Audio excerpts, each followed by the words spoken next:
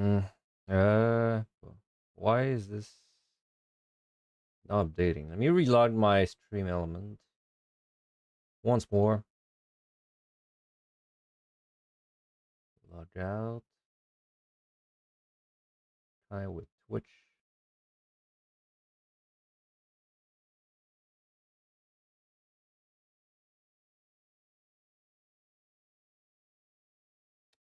One moment.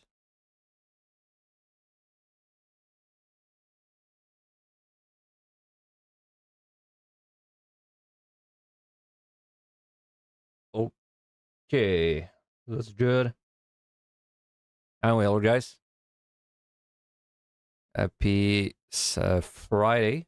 Friday is a. It's not very exciting Friday this weekend, but I mean we gotta do it, man.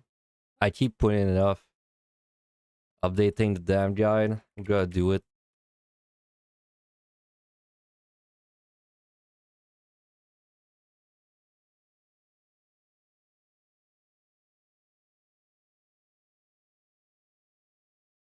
I'm hopeful that I can do the whole thing today. I don't think there's any way it's gonna take me 3 entire days to do the finish the guide, but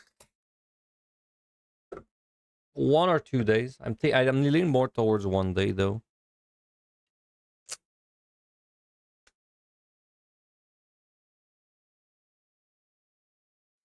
I mean, I really gotta do like two things. I have to update the PotD section, which I'm about to do, and then I have to kind of like give the other stuff a read to, and maybe add a few sections.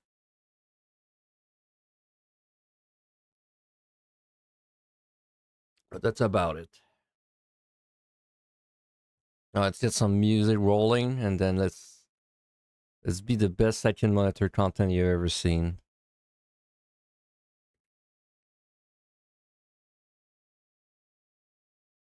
Okay, we don't really care about copyright today.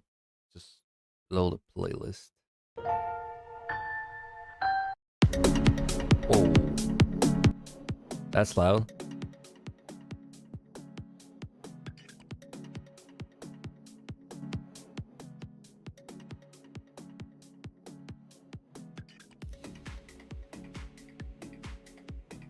How is that so loud, bro?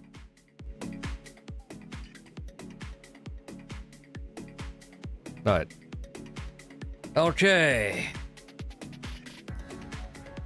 So I did a PTD score run like last month, I think. It's pretty fresh in my mind. Shouldn't take me like that long. I don't think there's gonna be that much that's like. I don't think there's gonna be that much that's wrong, honestly, in like early game. Honestly, I don't think there's gonna be much wrong like at all in the whole PTD section because it's not that I've really changed my way of scoring it. But either way. Hey, what's up, Fizz? What's up, Alan? Perfect second monitor content while you play OSRS. The OSRS boys. Aren't they doing like this whole chunk lock? They're doing like a chunk lock mode or whatever in the soon? I heard about that.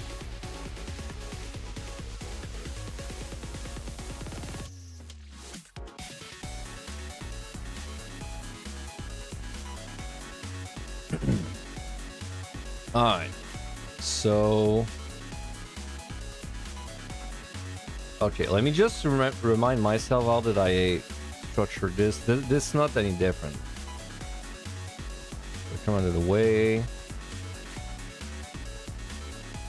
Okay, so POTD. If you're not interested in reading the in-depth section and you just want to know the recommended way to do things. So what did I say? I said 1 to 100. Full kill speedrun. Did I remove every like optional thing? I kept these optional. Yeah. And if I don't lie, I can remove everything. Yeah. Only reveals.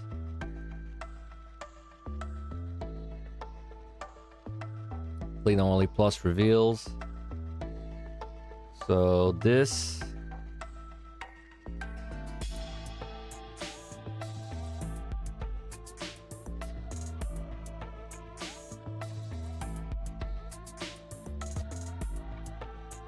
Oop. I don't know, man. Speedrunning, I'm not really a speedrun like enjoyer in PotD. At least not for like an introductory thing. Full kill optional. Maybe we'll keep that one. I'm gonna see how I wrote it in the section. Some sort of chunk thing you haven't looked into it, and releasing server bingo or something is a promotion for clan bingo. Server bingo or clan bingo.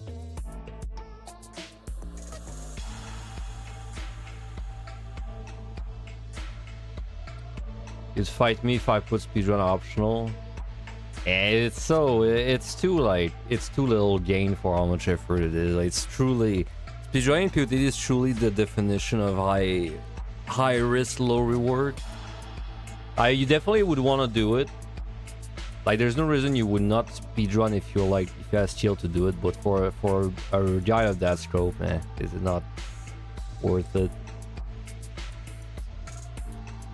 Alright, so PotD run takes, so in our case, it's a 15-hour.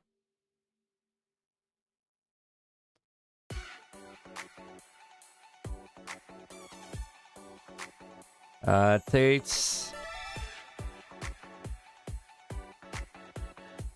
if respawns are properly farmed. Hey, what's up, Hugo?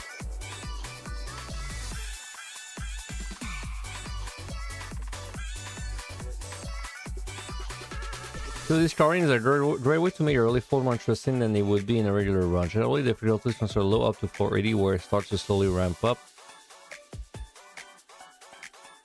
A great place for anyone who is not intimidated by the language delay or spots being non-competitive for many jobs. Yeah, it's still true. Basically, I said Eva is probably the easiest, right? Yeah, easy, extremely easy, but RNG. EO is the hardest. Yeah, challenge right away. And PotD is kind of like, if the length is not intimidating to you, it's a great scoring like start.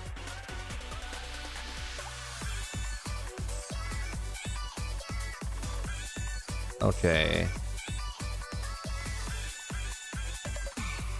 Do not choose any chest generating pomanders unless you would overcap.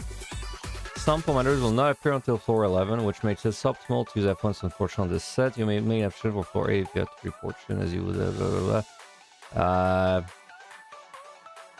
mean, not. I mean, that's true, but that's not really a floor 9 thing anymore. It's more like a floor 8 thing.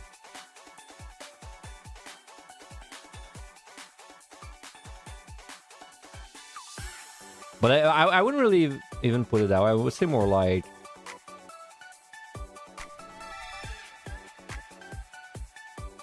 if however you obtain 3 affluence or fortunes quickly, consider using 1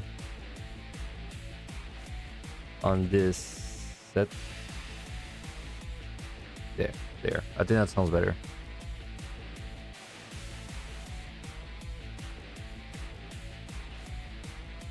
Be very diligent with your respawns. This is the only floor for which they happen every 40 seconds. This means that every single floor there will be at least 1 respawn for you or check down. Yeah. Fadeaway pulls are unnecessary. Okay. There's nothing else to really say about that set. So this sounds right. I mean, yeah, go for respawns. Just like usually what I do on this set is if I have 2 fortunes or 2 F1s, I don't really use it, but then if I have 3, I'll use 1 at some point. Consider using safeties and sights on floors with slimes and cobras.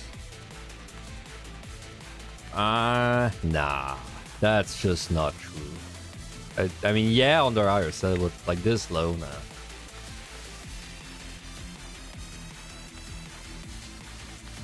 I mean, that's true, but not really like scoring related. You can tell that's the one I wrote. You can tell I've never really went over those again.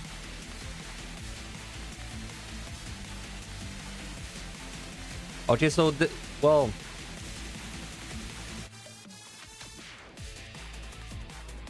I mean, this is true. It's just not the sites, right? The sites definitely won't just use them for lurings, but because they're using safeties on floors with slimes and cobras.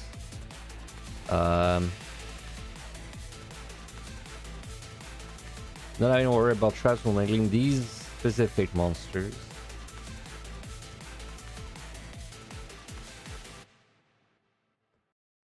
You don't have to mention that. Watch out for frogs, for slimes. They're in rage.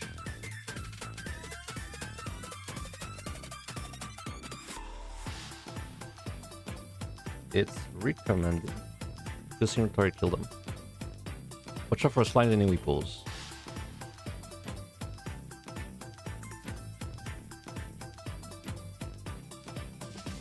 The bees on the bus are affected by a witching. Oh yeah, there is something I actually want to add. A little tip.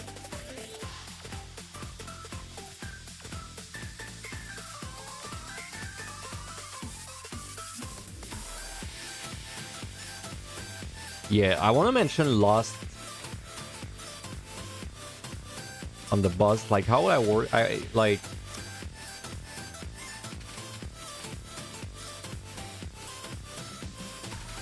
If you have a Lost, the boss kill time is consistent for every job.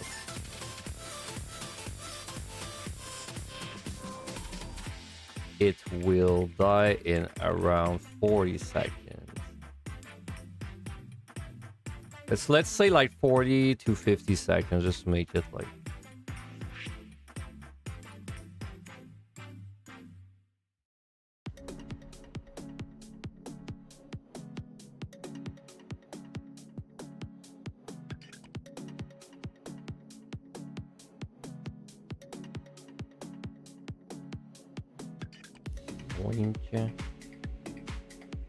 Now there it's the same.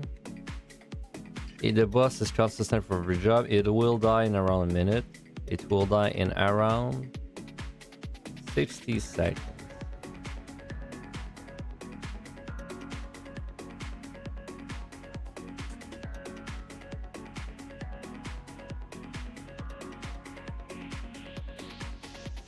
Make sure to have a steal. You rather spam safeties on the first 3 floors, yeah.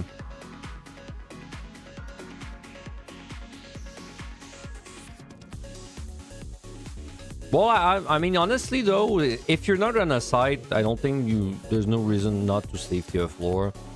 Yeah, you really shouldn't bank on hitting a luring randomly. There's not enough lurings to really do that. So I'd still, even in my own runs, I tend to safety a lot there. It's a different story if I'm doing a speed run. Because if I'm doing a speed run, then I know I'm doing the next set with very low levels.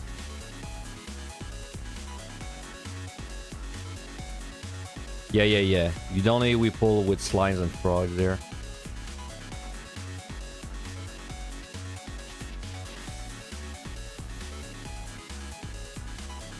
There's nothing else really mentioned there. Okay, full kill speed. If you find a mage on the first floor, immediately send to like an endgame monster. Is that really true though in a short run? Like in a speedrun, this is like absolutely true, but I mean, yeah, they do a little more damage in a score run. Like they're pretty high level. I don't think it's really like a immediately steal angle though. It's more like a watch out for it. That sounds like way too. I think we're giving it way too much respect. Like it's more like if you're on the first floor. Respect its damage there.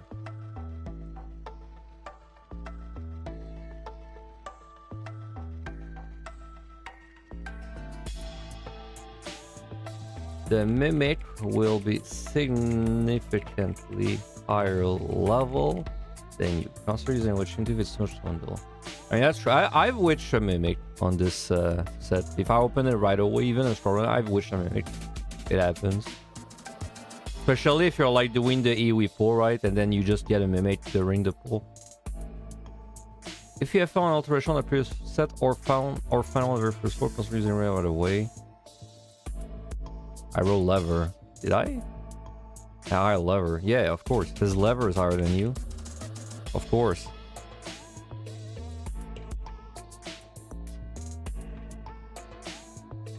My Mimic lever.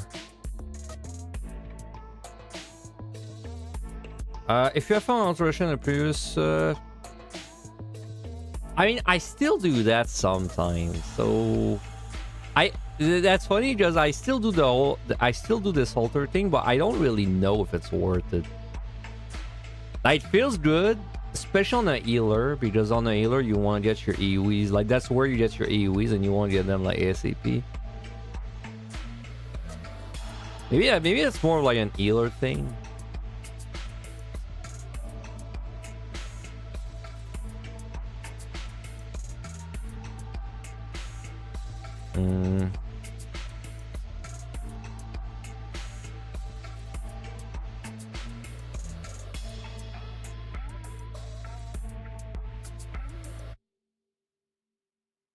Drew value to monster dealing instincts experience points.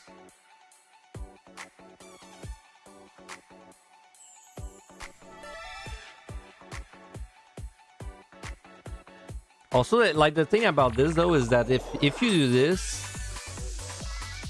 and you get mimics, you kind of have to have a way to kill them.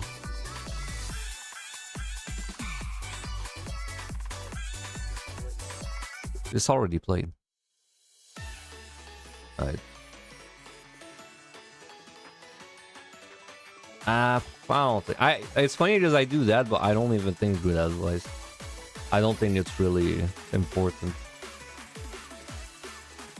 Use Dust Spray we pulled if needed. Many just heal on VU button at this point, which makes it hard to kill every monster. Lust killed and outcome in sound VU on the first few sets, so it's very strong with gain time. Yeah, watch out for Wyver, Minotaur, Statine, AoE on the cell, which is probably nothing your way. Something let's move again. Yeah, okay. I think that's good for the set, nothing else. Try not to use size. So, okay, so wait, one second. I always mix up 31 and 41. 31 is the one with Compendium. Oh.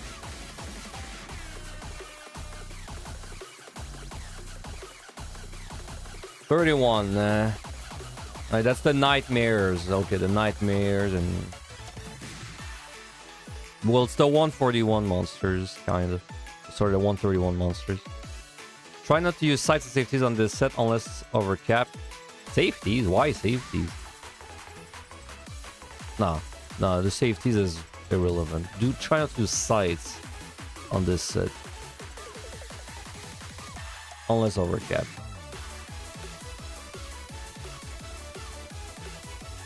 And it's because of this. The next set tends to have a lot of luring traps. Watch out for Gorma. They hit quite hard, yes. Watch out for Mons. They pull you in, which may kill you. Yeah. The boss may be killed before its mechanic with high DPS.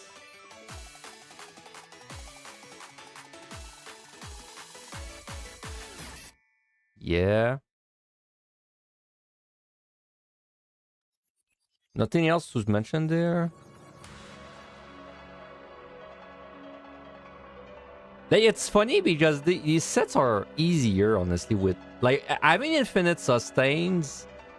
I feel like you don't really have to respect traps as much now with infinite sustain. In fact, we should mention infinite sustain. I mean, maybe we'll have to adjust that because surely they're gonna make it in every deep dungeon, right? Sure, that's coming, but like we really should mention it there.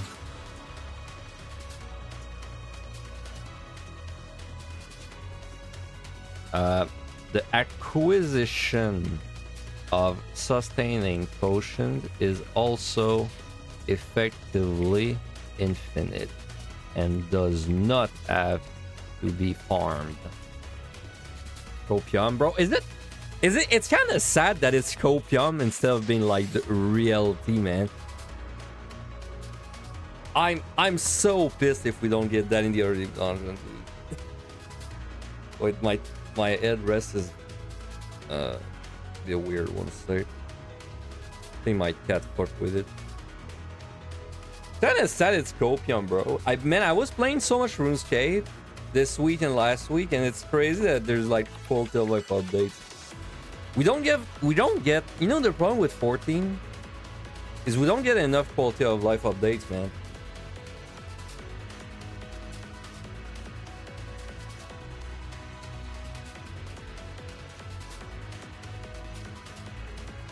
Like we get like one quality of life feature per year, and it's always like big news. Meanwhile, I play RuneScape. It's like every patch note, there's a whole quality of life section. They call it the ninja update. The ninja updates. They have a team of people whose only purpose is pushing out quality of life updates.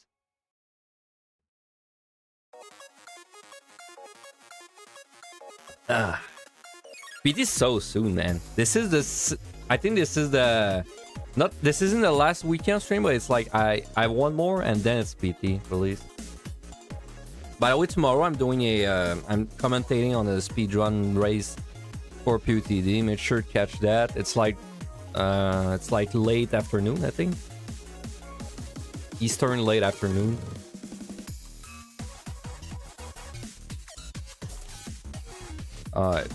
What were we doing? We're doing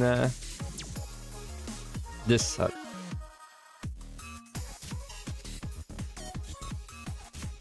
Yeah. Oh yeah, because we were talking about the sustains. Because I was saying the sustains mean you don't really have like to. Like every time I said I'll keep safeties to make it safe, well, it's not really true anymore. Because now if you just potion every time you're gonna enter a room, there's not really a trap that kills you. Unless you have like a massive pull on you. But like, you have to be a really big pull to die on early game with a sustain running. So this is ultra.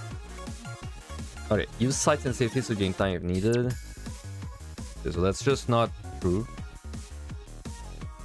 Spend sight on bait floors. Okay, so that's... This is a lot of like a, you know, this is like a not scientifically tested theory, but I'm 95% sure that 40, 44, 45, 46 are like the bait cash money luring floors. I always feel like it's not true for 47, 48, 49. It's definitely not true for the first three, because they just can't have a luring, but specifically 44, 45, 46, dude, I swear you get like 3 to 4 luring every floor. So I would actually like call out specifically side floors 44, 45, and 46. These floors tend to have a very high rate of luring threats. If you don't have sights, consider moving through the middle of these rooms to get luring.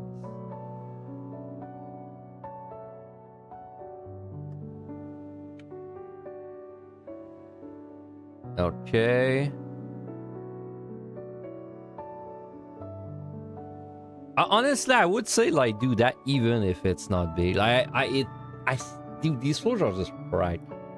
I swear, like, I never regret doing size on these floors, even if it's like a 3 room or something. I don't even know if you can get a 3 room. Is it 3 minimum there?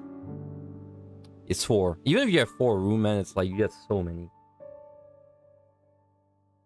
Wait, use alteration for 3 floors out of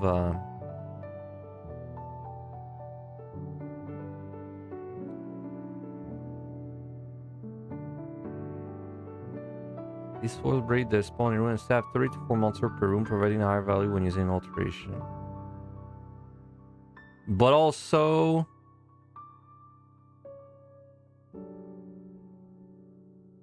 Oh no, I'm already talking about the alterations can drop. Okay, so avoid using Fortune Affluence unless overcap. Alteration cannot drop on the same 18 inches running. Suboptimal. Watch out for raids.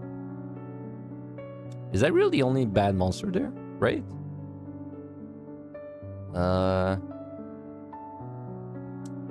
I'd say raid. It's like specifically the combo with paralyze. I've lost like 2 or 3 runs like that. Let's just mention it briefly there. This combos pretty badly with the monsters that apply paralysis on you. Boots and personas.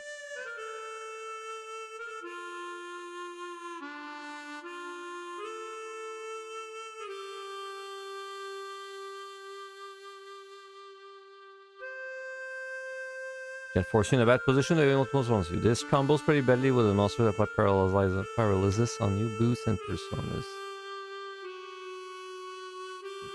No, the dash don't do anything.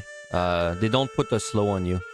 They do when you get to this set, but the version on 141. These are really bad on 141. Well, they're worse in the speedrun though. They're not really that bad in our case, because in our case we're not gonna do a speedrun, but luckily they don't do a slow at this point. Is there anything to say about the boss? Not really. Yeah, not really. Okay, we're progressing pretty fast. But I kind of did not expect major changes to this. Also, that reminds me, let's do the changelog. Real quick.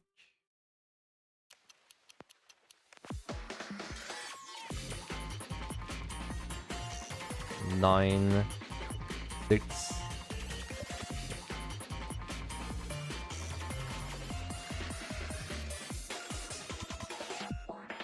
There we go. And his guide is 3. Dude, it's 3 years, 6 months old at this point. Jesus Christ. Time flies, man. Crazy. Alright. See, that's the beauty of rhythm guides compared to video guides. Video guides age so badly, but then rhythm guides age so well. Because you can always just go back in and edit it. When you watch a video, it's like... Video, bro, it's like you release it, then people watch it, then suddenly it's trying to say like 2 years ago on your video, so people are not sure if it's up to date anymore. But then even if you have an up to date version, sometimes they just don't get it. Like the algorithm just doesn't show it to them, so they're not aware. Or sometimes you don't need an update, but then if you don't push one, then people think it's outdated by default. But yeah, like for example, my tier list, it does that, right? Like my tier list, people are gonna see it's 2 years ago and they're like, oh, I want to see the update version, but then it's kind of already up to date.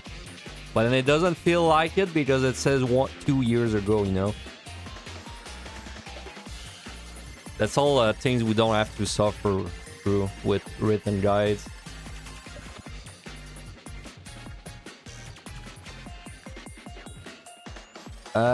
Okay, so... Oh, I still have a line there. What did I say? The next few sets are easier, so it's fine they're going to Pulmonary Depth. Do I really think the next sets are easier than this one? I don't know, man. Like, I feel like I wrote this after doing a healer run or something, because it's true on a healer, but I don't think it's true for most jobs. I feel like it's pretty consistent until 80. Oh, I should definitely mention a respawn there, being like the pace is really nice on this set for the respawn, because it's basically do your pull, kill the respawn, leave, right? And you do that every floor. I don't think I like this. I'm gonna like change it for what I just said.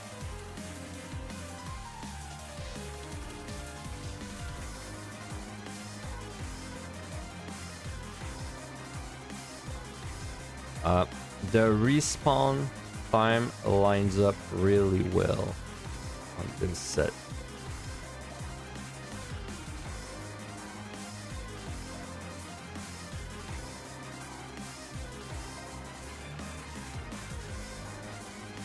Most floors will be one pole,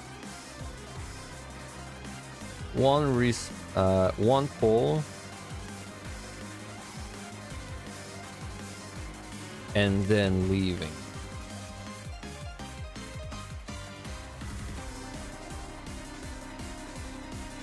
Yeah. I wish every set was 200 respawn, bro, in PotD. It would make it so much easier. I mean, I wish there were no respawn, but in a universe where we have respawn, I wish it was 2 minutes every set. It's so easy to line up with 2 minutes, because it's basically you do your pull, and then it spawns, like, there, as you finish your pull.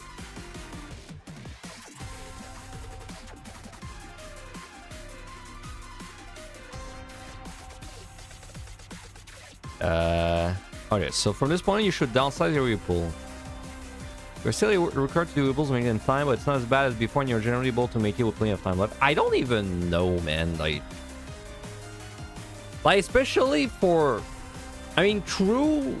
It's kind of true, but then, like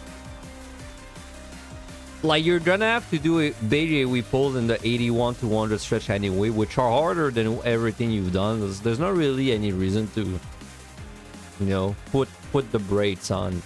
All it's gonna make it is that you get to 81, and then it's you have to like go back to an AoE pull. Plus now you don't you don't need to do this because you don't have to save potions. This is another thing about the potion again. Like this makes more sense. This makes more sense if you want to save potions. It doesn't really make sense if you have infinite potions. So I actually don't think that. So if we remove that line, traps... okay, yeah, traps are really bad there. But then again, with regen potion, it's not as big of a deal. I will maybe like briefly mention it though that there are a lot of wall traps on the next 3 sets.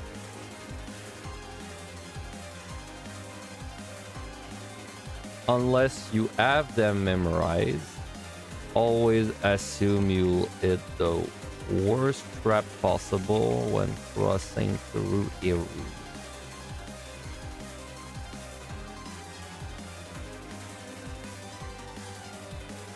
Yeah.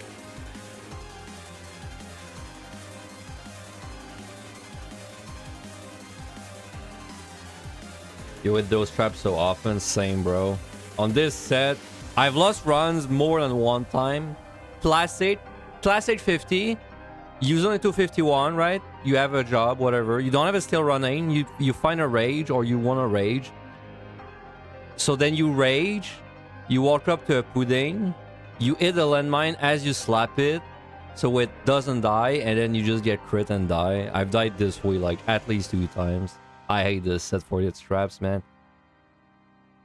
Class 8 step on the trap. We don't have a steal. You rage the pudding. It pushes him away. And now he just blasts you when you die.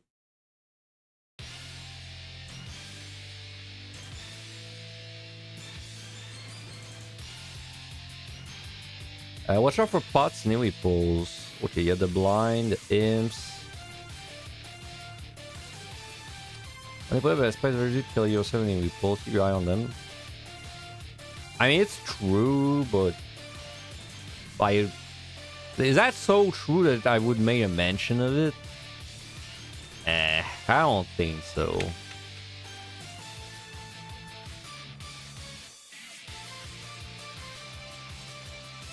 Watch out for slow flares and AoE pull. These put less slow on you after a while. Yeah, this is actually fairly dangerous. It's an extremely like powerful slow. It's not 50%. It feels like 75%.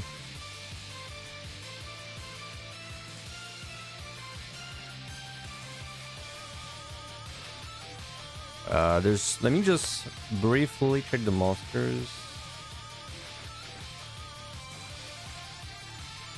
But yeah, that's the only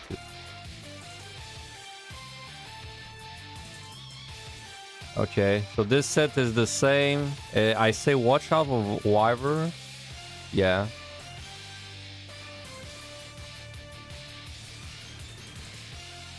Eh.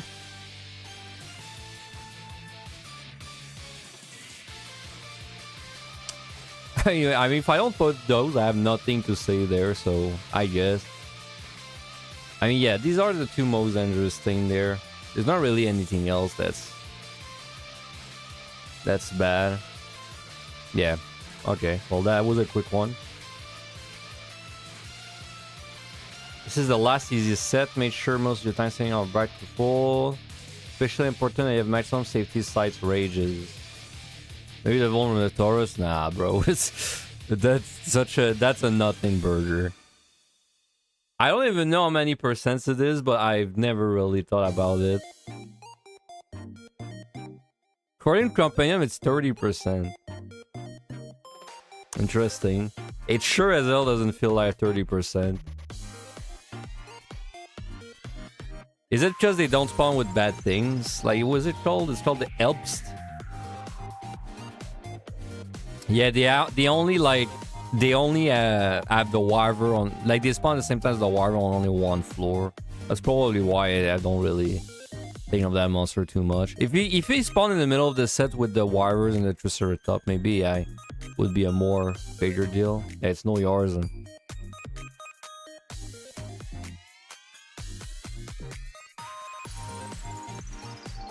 Nothing you said about the boss either. Nah, not really. So make sure you save most of your time setting commanders. Maximum safety, sights, and rages. I don't disagree with that. Honestly, if you're trying to do your first score run in PotD, I don't disagree with that. I think you should enter 81 with almost everything. These sets can be rough. Watch out for Enzo's anyway pull. Yeah. You'd say more about the traps. I mean, I got this line there about there are a lot of wall traps on the next 3 sets. I don't know if I can really say more than that. Like, always assume you'll hit the worst trap possible when crossing through a room. That's pretty much how I play myself. I always assume on this set that if I'm going to a room, I will hit the worst possible trap. So, like, if I'm in a rage, it's a landmine. If I'm not doing any with balls, a frog.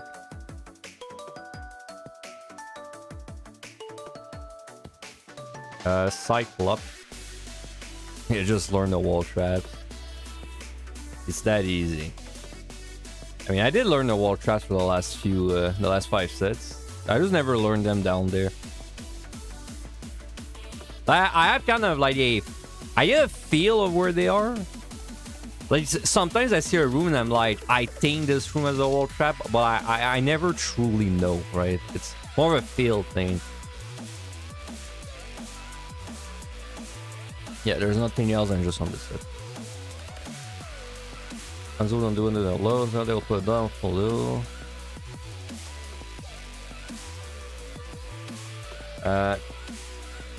Burst these alone. Or quick. Well, burst these quickly. Or alone.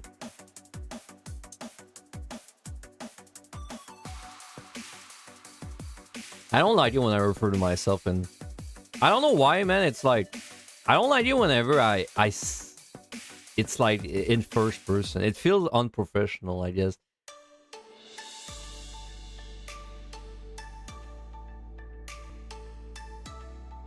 I don't think it's worth to tell them to how to do it. Just tell them what it does. And though it's definitely a burst that quickly situation.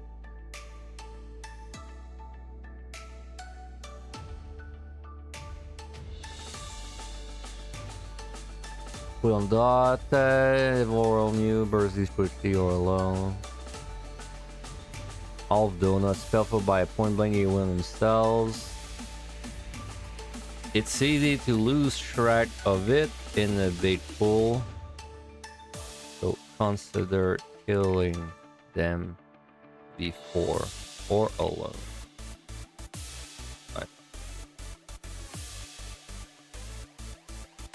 This boss on this set, the Enzu's pretty bad. Or do you mean the other bird? Like the one with the telegraph that kills you. I've never been hit by this one. I've never been hit by this telegraph, but you're right. It's probably because, well,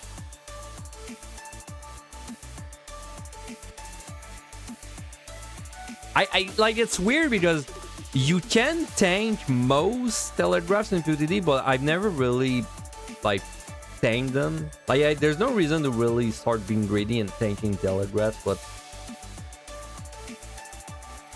maybe just briefly mention it. It's just I don't want to fall into the trap of I start mentioning every single AoE that would kill you, because then I, like, first of all, I don't even know them, but second of all, it's gonna add so many lines. Birth Palace though is pretty fast. It's a pretty fast telegraph from what I can remember. Maybe briefly mention that for Bird of the Palace.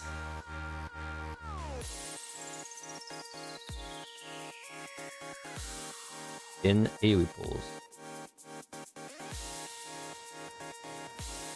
their targeted circle AoE is quick and will result in an almost guaranteed wipe.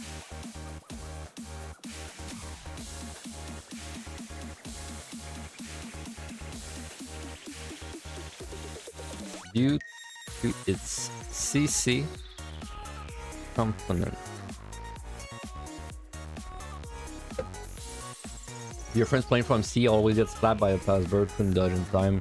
Probably the one on the higher sets, right? The one where they do like their they buff themselves for speed. It's pretty fast. If you're not moving already and you play on a high ping situation, yeah, I could see it for you easily.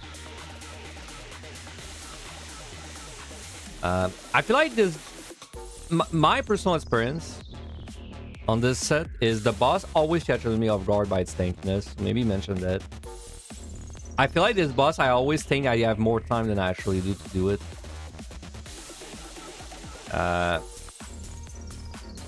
Make sure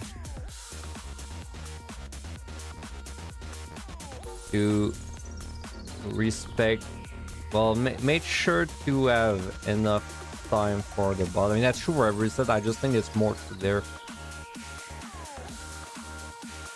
This boss is, I mean, it's kind of true for every boss though. Like if on the rest of this, it's 15 different on the machinist from 70. I guess it's just I'm thinking of it on like a lot of. I feel like this boss catches me off guard quite a lot.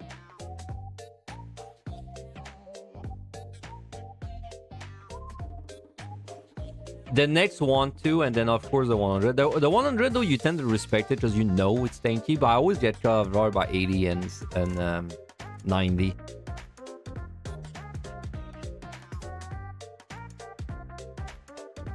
How much difference is it between 60 and 70 on machinist?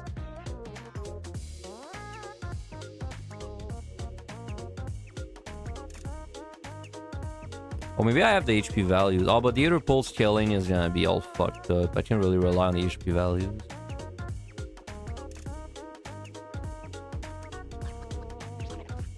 Yeah, because this one is 136. And then this one is 102. And then the next one is 10. Yeah. So the... Yeah, because like the boss on 60 has 100,000 flat. Then the boss on 70 has also 100,000 flat, but then the boss on 80 has 1,036. Sorry, 136,000. So this one is 36% tankier than the previous two. And then the Godmother is also way tankier. It has plus 30,000 compared to Behemoth. Then Nibet is 80% tankier than them, but then either pulse scaling is, but like the increase going from 71 to, sorry, the increase in HP going from 80 to 90, no, sorry, from 70 to 80 is much better. Well, there's no HP increase from say 60 to 70. Yeah. So this its HP is quite higher than the previous two bosses and might catch you off guard. I don't know, like it's weird because technically this is true for a lot of sets. It's just like from my own personal experience, this I get caught off guard by this set boss specifically more often than not, because I think it's like you're still on the easy set, but then it's like it has kind of like a tankier boss at the end of it. Don't know. It's a feel. It's vibe. It's vibe based advice.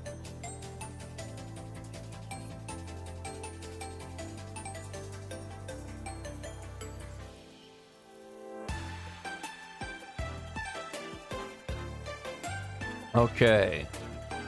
From this point on, you will have to do many uncomfortable whipples for time and points. This is where you will feel a huge jump in difficulty. True. Their monsters will gradually start to hurt more while also occasionally having annoying movesets. It's meant to know what a monster is doing. Yeah.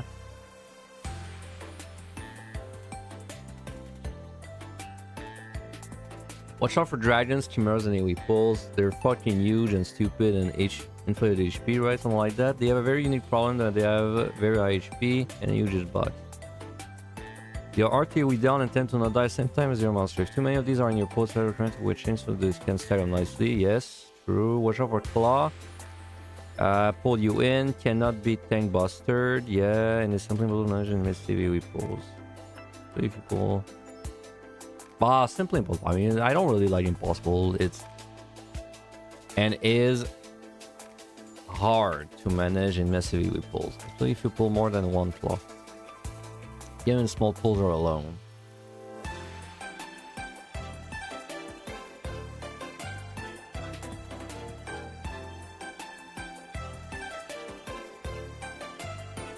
I mean, it's you can't really always afford the luxury of killing these alone, though. Like, but it's kind of what I mean by this. Like, you have to do annoying AoE pulls.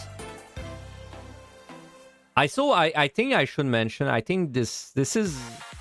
I mean, of course, you should go over response, but then if you don't over response there, it's not the end of the world, and also it's gonna make it easier. Probably want to mention that.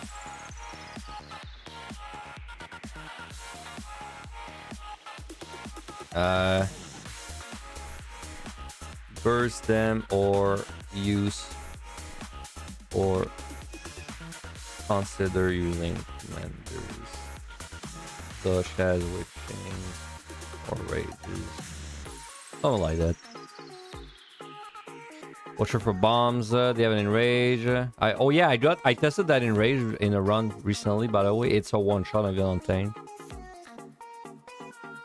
Yeah, I was building a warrior file. Then I was curious if it would one shot me, and it did. And it has no cast. Yeah, this has no cast bar too. It's instant.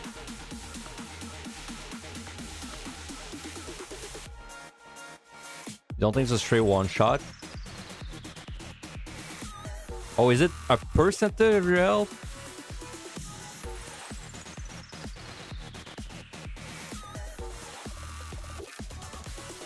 Yeah, it says it does 70% on your max HP. I probably had like 2 or 3 of them on me. Because I basically what I did is I just had a bunch and then I hyper mitigate. Like I did like I don't know, like all my defenses when they blew up.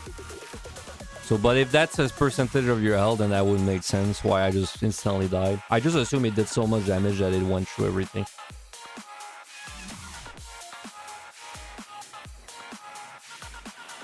The boss and his bombs can be stunned. It's so weird that this boss has no immunity, by the way, to stun. I think it's literally the only boss like that in the whole dungeon.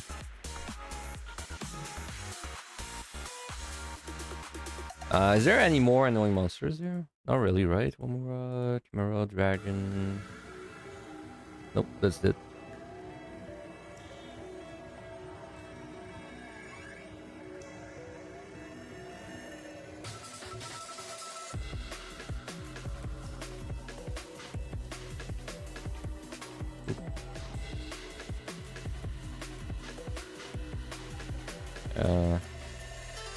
Again, the health increase is quite significant compared to the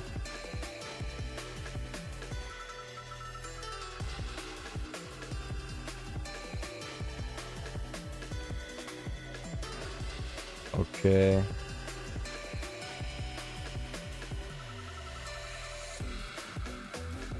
Okay, so this is probably the hardest set. What the hell is this? Oh, the Rezo strat. Twitch link in the. It was. Let me see. What is this? Oh man, that's an old VOD, bro. I open with lost. Alright, now I just do like regular DPS stuff. Nothing complicated. Good time to tincture too. He's gonna spawn the first set of that, which I'm gonna ignore. Like, I'm not even gonna AoE them down, I'm gonna ignore them. Oh yeah, you guys don't see the VOD. Fully open it there.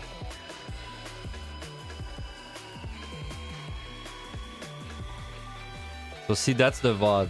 It's this. My voice got deeper. I got a new microphone.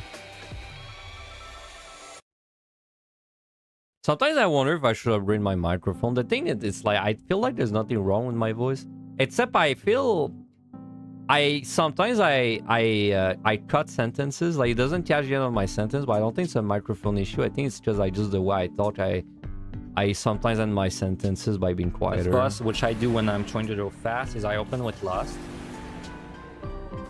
Alright, now I just do like regular DPS stuff. Nothing complicated. 4 years ago. Too. He's gonna spawn the first set of that, which I'm gonna ignore. Like, I'm not even gonna AoE them down, I'm gonna ignore them. I don't know if I really think this is a good way to do it. If you're not gonna speedrun, might as well use 2 Rezos if you have them. But then you might not have them because they're really strong. Down.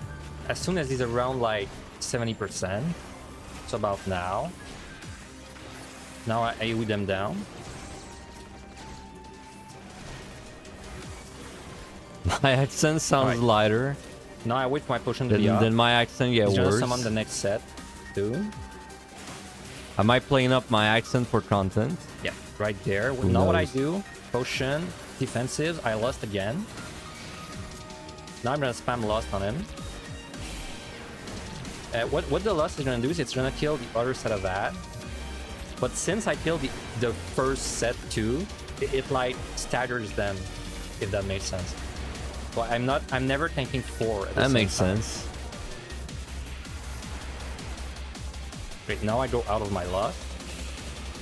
Well, that was with 15-second regen. When the boss is around 45%, which means if I do die the Rezo right there, I'm gonna clean up all the ad. Plus, I'm gonna push the boss at 40. Or 35 or 40, I forgot. But like, is it gonna summon the next set very soon? Yeah, there it is. And same time at the fight. Yeah, okay. You could maybe do it. My accent sounds lower. Sounds less. It was less strong before. That's weird. Wait, think about it. It's like my English got worse. A blast from the past. Truly a blast from the past. Back when we didn't have the VTuber guy. Back when we didn't have the YouTuber voice. Trying to like, you know, hype everything. Where did it all go wrong?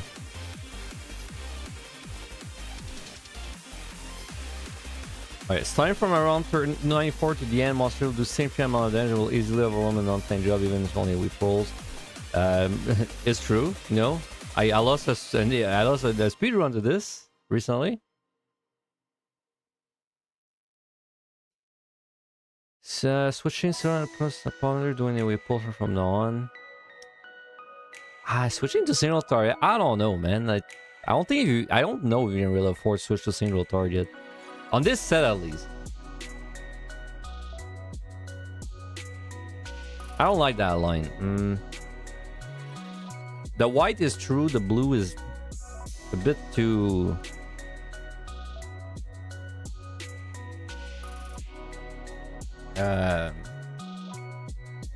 make sure to have a good eye on your strength and, well, not strength, but like on your steel duration.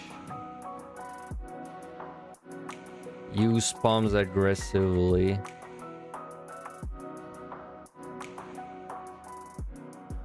Yeah, use pumps aggressively. Why is that? Oh, there. Consider using a raising. Yeah. Especially if we're starting the same, I find. Yeah. Position is powerful. On the set, main monsters are on dead, including the Dark Dragon, which have very high HP pool. You must use for the boss. It's fine to use the recipe of the set. Yeah, it's fine to use most of your parameters on this set. Yeah, if you're not gonna speedrun the rest, I think that's fine. It's not crushed, it's spectres. You get better, use less solutions, you get high value alterations. Keep and use alterations for the last 4 floors. Consider using these floors if you get mimics. Yeah, that's true. Yeah, because like if you don't get mimics, usually you're gonna do a witch chain reso. If you get mimics, usually you're gonna do a rage. Or if your time's really good, you're just gonna fight it normally. It really depends. But if you're trying to do this with the least amount of effort, it's definitely like rage mimics, reso non-mimics, typically.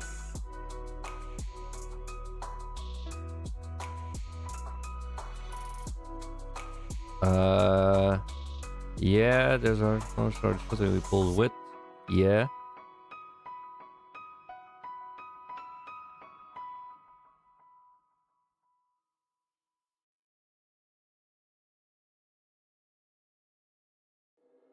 Huh.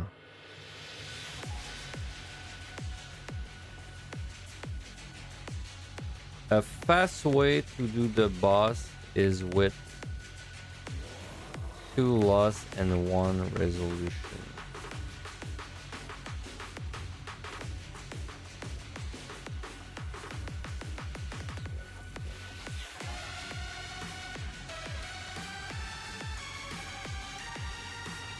I would add, like, if you have 2 resolutions or more, it's fine to use them for safety on the boss.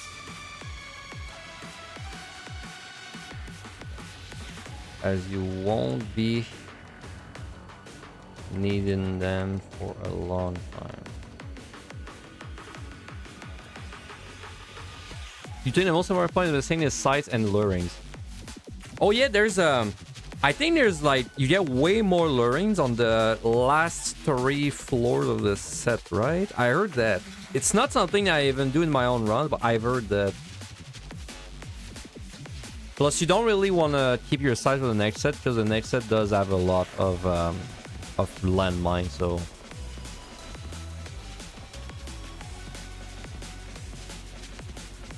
Oh, it's 94 to the end? Oops. Okay.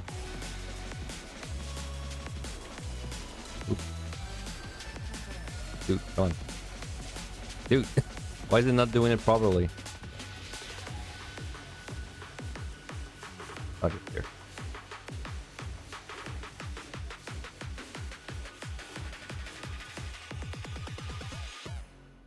Empty out your sight on this set. Preferably on floor 9. Oh yeah, so it's the same as 44, 49. Oh yeah, so that means it's 4.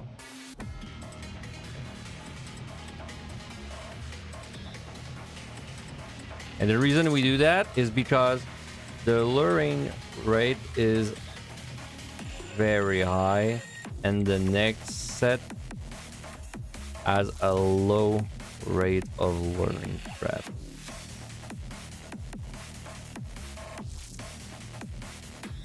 Despite the monster point increase.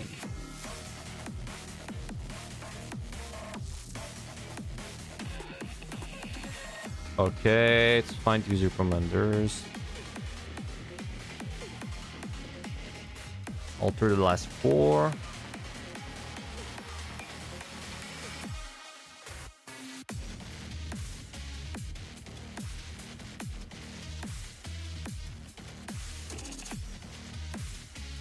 This is also where the respawn is 2 minutes.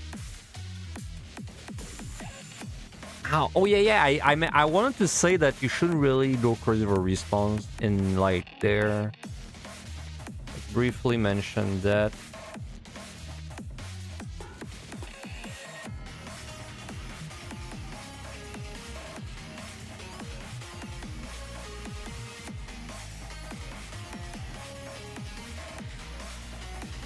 Consider escaping respawn if time is tight.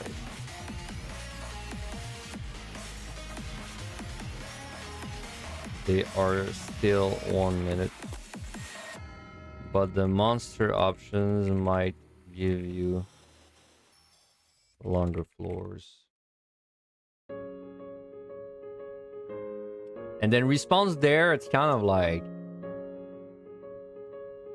in theory 2 minute lines up well, but in practice, even me, I don't always like go over the 2 minute. So let's just...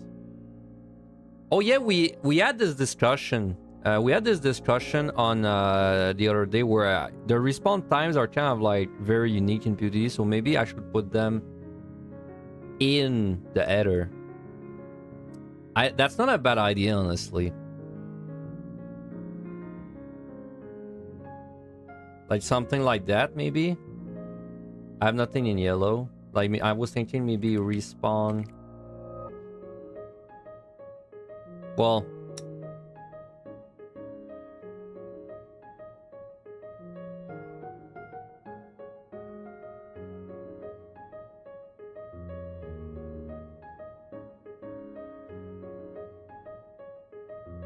I can barely read that.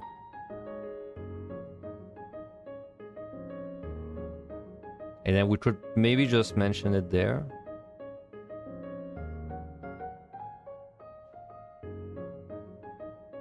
It's only really important for like the...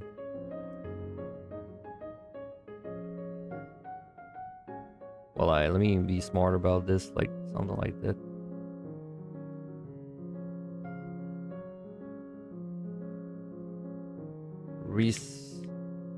Respawn time.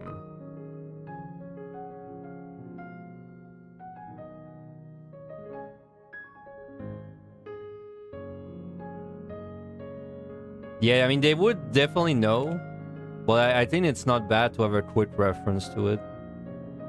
It's a pretty like often asked question, the respawn time. I don't think it's really important when you get to... I don't think it's really important like on... Starting from 151, it's kind of whatever, but on these floors before, though, I think it's good to know. Like these.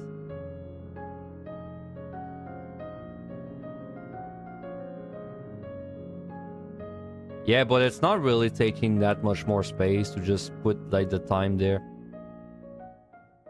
I think it's a good addition. At least if I was like, I'm trying to think of this as if I was the one from the guide at this beginning. That would have helped me if I knew the respawns just like had a quick way to check them. So I prefer that. Okay, we obviously it's not 1 minute everywhere. Let me just like copy paste it.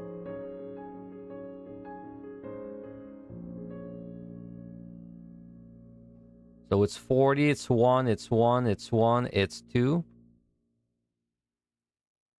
It's 1, 1, 1, 1, 2.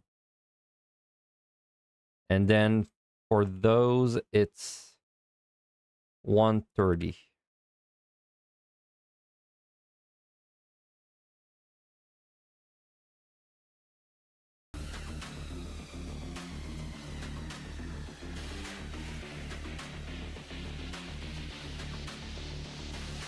Probably want to put this information for like the first 30 floors of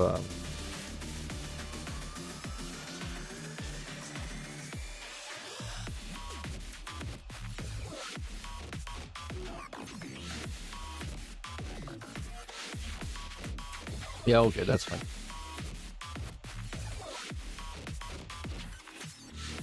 So I do want to say there that the respawn, they line up well. However, I mean, it's the same as this one, basically.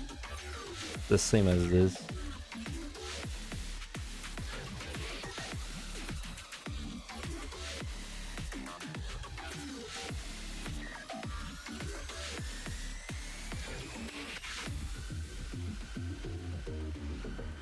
The 2-minute timer can line up well with pulls, but if you are falling behind, don't wait for it. Okay. I think that's everything.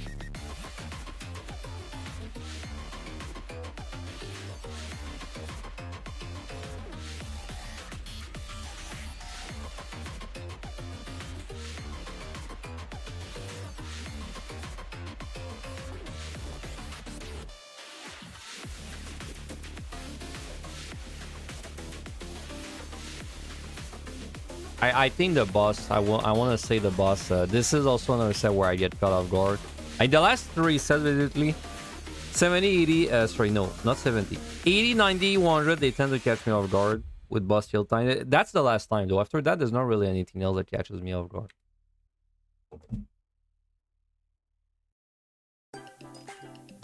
Boss, once again, has a significant increase in health. And also mechanics to deal with.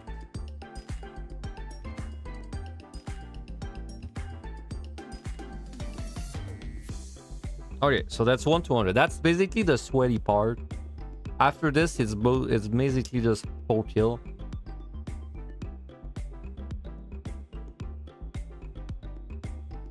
Oh yeah, I repeated that line everywhere. Okay, so let's just from now on, the respawn is only one. Those sound that think this is just shown that Lou, where you're just running around fortress for respawn. Put some kind of hard limit on yourself. Very true.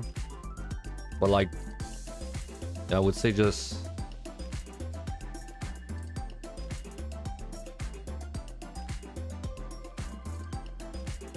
I mean, that's just true. Like, just don't go crazy. Put some kind of hard limit on yourself. I mean, yeah, that's fine. That's I do that myself. Sometimes I do that mistake. I like, you know, you're about to leave and then there's like 25 seconds on the respawn. So you're like, oh, I'm gonna get a respawn. Then it spawns 3 rooms away. You go there, kill it, go back. Now you're on the key and it's like another 25 seconds for the next respawn. So you're like, oh, I'm gonna kill it, and it just keeps doing that, and you're just like bleeding time. I feel like if once you did that once or twice, you just want to go next floor. Also, there's someone said that the way they do the respawns is they don't even go for them. They just like rush to the 8th floor as quickly as possible, and then they fortune that floor. Well, the 9th floor actually, in that case. Like, someone said they just rush the 9th floor as quickly as possible, and then they fortune that floor. Honestly, might be like, it might not be a bad idea. If you get, let's say, 5 less respawns, but you get 15 more fortunes, like maybe it would be worth it. Not sure. But then that's the thing. You maybe get as many respawns if you do that, because then you don't lose like a bit of time every floor if you just rush it.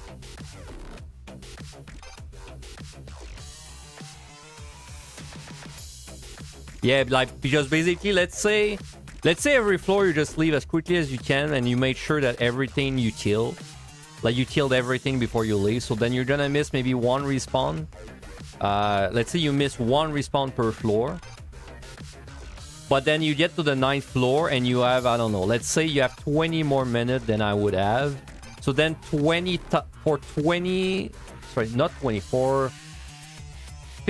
respawns, you don't lose that like 20, let's say that 30-second catch that I would have lost in my own like run, like my own way of doing it. Because the way I do it is I kill a respawn and then I leave. So then there's like a 30-second into the next respawn that I'm missing, but then you are not gonna miss it if you rush to the 9th floor.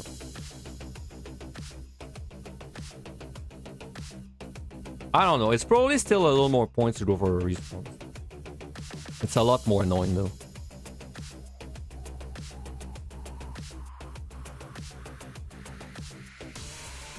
Oh yeah, this set's weird because it has more monsters. It should not be speedrun. I mean, speedrun, we don't really, I mean, we don't, they don't exist in my world, so probably just keep it like that.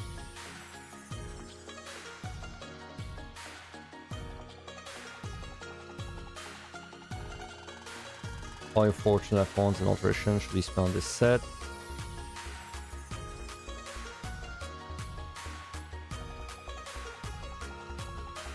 During your resource.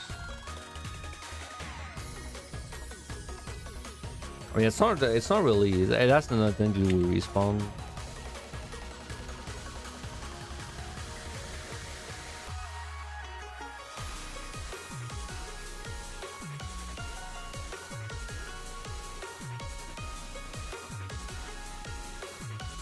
Monster should be spent on the set because of the increased monster density of spent to use operations and all the way to 191. That is true.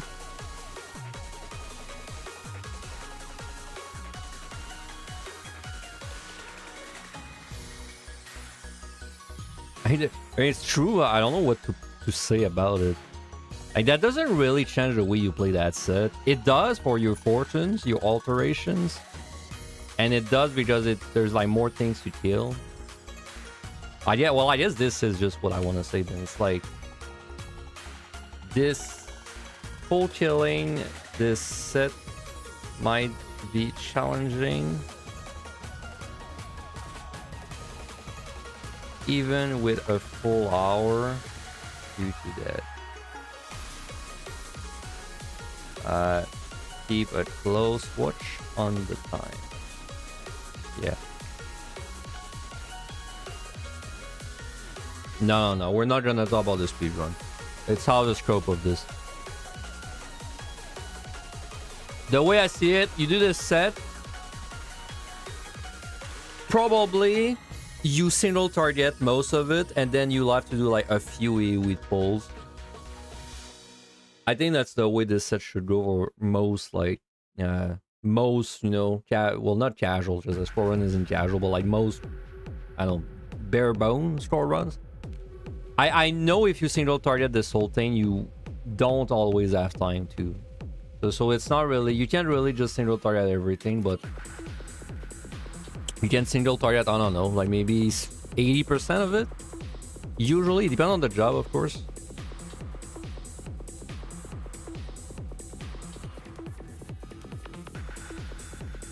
So if we're gonna mention AoE pulls, I think it was a mistake not to mention AoE pulling there. I live in a perfect world where you could single target everything. It's definitely not happening.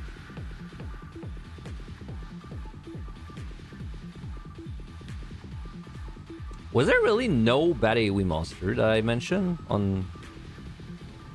I mean, everything just really hurts. I did say everything really hurts. I guess there's not really a bad AoE pull monster specifically. Yeah, they're just all hurt.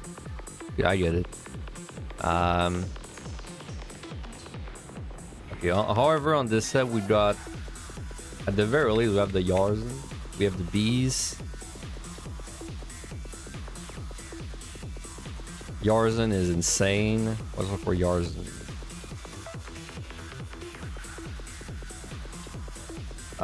They put a massive ability up on you. Shortly after pulling. Yeah, it's 50%. It's a bad bull to get, especially now that monsters hurt so much. The only other one is like, I mean, at this point everything hurts, so I don't really feel like it's worth it to say, oh, this monster hurts, because that's like 80% of them. However, the bee is worth mentioning. The Deep Palace Hornet.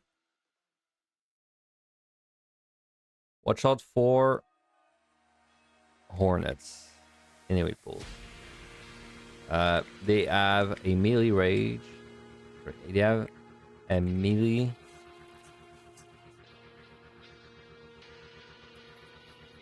range in rage that will do 9% of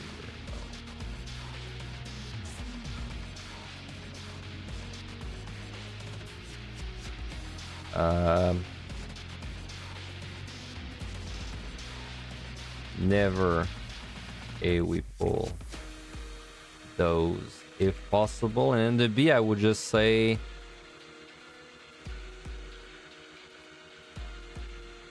I mean, honestly, it's like it's kind of like the I feel if you can AoE pull everything else, just don't AoE pull those. I would also say never AoE pull those as possible. Like, yeah, you can have one and keep track of it. Let's be real, you just don't really want to AoE pull them if you're not speedrunning.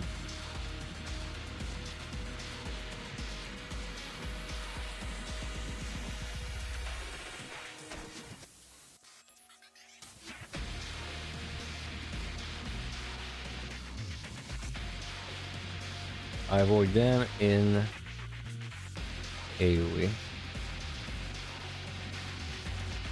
Okay, and this boss, there's nothing to say, so that sounds good. So we don't need this anymore. Okay, if we're not speedrunning this set, it's a lot less of a headache. So it's just watch for the toads, watch for the slimes, watch for the snakes.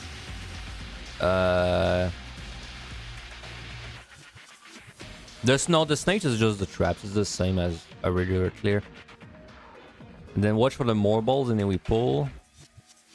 You know, it's funny. The morbal is like the reverse. It's like a reverse monster because it's actually easier to do a morbal than AoE pull. But it's only easy if it's big, because then if it's big, you get woken up instantly. But then if you pull like 3 monster, it's where the morbal is at its worst, because then you might not get hit before you eat the shit cone.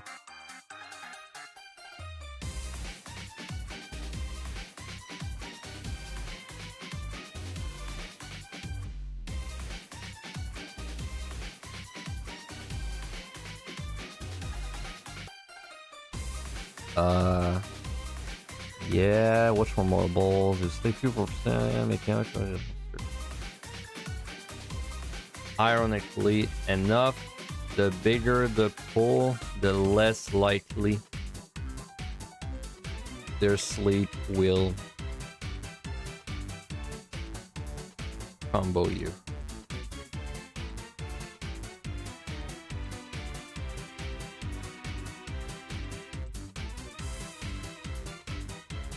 Pull and then cut with more ball. And then cut the one that shoots like the one that shoots at you in other rooms.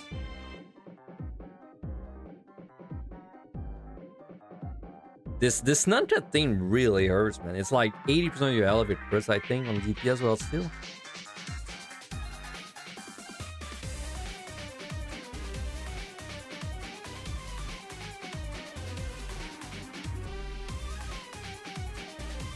And the boss used last one to be spawn. And there's nothing else really see. I mean, yeah, you lost the bees. Watch over the toes, the slimes, and more balls. Yep. Alright. Oh, this section's gonna be pretty fast. Man, oh yeah, oh yeah. Oh yeah, I should say I should probably talk about the trap situation a little more in depth. Like it's kind of repeating information, but it's important. Oops. Dude. Why does it work sometimes, man? Alright. Alright, so do not sight. Do not use sight on this set if possible. Well, not if possible, just like don't do it.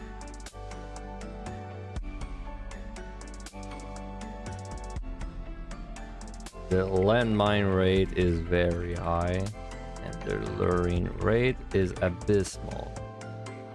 Only do it if you would overcap or you absolutely want a landmine for some reason. Okay. Then on there, okay, yeah, because there, this is a great safety set, but also like it's more of a speedrun thing.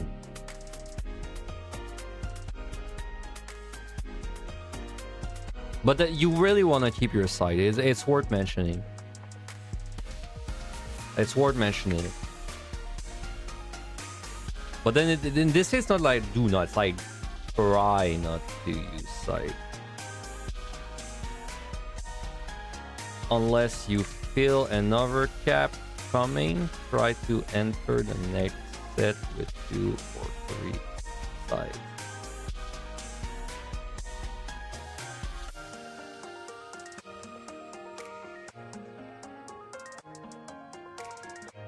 Okay, so then, yeah, this says MSM all in traps. If all, you should be spending all your sites in there. No, not if at all possible. You should spend all your sites there. In fact, it's even more than... It's like... This set also has a really high rate of sites, so you should be like... It's even more than that, bro. It's like... Like, you don't want to not use your site. You want to also keep your apples and your fortunes, kind of. Like, I really think it's worth it to invest everything in this set. Like, this set, bro, is insane. I feel like my runs got so much better once I started investing everything into doing this set with... Like, I try to enter there with 2 F1s, 2 fortune, you know, 2 sides, 3 sides. And you just, like, non-stop use your sides, no matter how big it is. No, like, when I did a set, I fortune side every floor until I run out. And then F1s too. It's so good, dude.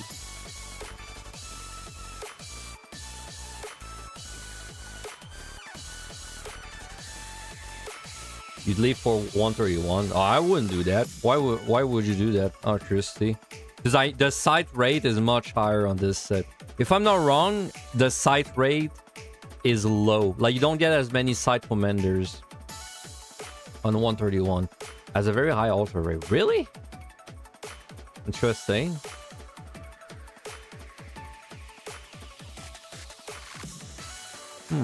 Interesting.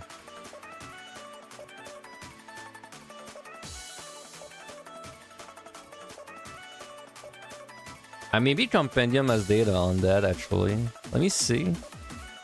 Analysis. I always forget how this works. 121, 1 chest type.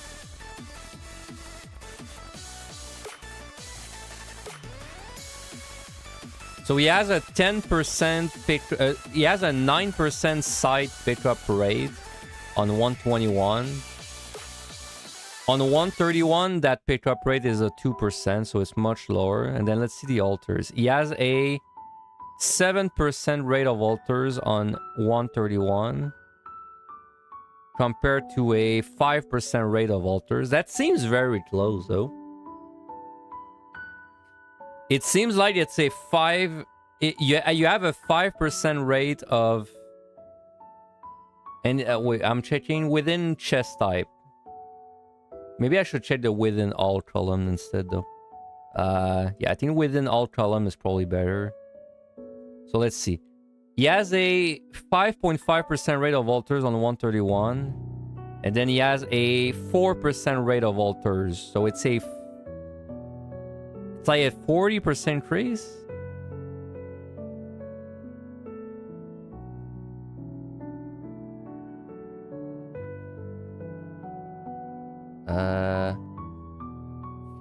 Yeah, it's about a 40% increase. So you get 40% more alters overall.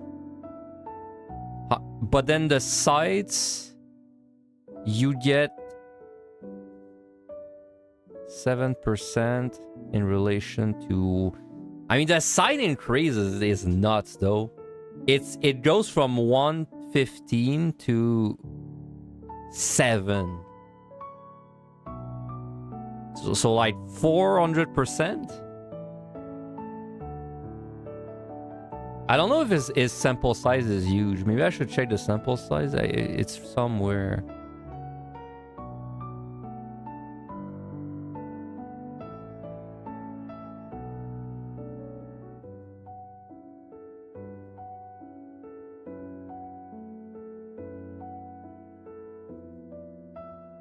That's the issue with data that's entered by hand and not like a plugin, though. It's you never know if it's you're never sure if it's 100% reliable. I mean, the site rate is insane, though. It's definitely insane. Like, if you're gonna find... Let me think about it. It's 7... No, it was 8%, right? Like, 7%. You get 7%. 7% of all chests you get are a site. And you're gonna get... With a fortune, you're probably gonna get 10 chests per floor on average.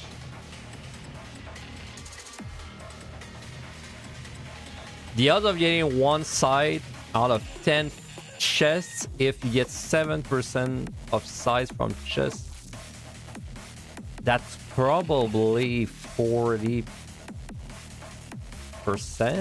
We're doing a lot of napkin math. It's like 30 to 40% probably. Like, you're 30 to 40% likely to get a side on every floor you do if you're fortunate. But then you have a buffer of 3 sides. I mean, that would mean that on average, if you enter with 3 sides on that set, you probably are gonna on average use 6 or 7.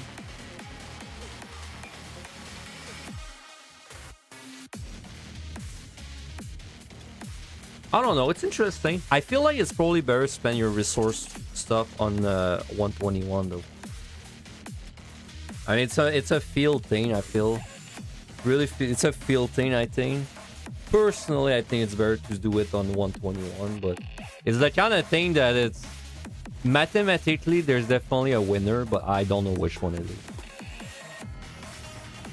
So I gotta pick a side.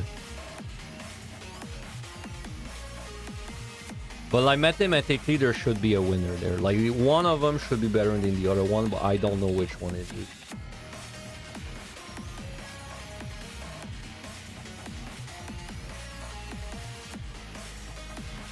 Where was I?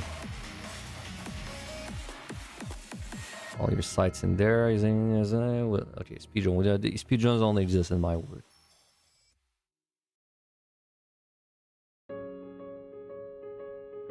Every floor, no matter how big it is, should be sighted if you have at least one. Yeah, fortune drop rate, I didn't even check it.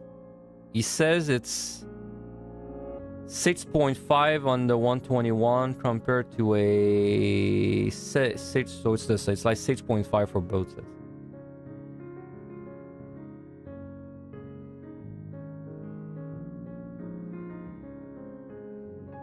Already an hour 30 minutes. It doesn't even feel like I've been doing this for an hour 30 minutes. Every floor it should be sight if you have at least one. Yeah.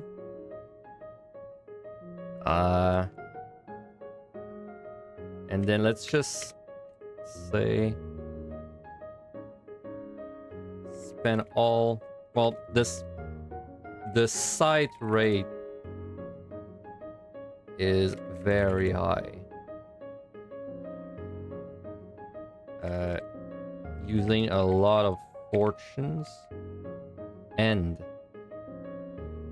affluences is a good idea. Between 5 runs you got record, you gain 3 to 5 fortune on 121. That makes sense. I mean, if the drop rate's 6.5, that's what I said, right? 6.5. It's 6.5 and you get, I don't know, 90 chests on average there.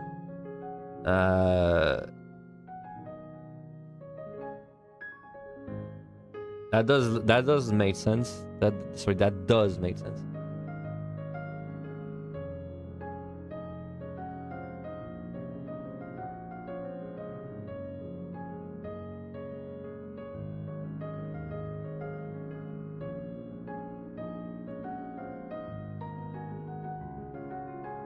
Watch out for Bias. Fuck Bias, bro. Oops.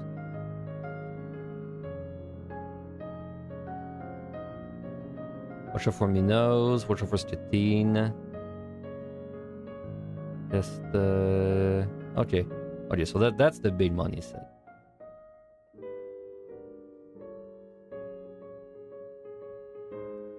I don't know. Would I say the luring rate will make it so you're gonna struggle for time? I don't think. I don't think it's that bad. I don't think it's any harder to do this set than like the other one, honestly. If you're not speedrunning it. Alright. And this boss, that's just the dragon. Okay. Speedrun optional. This doesn't exist.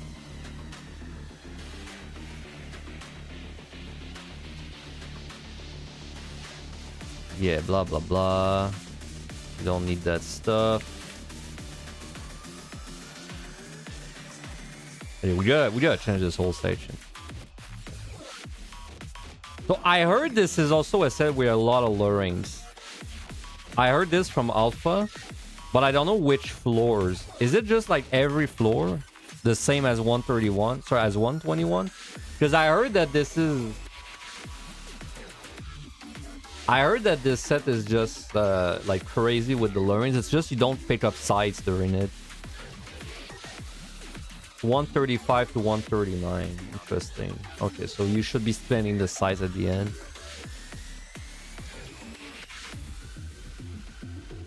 Takes under something to keep in mind.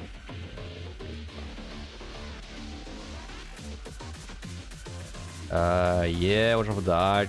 They suck ass. Yeah, TLDR, they suck ass.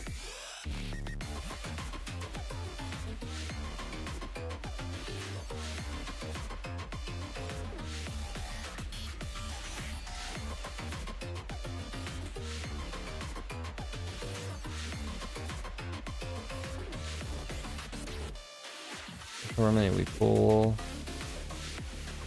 Okay, so you guys are saying the learn rate, it's like the last, it's like basically the end of the set.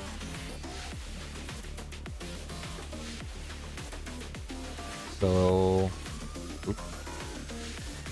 the luring rate is very high, starting from 1 until 1. I mean, 135 is a weird number though. Usually it works in like sets of 3, right? It's like usually if there's something, it's like by sets of 3 floors. Are you sure it's 135 or is it like more like a 137 thing? Well, you both are saying 135, but then does that mean 134 as well? Because like if it's 135, I would expect 134. I would think it's like 4, 5, 6, 7, 8, 9. Definitely 5 definitely gets lures. Well, I'll just go with the information. I'm not qualified enough for that one, so let's just say 135 until 139.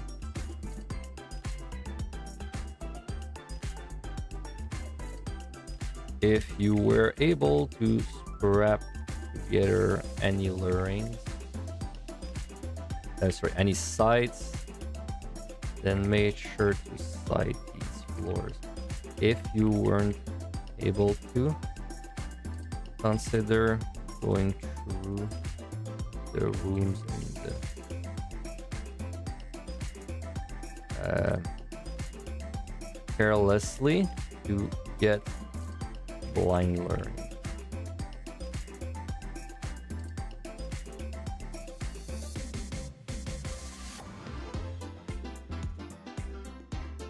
$134, you don't have much data, but it doesn't seem good.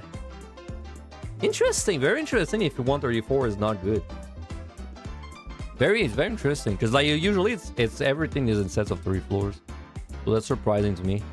But, I mean, now it's like 30 people. Let's say it's 135.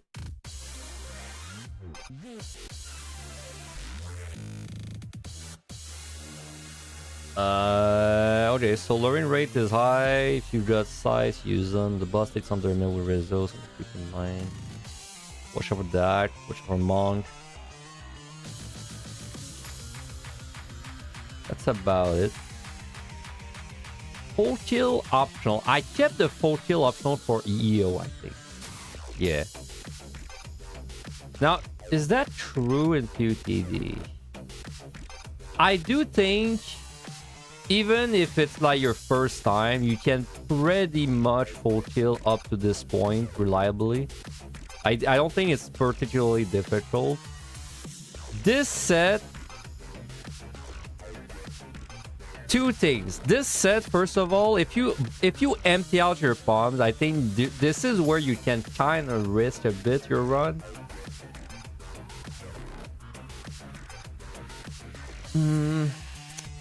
I don't know, like it doesn't really happen often that I leave the set with nothing and don't recover everything. Like maybe that's not so true, but full killing this though is much harder than the ones before. Yeah, I mean it's challenging to full kill this set for you. Even on a DPS, I'm not 100% like confident I can full kill this. It depends on how many monsters you get. Talking of that, my last Picto run I had 200 kills on that set. I'll never see that again. I'll never see that again. But 200 kill is a bit weird.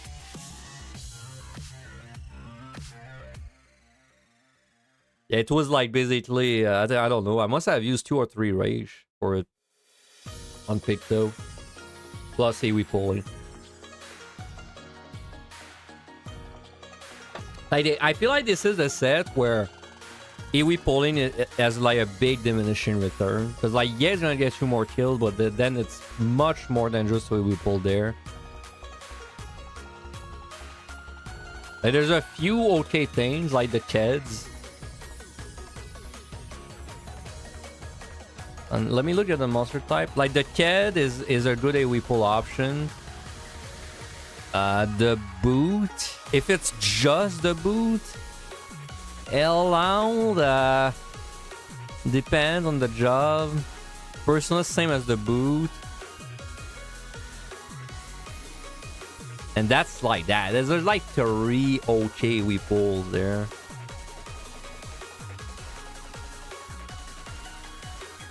Let me see what I wrote there. Full kill optional. I think it's fine. I think it's fine to keep this in. I mean, I might just agree with what I wrote in it already, so just read it. The worst is behind you, the bullet destroyer is done. That is very true. That's so true, man. Like, that's the most important thing to realize. If you're trying to score PotD, that's it. Like, if you did everything that I wrote before, you are guaranteed top 5 spot on like 95% of your run. Like, unless you're running a popular job on a popular data center, like you're basically a top 5 spot already. If you just did everything and you do nothing else for the end, except reveal. So I think that's very true. This is where you may start to chill. You still want to explore every room and kill as many monsters as you can, but this is what you want to focus on rebuilding, clearing more than score. I agree with that. I agree with it. Kill as many things as you can without losing sight of the place on the current floor. You don't want to get too out on time, you want to kill as many things as you can. But you do want to kill as many things as you can. Prefer you would kill on the old floor and then just on the floors later. Okay, very true. It's fine to use your palms for points if you have 3 of them. Okay, so oh yeah, so mindset. This is why I gotta have the mindset of, like, you know, a safe run. Like, you know, like a safe run, it doesn't enter this set and then it rages 3 times. Like, yeah, you're likely to get it back, but then especially for PotD, it's like the risk is not worth the reward this late. Like, especially Serenities. I would be very hesitant to Serenity 2 times on this set, and then you go to the next set and then you just get bad floors. And then you have to, like, go down 0 Serenity. That's happened to me a few times.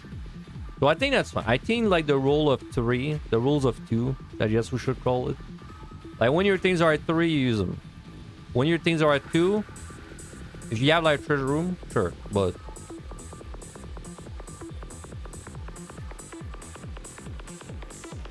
For a good example of this would be the Razor Floor with Bad Boss, put strong yourself, doing it with Pill with Lost in a Witch Treasure Room, etc. Sure. This is your last chance to use resolution on undead monsters until the last set. Yeah, for a boss have still up and lost when the situation comes out. Yeah. okay. I mean, honestly, I think that section sounds fine.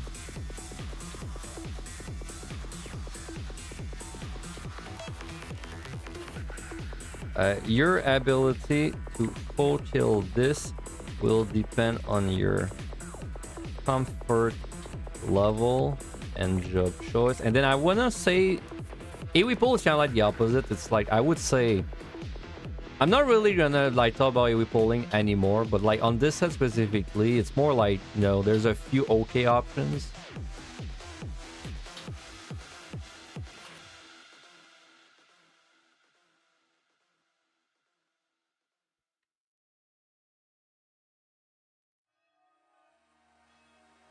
Like specifically, I would say Keds, boots, and personas can be okay. AoE pull options. Everything else hurts a lot or add mechanics. Depends on your choice, but you shouldn't go crazy AoE pulling at this point.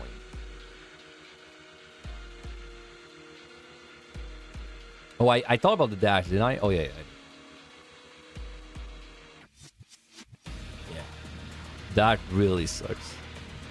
Though honestly, I've rarely AoE pulled this set if I'm not speedrunning. I feel like this set is easier to single target than the other ones. I guess a big part of it is because the boss is a very consistent 1 minute.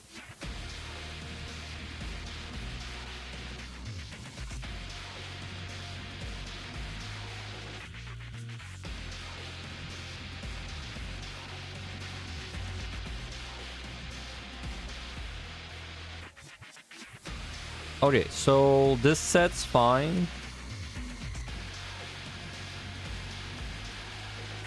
I really think I should put the respawn time everywhere. Now that I've done it, it feels like it's too. It's like 1, 2, 3, 4. It's like 4 characters that saves you so much time if you're following your guide. I really wish I had this when I was doing my own runs at the beginning. I could just not remember those. Alright, so let's just put them.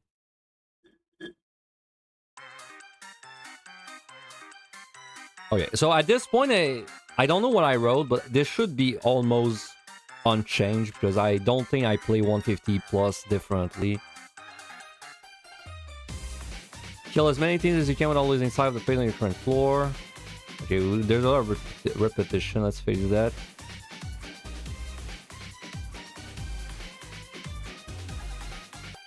I mean, this is just... No. I'm not... This is not totally optional, in my opinion. This set has... Too often you get like a no ability, and then it's like... It's like you want a full kill, but you know you're gonna need a steal or a certainty or something. At this point, I don't really consider full killing, like, part of it. I think it's better to just kill as much as you can and leave these.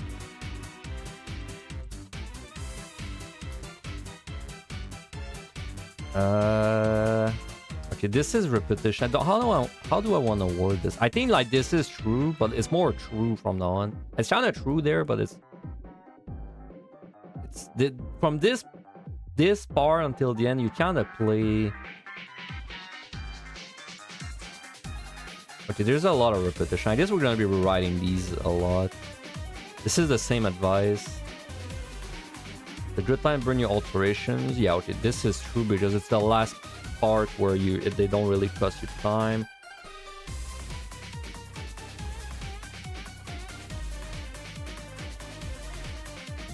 Now that I have a section for this turn, it's not created yet, but what I did in Eureka and Evil Eye is I call it plus, and then I say like, okay, if you want to like bring it further, then you can try that, right? So that's where I'll be putting that. So like for example, even on high, it's like it's like, oh yeah, if you want to like push it further, then you can do these full kills, these speedruns, this full kill, optionally this speedrun this. But then the actual guide, it's like very bare bone, right? It's like 5 speedrun, 4 kill, reveal, play normally. Because initially I was doing what you said. I mean, that's kind of why I rewrote it. Initially I was doing what you said, but then it led into this situation where I was covering too many like it's almost like there were multiple timelines, because I was writing a section, but then it's like I was writing it, but then I had no idea how the person would have played a section before. So then there were like too many ways. It was like, okay, but then if you did that, but then you did not speedrun, then do this. But then if you did speedrun, well, do that. And then it's like, it was a mess. It was too hard to basically keep a coherent timeline going. So then that's why I removed most of the optional stuff. And then it's like, okay, no, do it this way. Do it this way. But then if you want to like push it further, okay, then like try this. But then I don't spend on it. Because at this point, I mean, if you're doing this, you don't need a guy, you know? You don't need a guy anymore at this point.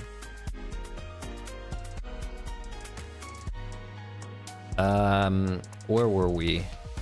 Oh yeah, I was trying to like, there's a lot of repetition.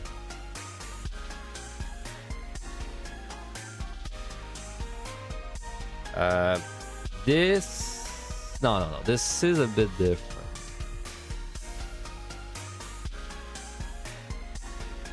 Kill as many kills as you can losing. It's fine to use points, you have 3 of them. Kill as many things as you can without losing inside of your trend. I mean, I don't like the repetition, but like maybe it is worth repeating, because this is true for like this set. And then I would say this is true for this set, but then not the palm. And then see, I didn't put the thing at I didn't put the thing about palms. And then it's so it's fine. The repetition is fine because it's kind of like, it's not really the same, it's just similar.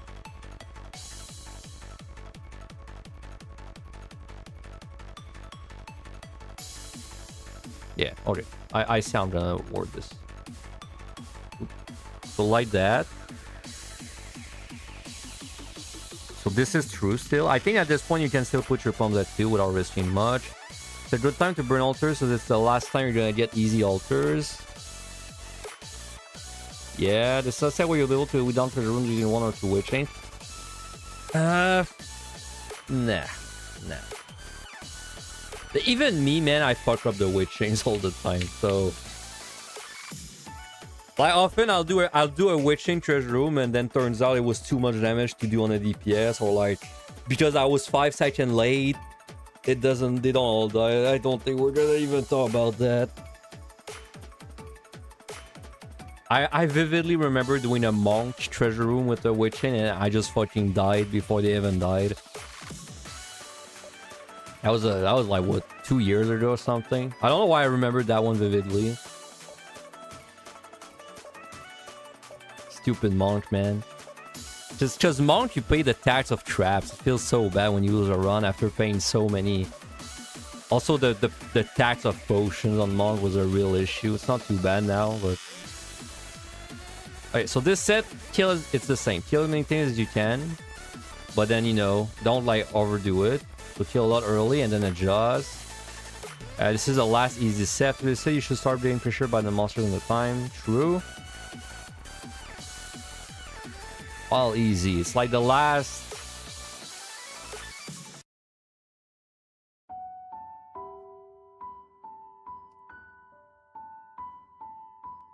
Maybe easy in quotes. Like, it's I know what I mean by easy, but it sounds a bit weird to say easy. From now on, you should try to keep most of your problems at 3. I think if you want to make it a safe clear, yes, that's true. On this set, you don't want to go to 2.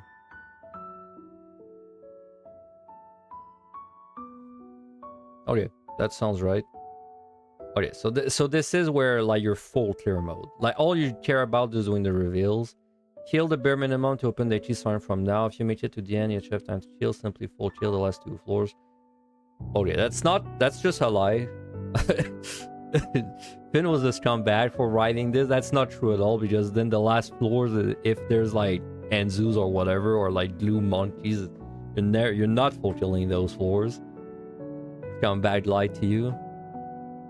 Makes it the end. This set's tricky because, like, this set, it's very easy to have too much time, but then it might just be the experience.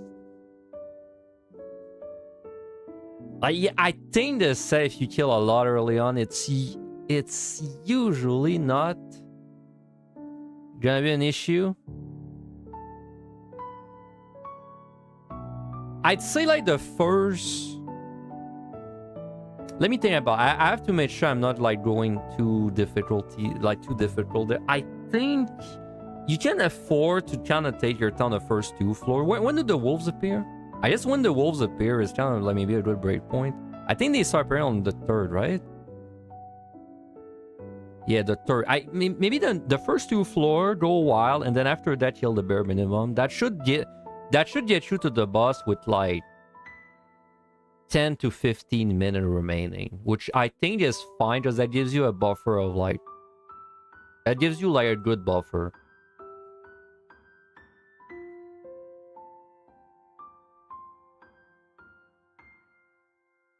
The way you die a witch in Lost in Treasure Room is 20 some extra seconds to aggro everything. Yeah, it's like... Because it's a tricky situation, because you want to aggro everything before doing the witching, but if you're a DPS, well, you might die doing that. Like, you might just die before you do the witching, so then you want to like kind of do an AoE pull that hits most of them, and then you witching during that GCD, and then you go into the Lost, but that doesn't always line up that way. It's pretty technical. It's good, but it's really easy to fuck it up.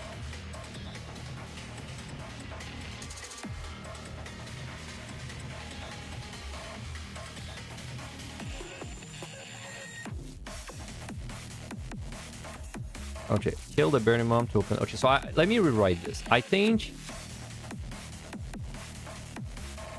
go hard on the first 2 floors and then switch to minimum. Switch to flare mode.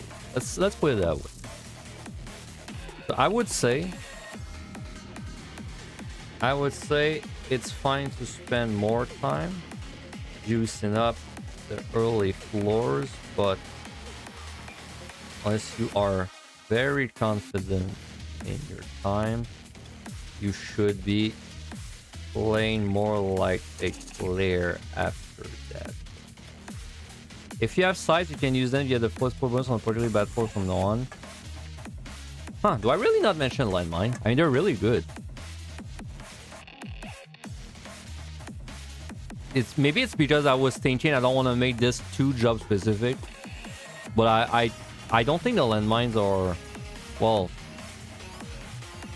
I don't know. Maybe it's the experience talking there. How did I approach landmines again? There.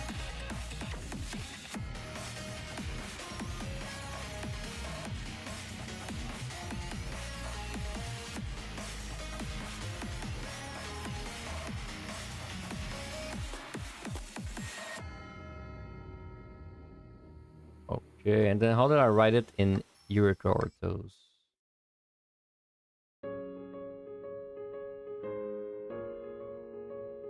A great opportunity. I like this. A great opportunity.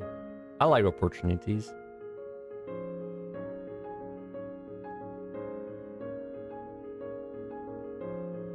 Score relative optimizations. Yeah, okay. So then... I mean, the Heaven Island mines are really hard, so I understand why I didn't really talk about them for points over there. Like I do understand. Like I feel like if you go for point landmines, you usually kill yourself unless you're playing a tank. And even on tank, you kill yourself easily. POTD, I think the landmines are a little easier though, so it's probably worth just to briefly say that, like, yeah, you can do it. Yeah, size for points is also much better in POTD since the treasure room is, there's no way to avoid it.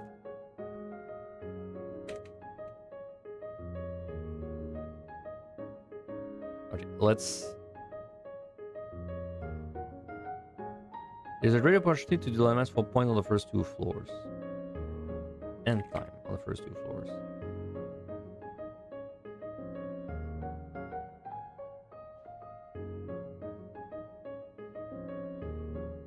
Any job can do it, but the difficulty is much higher on a on a DPS job.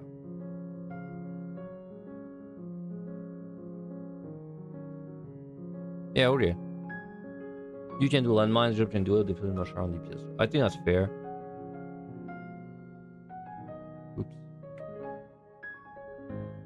If you have sites, you can use them. You have first program to up at floors. Learn skills, test question, and do the bare minimum on your job. And yeah, that's like just a clear advice. I don't really think that has to do much. Like I can tell you from doing so many runs that I have bad luck. This is like it's literal peanuts, man. Like if you get to 177 or something and you're like, oh man, I have so much time. I really want to like juice up this floor, and then you steal to fight like 2 Enzus and 3 monkeys. It's actual peanuts in the grand scheme of things. I don't even think it's worth to mention it. It's so worthless in like how many points you have at this point to go hard for Enzus and monkeys. Like bro, just get to the boss. In my opinion, man, even in a score run like that, you just get to the boss with 20 minutes. I would rather have 2 tries on Behemoth than actually get like 10 more kills. Personally, even unless I'm doing like a really like sweaty score run, I'd much rather get 2 tries on Behemoth than like waste a steal to kill a few more things. Hey, what's up, Snake? Oh yeah, I like this.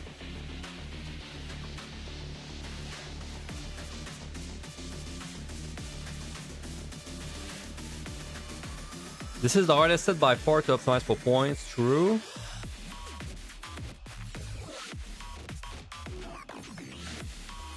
This part is not really relevant, but like the reveals are still the most important thing to get, and you should try hard for them.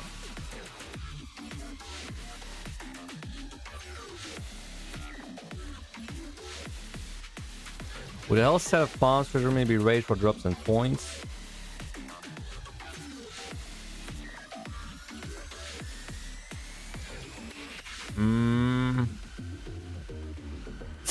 See, my perception of this is fucked up because I had so many bad runs in PotD recently where I get nothing.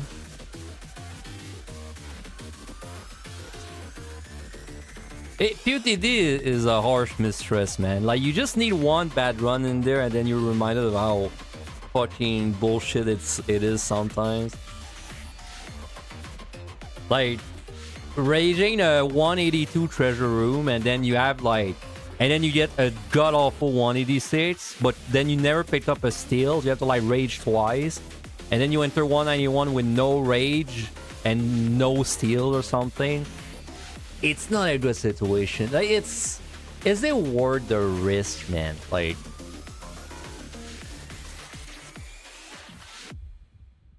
is it worth the risk to like raw rage a treasure room if you don't need to? Because the thing though with it, the reveal is 2,500. Like, if it's a treasure room in the way, I would be extremely tempted to rage it with a fortune. If it's a treasure room that's not in the way, not really. So maybe that's how I should word it then. Like maybe... like maybe I would word it that way. I think I would say...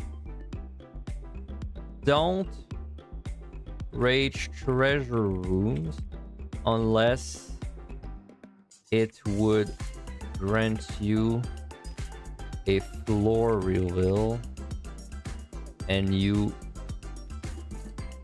don't have it. Like, it's kind of specific, but I think that's fair. Like, you zone into a floor, there's a treasure room, it's blocking the way and you don't have a sight. I think I think it's worth a fortune rage. If you zone into a floor and there's no, and there is a treasure room, but it's not blocking the reveal, or you don't have, or you have a side, I don't think it's worth the risk.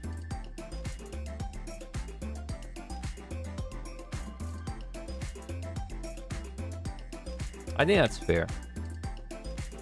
Don't raise treasure rooms unless it would grant you a floor reveal and you don't have a side.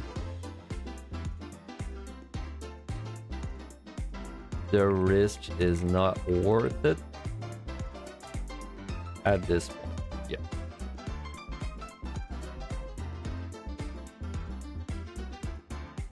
And then even that, I would say, like, if you have 3, like, this is, even that is just if you have 3. Like, if you have 2 rage, if you have 2 rage and you're on 182 and there's a treasure room blocking the reveal and you don't have a site, I honestly, tough luck, buddy. I think you just go next floor. Like, it's way too risky.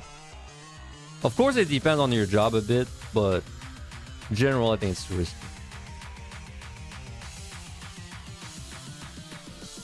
Yeah, it's like, that's exactly what how I would consider it. Like 181 plus, and I would even say 175 plus. It's like the reveal. Like, reveal is king. Like, you need the reveal, and the kills are actually not really important. In the grand scheme of things, it's not really gonna be the bulk of your score. Like, it's kind of already behind you. So as long as you get your reveal, I mean, one reveal is 2,500. That's what, 7 kill. Like 7 kill in the 180, bro. Like, there's not that many good things to kill once you reach 185 plus. So okay, don't raid treasure room unless it would grant you for it, and you don't have a site. Unless you have 3, coma, it would grant you a floor reveal, and you don't have a site. Okay, I agree with that. Yeah, I'm not gonna talk about landmines there. It's not really important. I would also just keep the sites for reveals.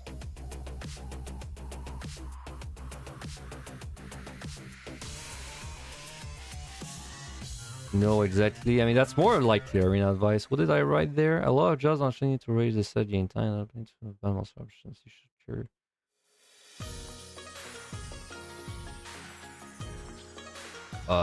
No, that's not really relevant scoring.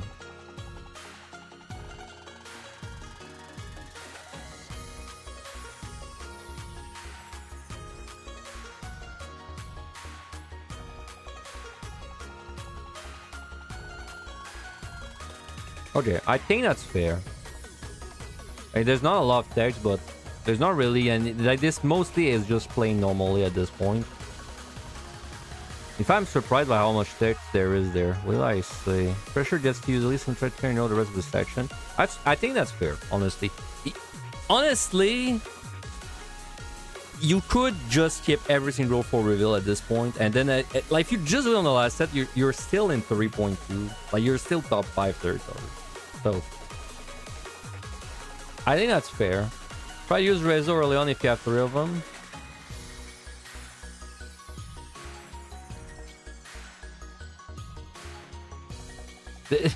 This is, I always do that. I really think it's a good idea.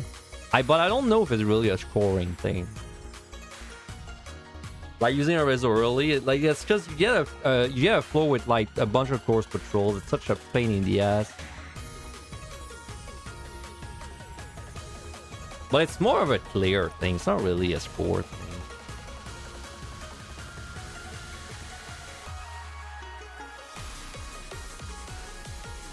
A lot of on there. Maybe we'll spend while swinging on real fence. I'm just gonna stay flavor and lay into the run.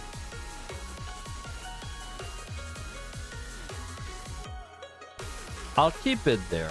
It's true. I think this is by a bit more clear oriented. But like, not overcapping is kind of a concept for scoring. I'll keep it there. Use all your chips at any point as quickly as possible. This is also like clear. Don't chill till the last 2 or 3 floors. Yes, definitely. But yeah, I know why. I know what happened on this set. As I was writing it, I realized there's literally nothing to say about like the score. So I was like, okay, I'm just gonna put more general advice because otherwise there's nothing. I see what happened there.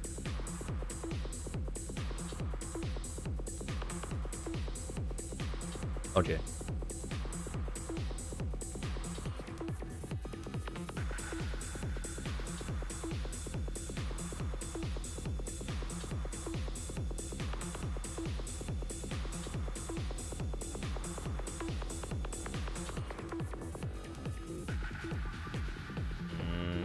I don't really like this section though. I feel like this I should delete all of this and just tell like,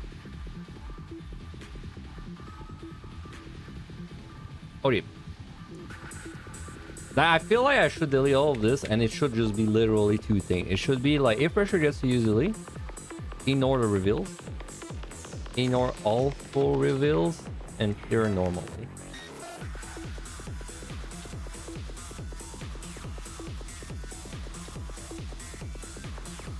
And then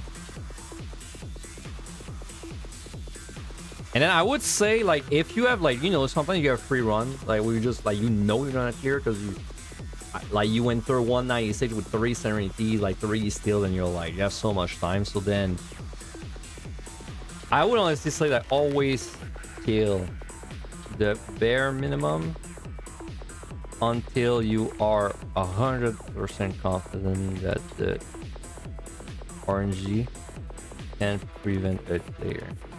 Then kill more if you are able to. This set can too easily screw up a run, and the point gain is minimal. And playing optimally is a minimal point gain.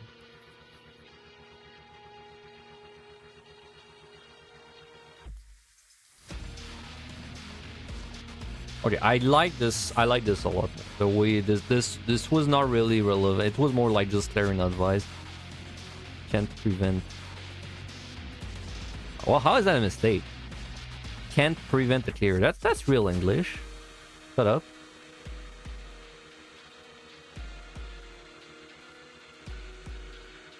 That's real English. Shut up, Google.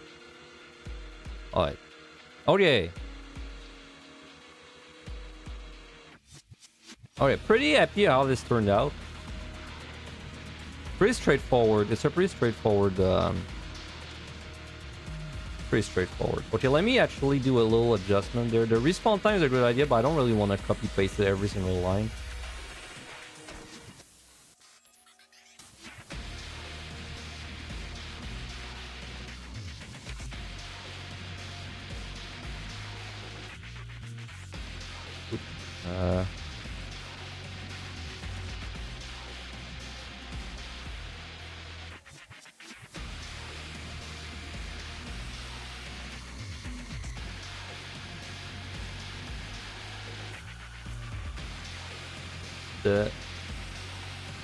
Nah, wait.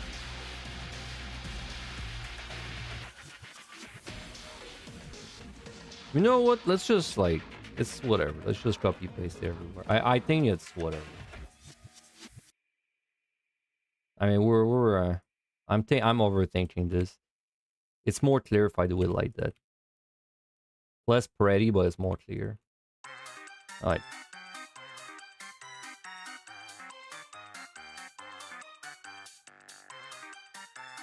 Okay, let me put the respawn times for those while I'm... I mean, yes, it's not that important, but I might as well put them everywhere. Because, I mean, it... Like, see, it doesn't sound like a big deal to me because I know them, but if you don't know them, then you have no way of knowing that... You don't really know the... Like, you don't know it's a 1 minute consistent, you know? So, I might as well just put them everywhere. It makes it simpler. Do have an life first. It's pretty easy. It's just one.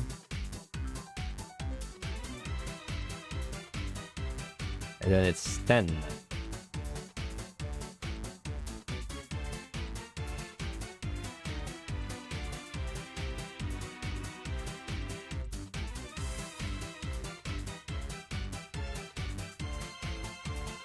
And then it's the same in EO.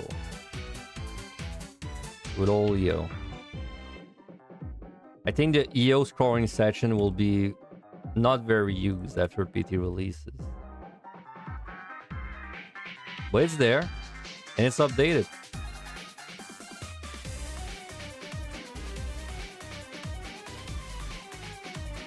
Okay, now let's add the section about like advanced PotD.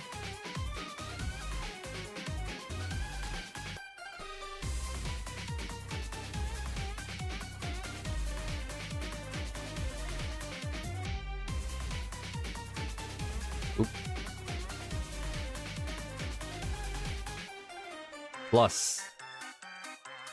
Alright, plus. We got the plus. We don't need a respawn time stuff.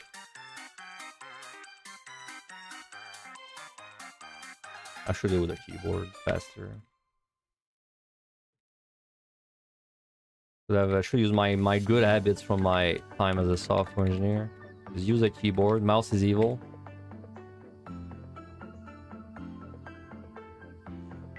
Pretty sure there's a shortcut to get to the end of a line too. I always forget what it is, but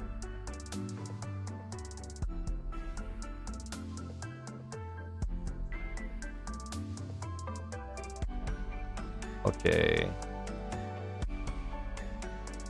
How did I word this? Okay, there we go.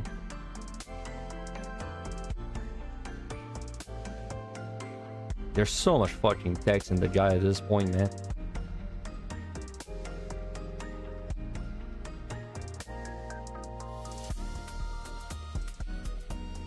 If you say, oh, you won't try and push for behind the respective leaderboard, and then we have the other section about this.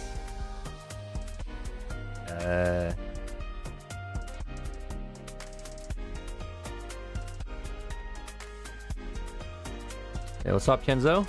Good morning to you. Okay, so what's a sweaty pass of the dead? It's the same. I'd say it's basically like all of these are speedrun optional.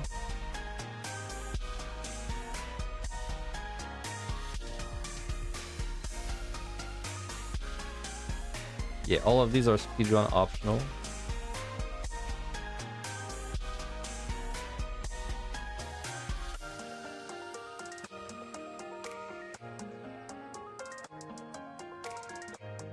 I don't think people really speedrun that one, personally. This is just full kill though, it's not optional. This is also full kill. This one is kind of full kill optional. I feel like these two, full kill optional, and then usually for the end you just optimize. Optimizations. Yeah. No, I've speedrun 131. I mean, in fact, that's my favorite speedrun. Do you mean 121? The one with the lowering? Because I speedrun 131 all the time. Where was I? So this is optimizations plus recover, and this one is just play normally plus reveal. Well, optimizations plus reveal.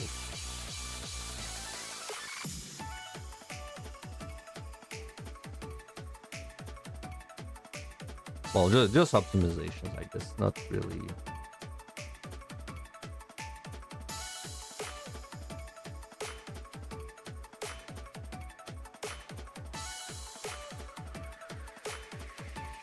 Lure fishing plus respawn is equal or better. But like, do you, even without sights, like even if you have no sights, you would not speedrun 131? Like you'd rather run through the rooms? Even without... Interesting, okay. That's interesting because that's not at all how I would do it. But I trust you more than I trust me there. So I'll actually... I'll adjust it. So you're saying you always full kill this.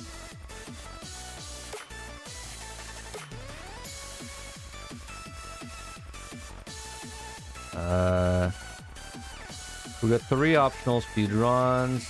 I don't really think people speedrun this. It's kind of a dumb speedrun. I've done this speedrun once or twice. It's a stupid speedrun to do. Full kill optional. Optimizations, recover, optimizations. Okay. Pretty happy with that. That reminds me, I still am missing one single VOD, man. I'm missing an Astro. Eva, you record. That's literally the only VOD I don't have at this point. Maybe we should do that like next weekend or something. It's such a pain in the ass. Oh, I don't have a Viper. Really? No, I have a Viper. I probably just haven't put the link. I gotta have a Viper. That'd be surprising if I don't. I definitely have a pick though. I think I just haven't updated the lanes recently. Okay, pretty happy with that. So the PotD section is officially over. We can update this.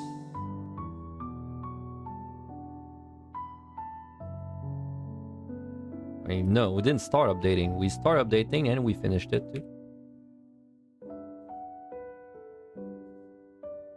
Don't show already. Okay, we're not done though. First of all, I'm gonna take a break. Where am I putting these guys at? I mean, these guys have been published for a long time. They've been there for more than 2 years. But yeah, well, there's one. It's on the Angelus Discord. It's somewhere in the fact. It's in my Twitter lanes. It's on my Twitch bio. It's on my Discord. It's on the Deep Dungeon Discord. It's in a lot of places, honestly. Yeah, it's in a bunch of places.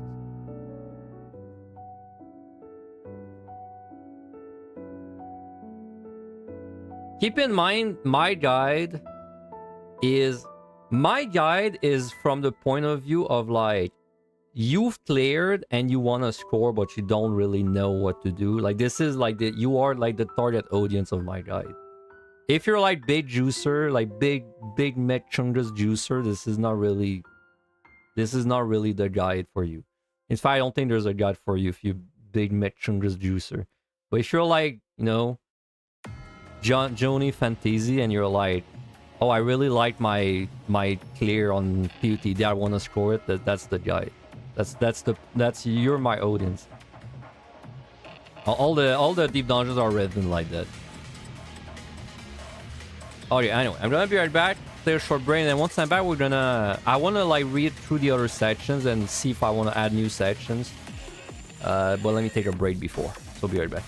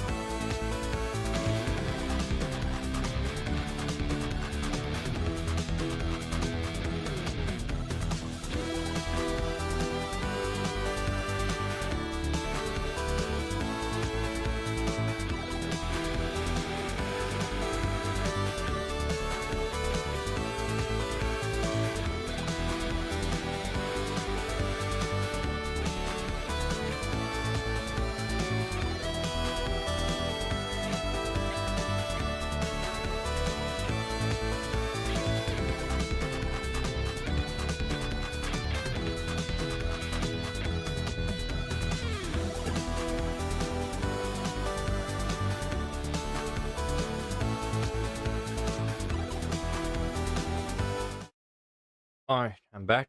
Okay.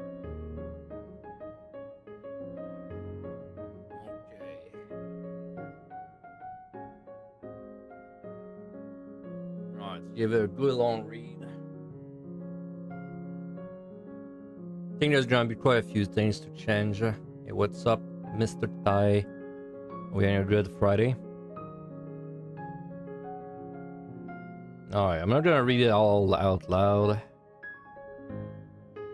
Blah blah blah. Regine. I would like to start with that. Did you have credibility to this guy? Unfortunately, I never completed the set by having an EO1 too. Too bad. Good understand general deduction. It's not a case. Yeah.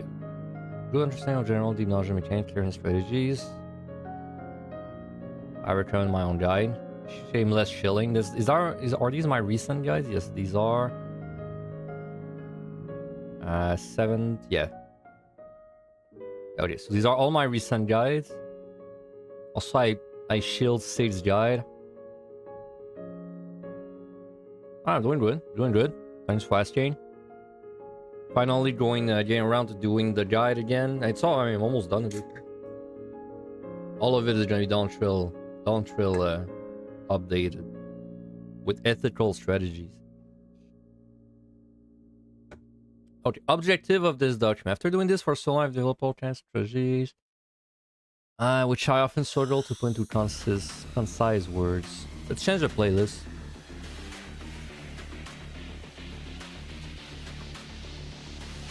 Listen to Wind of Blue Archive. Let's do I don't know. Let's do Yumi Neko next.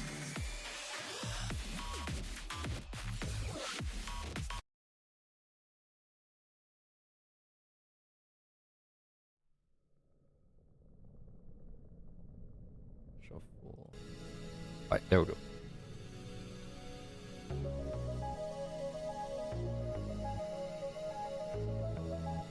Okay, I've developed all kinds of strategies which often struggle. I value consistency over everything. The way I've always tried to do things, get decent score without I can't pronounce that, without fucking the runs. This is not an objective take on scoring, this is highest objective, or resource, or data. Yeah, guide for record breaking scores, this is not. A tiresome process that requires massive swings of luck and encourages you risking your runs early. Hey, see? I wrote that 3 years ago, bro. I already knew the truth.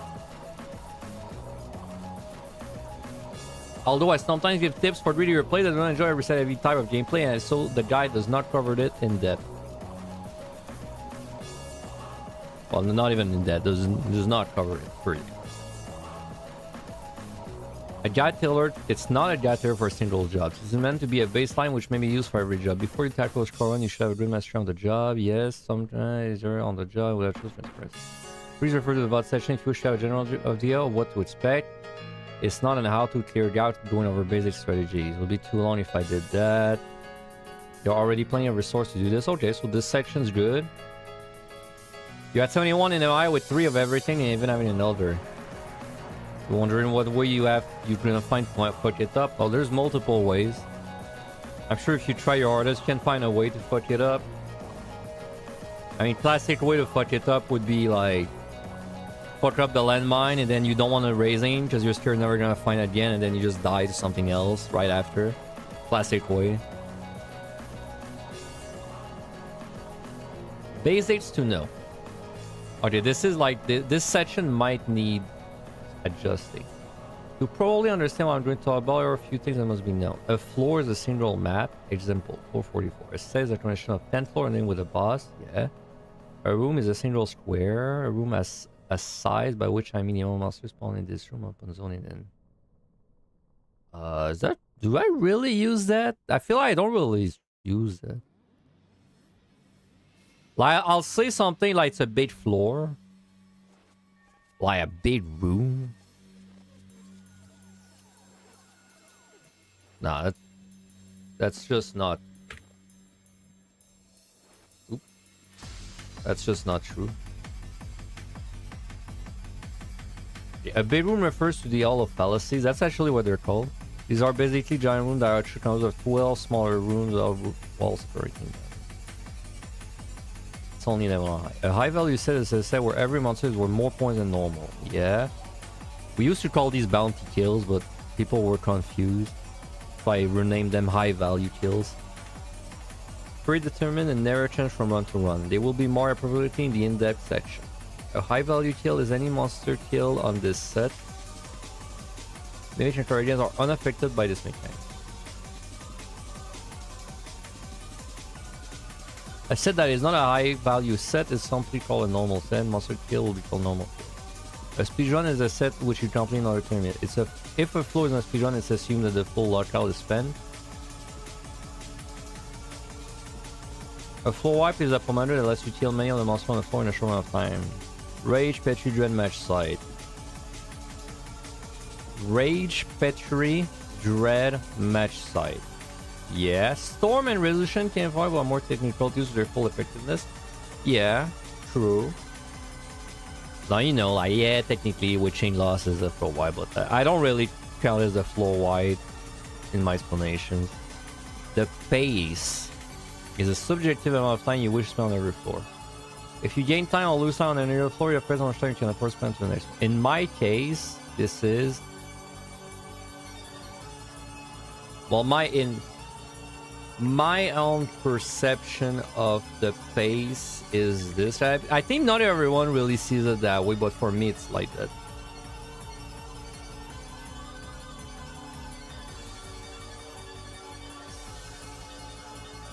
These are the point values you don't keep in mind. I like to round these values to make it easier to calculate in your head. So these are not 100% accurate, but pretty close. There are way more things that give you points. There are not things you typically need to care about, as it will just naturally happen. Okay. Yes. Yes. Guardian 7, Mimage 7, Dread Beast. So sad, bro. How are these two values the same, man? That just doesn't make sense.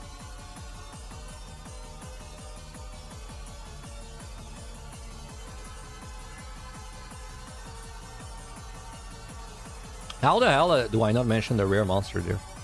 I gotta add that.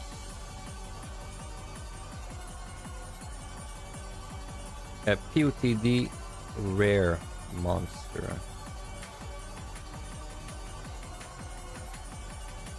I open a chest 100. It's set on floor with debuffs or debuffs plus 500 per buff or debuff.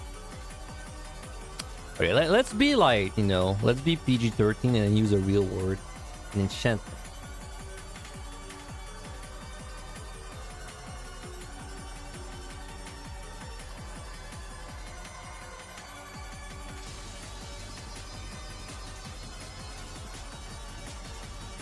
Per enchantment. Explore an entire floor, revealing an entire floor. This song for guy riding hits, I put on the Yumineko playlist, man. I mean, this one's called The Girl's Witch Hunt. So yeah, get used to it because it's only gonna get even crazier. All the songs are crazy in that game. Very fitting. It's a very fitting song. Speedrunning a set plus 15. Stepping on a trap minus 200. Dying 5,000. Is there something else that's really relevant there?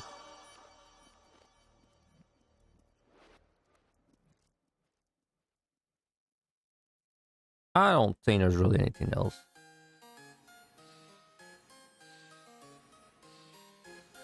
Normal kill high value. I'm trying to, like, basically the important points to know. I don't think there's really anything else.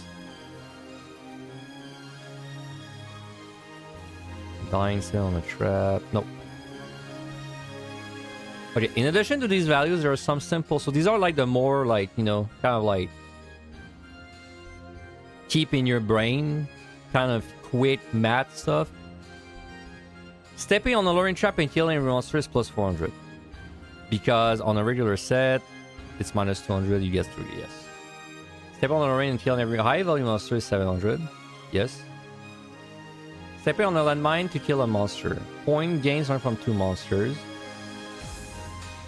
Step on a landmine to kill a high value monster. Point gains earned from 1. Speedrun equal to 75 monsters. Speed on a high value set equal to 50 monster. Using insanity on a no item floor is 500 minus per enchantment.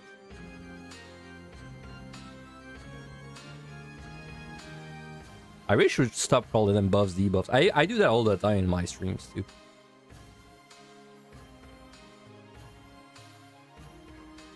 But plus 100 for each chest this lets you pick up. Hard to quantify the points that you pick up may provide inherent value making up for the point lost.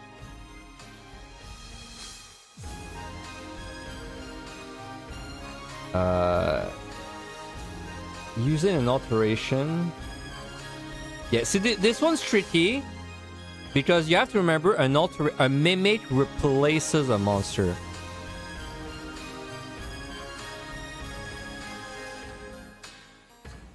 What does a good score look like if you didn't speed any set beyond 100? I mean, speeding is not very important in PotD. It kind of depends on if you're gonna full kill LR or not. My guide, if you follow my guide, I'd say between 3.32. Sorry. If you follow my guide, it's going to be between 3.2 to 3.3.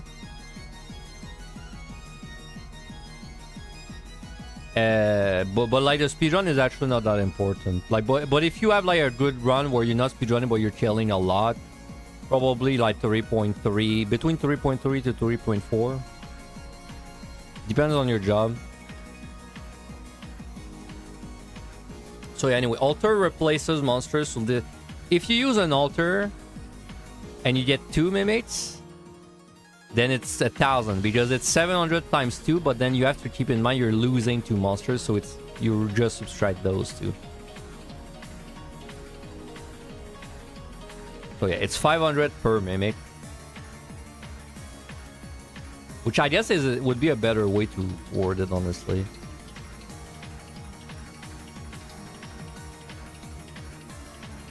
Yeah, I think it would make more sense to word it like that. Plus 500 per mimic origin.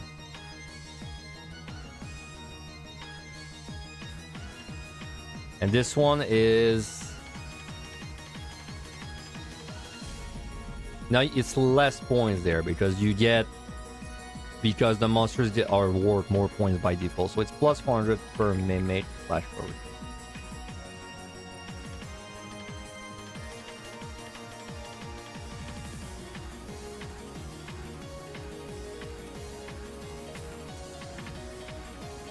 PotD is a special one because it's the easiest one to score. If you want to let's say you want to get a top 5 score on your data center, it's by far the easiest one to score because not a lot of people do it. But also like PotD, you basically front load your points. Like you can front load your points on the easier sets. Then as long as you do that, you're pretty guaranteed a good score by the end. Compare something like EO or Heaven on High where like it's more backloaded. Especially Heaven on High. But PotD, it doesn't really matter if you play for a clear at the end, as long as you play the beginning like a score run. But are there any other like quick math things?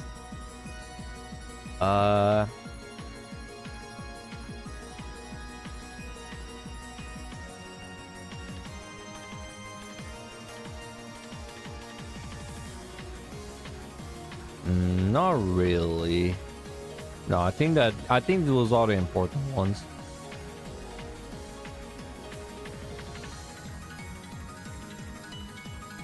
Okay. Is there anything else I want to add there?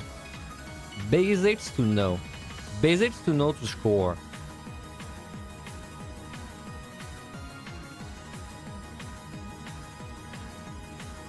I didn't say that the speedrun is like it has to be. It's like not a it's not exponential. It's like a cutoff, a binary thing. Either you get or you don't. I don't even think I mentioned it anywhere else. We should definitely mention it there.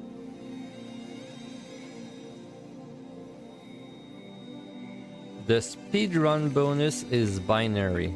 You either get it or you don't. It doesn't increase or decrease.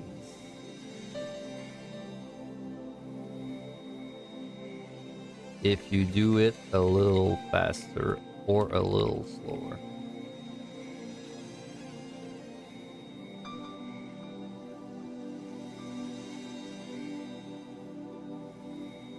Okay.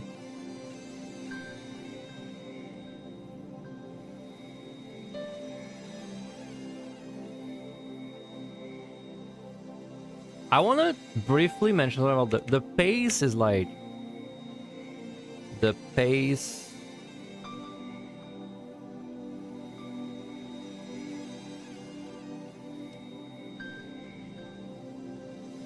whatever way you pace yourself.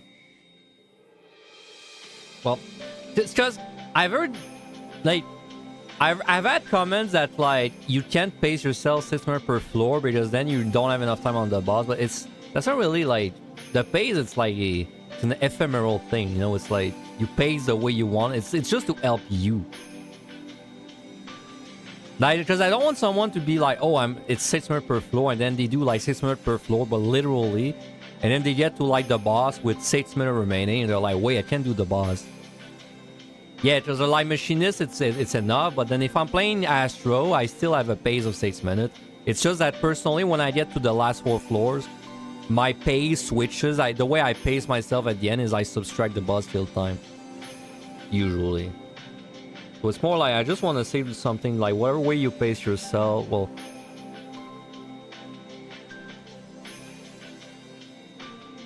the way you pace your own run is purely for your own.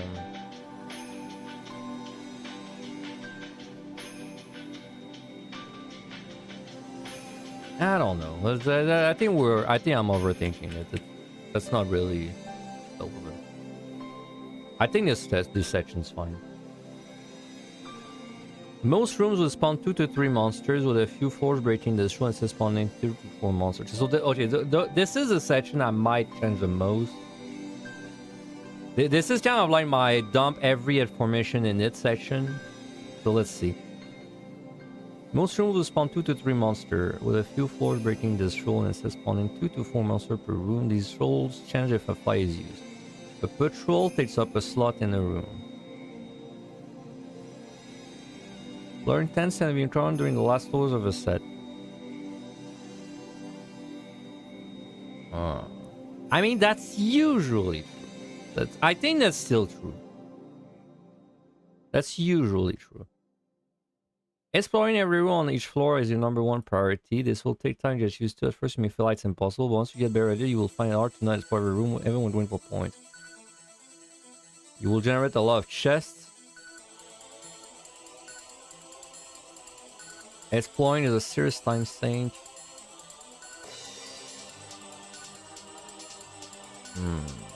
Maybe we should restructure this a bit. I'm thinking maybe we need like mini sections in it, maybe.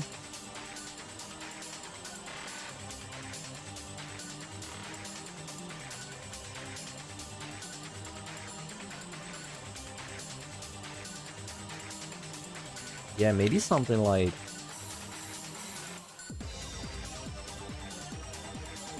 Well, that song goes way too hard for the guy too. Great song though.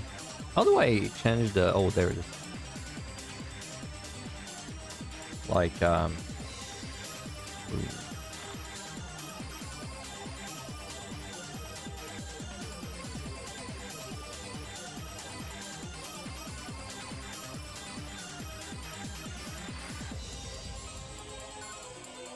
room structure. I think this is... Yeah, I think we do like mini sections like that. It's probably gonna be easier for me to like put information. Exploring. Well, yeah, exploring. So room structure. Most rooms will spawn 2 to 3 monsters, with a few floor breaking the rule and spawning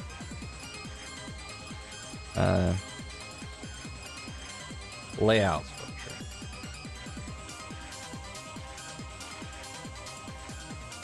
Okay. I'll just keep adding stuff into it as I... Okay, exploring. Time saint. One trying to speedrun. You can easily lose minutes having to backtrack.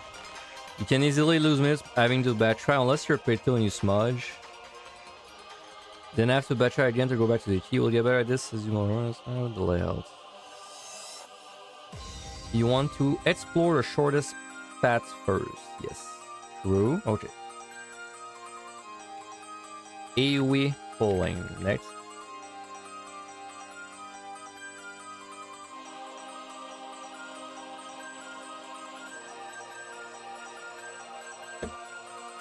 Generally, you are expected to be pulled until you will make it to hardcore. You will take too long to reach it, and so it's just something you have to get a feel for.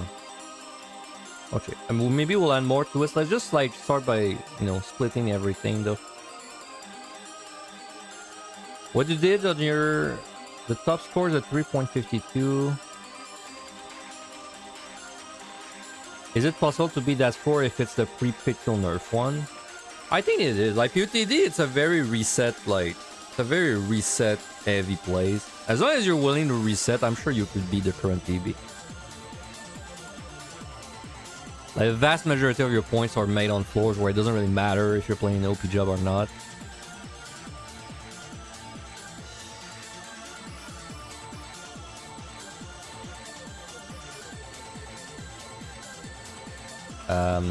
Respawn. Respawn's annoying to deal with. For any set for respawn, should I do light spacing? Yeah, that looks better. Annoying to deal with. For any set for which respawn less than 3 minutes, it's in an optimal situation you would want to find the last respawn and leave as quickly as you can. 3 minutes. That's just the weird. Why did I put 3 minutes? It's such a weird, like, arbitrary number because there's like 1 minute respawns, 2 minute respawns. There's no 3 minute. There's no 4 minute. Okay, well, I get it. It's just 3. It's like just 2. Just I just put the closest to 2. Okay. It really should say less than 5 minutes, but I guess it's just I didn't want people to think there's like 4, 3 minutes, etc. Anyway, overthinking again. I'll not some behind. Our first thing you should stop caring about if you are starting to be pressed for time. True. Okay. So Pomander usage next. Oops. Pomander usage.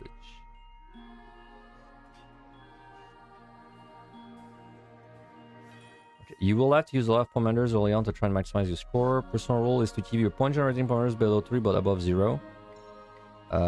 Above 0? Why?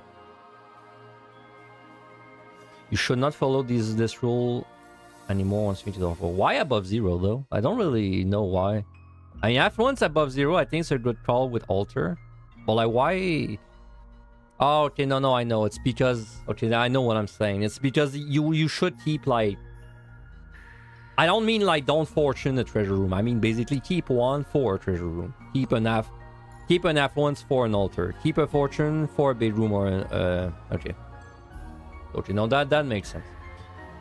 I probably talked about it over there. These commanders are sites...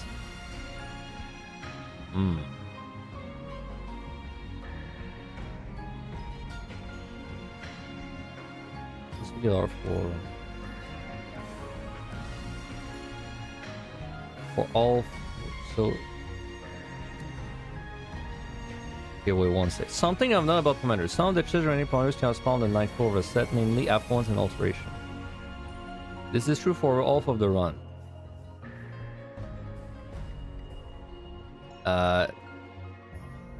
If I'm not wrong, it's always off of the run, right? This roll is always for 50% of the run. So this is the roll from 1 to 15 in Vanilla, 1 to 15 in Recordos, and 1 to 100 in PotD, right? So it's not for over off of the run. It's just the whole. It's like always 50% of the run.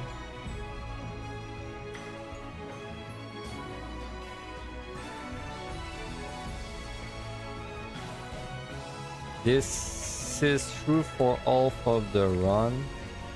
So one in PotD and one in the other deep dungeons. The other deep dungeon, see, that's called future proofing for when PT releases, because then I don't have to edit this section and add PT to it.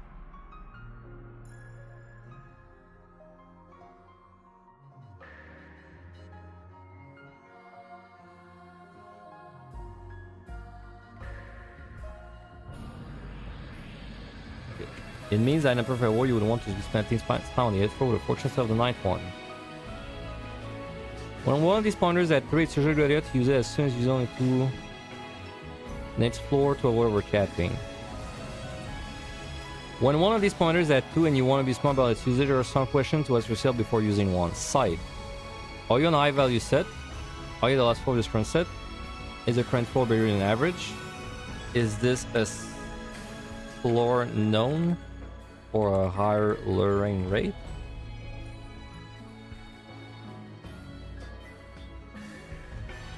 Okay, affluence. You have affluence at 2. Are you going to be able to use the extra commanders right away? Are you currently capped on multiple point generating commanders?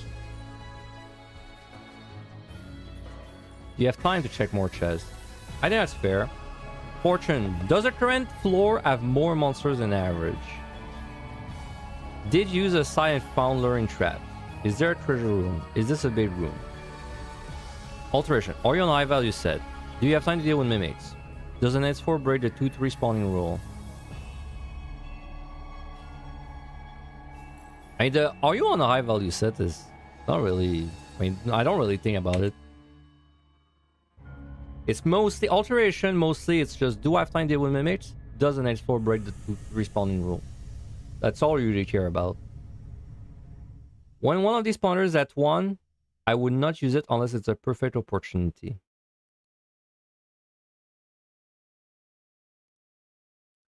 Keeping at 1 is fine.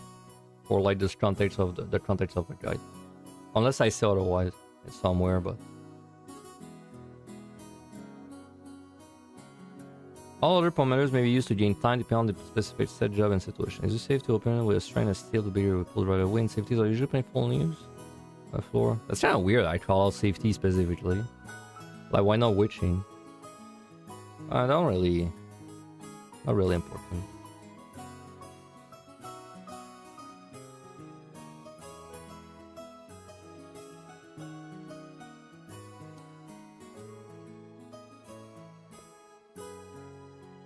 Is there anything I want to say about the layout structure that's not like a clear thing?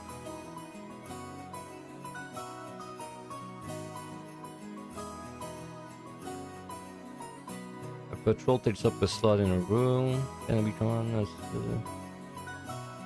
Oh yeah, it's... I mean, it's pretty advanced, but maybe just... I mentioned it briefly. The chest... excluding 100 PotD, which... As unique rules, the chest spawning algorithm works as such. 4 to 6 chests will spawn on every floor and be distributed in a round-robin manner. If an affluence is used, it's 6 to 9 chests will spawn. And that flew. That flew.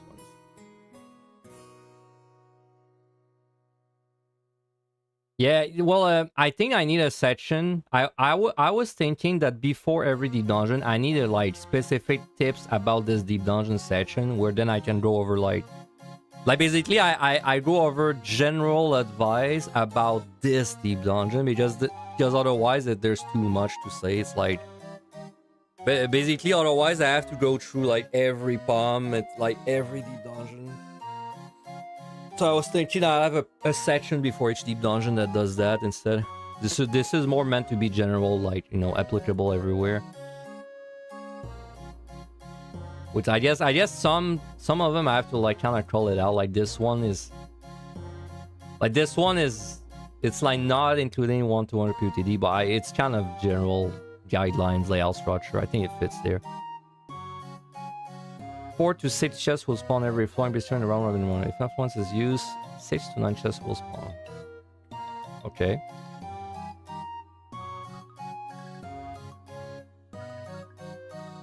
Luring traps tend to be more common. This is not always true, but if you aren't sure about a set, it's a good rule to follow.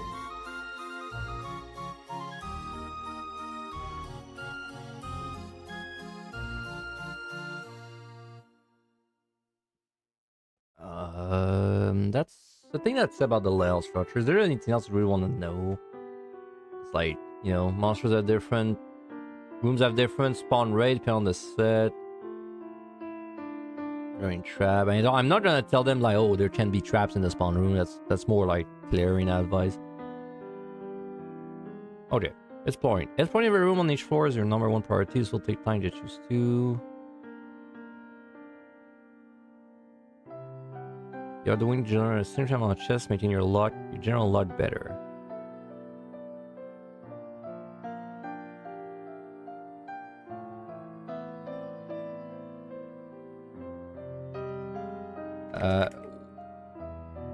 With a lot of experience, layouts, it may be possible to recognize layouts simply by spawning in.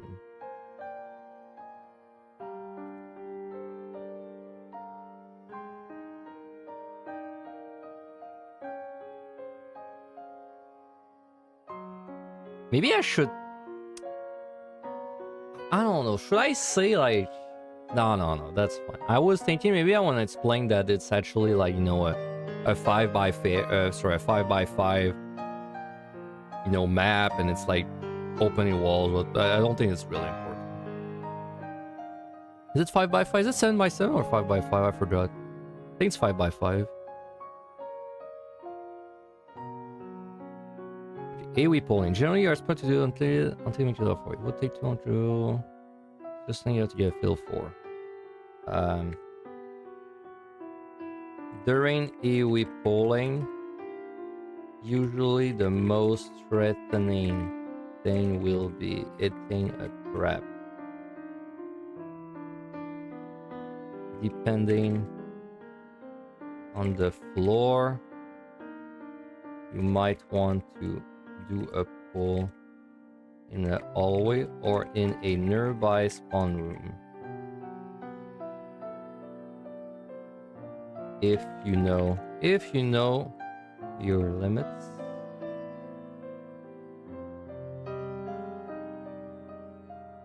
You might want to do pull in a hallway or in a nearby spawn room. If you know your limits. Maybe we're gonna be editing the guide tomorrow too. I don't know. Well, maybe we'll be able to finish it today. We'll see. If you know your limits, you can do a new hole in a room that might be trapped, as long as a regen potion is rolling.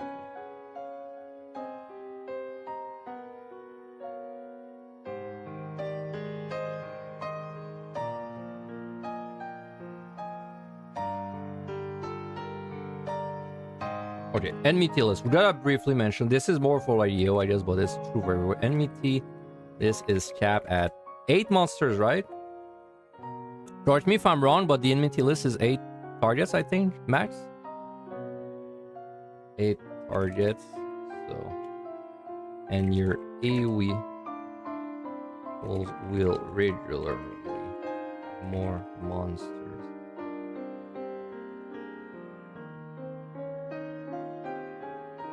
Get used to looking, well, don't get used to relying on it too much.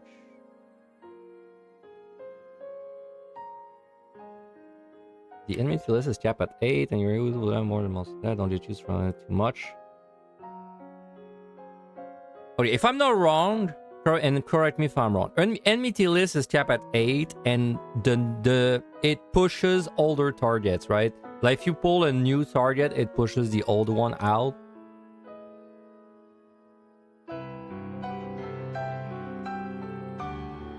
Yeah, I'm pretty sure that it's how it works.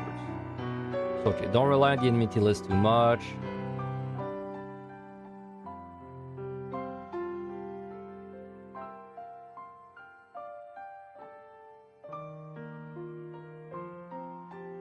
More monster, don't use rely too much.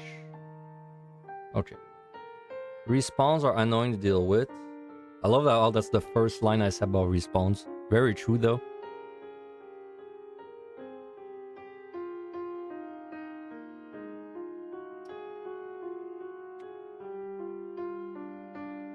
Respawns are the first thing you should start doing if you're starting to be pressed for time.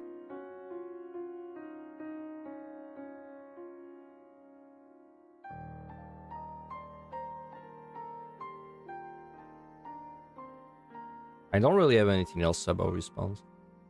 Commander usage. Okay, you'll ask. This is general commander advice.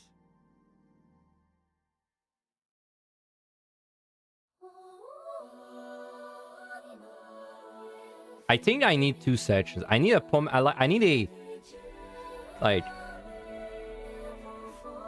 Let's say score commander usage and then combat commander usage, kinda.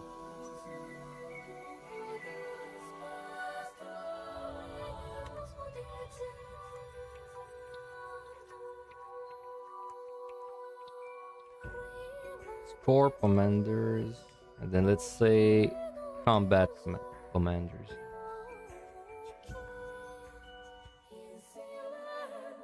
Okay, so there.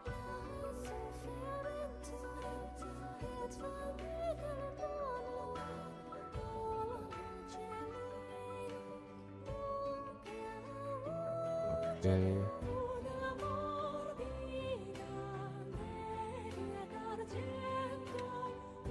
Almost sounds like a song that'd be from Nier. But it's from Yumi Necro, not Nier. Important scoring thread. Be optimistic about getting your palms back. True. I mean, you should be optimistic about getting them back. Usually my baseline is like until you're 20 to 30 floors away from like the end game. When you're 20, 30 away, then you want to chill.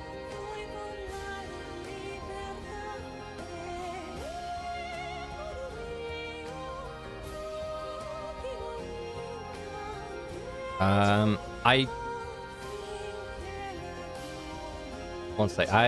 There's so much text to put there. I'm thinking maybe I could split in another section. Like maybe there's a commander thing, then score commanders, then like commander. Let's just write the combat commander because there I want to say like let's call them their like different names. Commanders should be aggressively used for combat purposes. Generally, if it would speed you up and you are still 20 to 30 floors away from the real endgame, use it.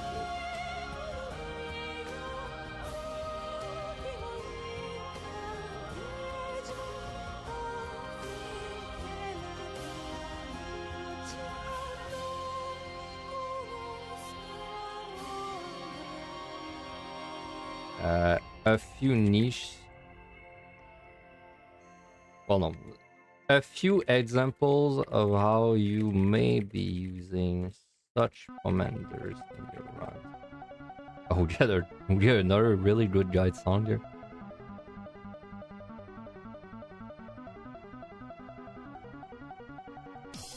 Witching. Mate and AoE. Full, more manageable. Avoid parts. I don't know. I mean, fix a mistake.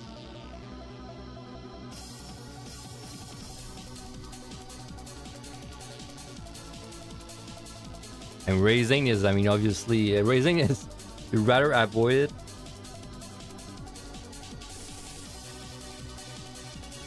And a floor wipe.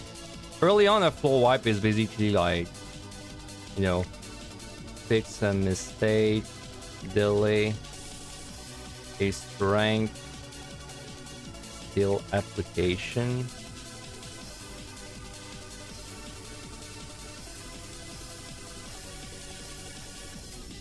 What's another fighting farm? I'm trying to think of generic ones, right? Not one that like that are specific. I mean, steel, right?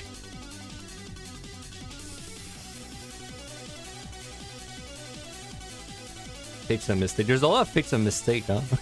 Fix a mistake. Doing bigger AoE pulls. Trap prevention. Well, bad trap lock prevention. Safety. Run through the middle of rooms. AoE pull in a room. Those are the big ones, right? Safety, sight, strength, steel. Oh yes, strength. I probably want to mention strength. Kill a mimic before cut. Faster. I mean, obviously faster AoE pulls.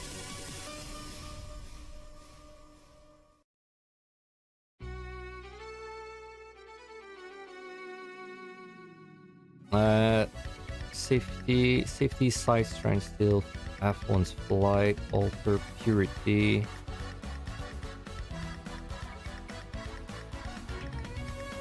Which chain? Serenity. Oh yes, well, Serenity is kind of weird because Serenity is both a point bomb but also like a combat bomb. I don't even think I'm gonna call it Serenity by name here. Alter, intuition raising. Okay, that's about all the generic ones. I mean, there's raising, but I think it'd be an insult to everyone's intelligence if I wrote like raising, don't die. I mean, of course you're gonna raising if you're gonna die.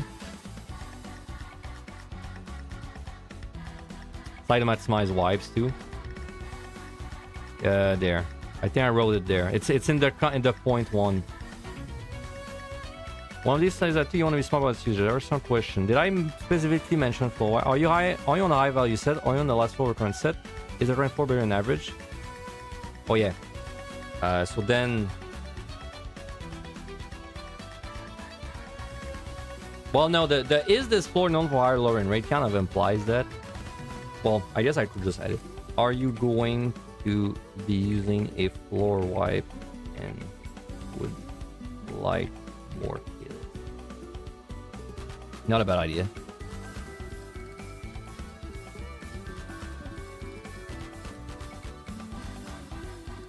I have more monsters than average. Did you use a sign from learning tabs? Do you have time to deal with noise? Doesn't extra break this.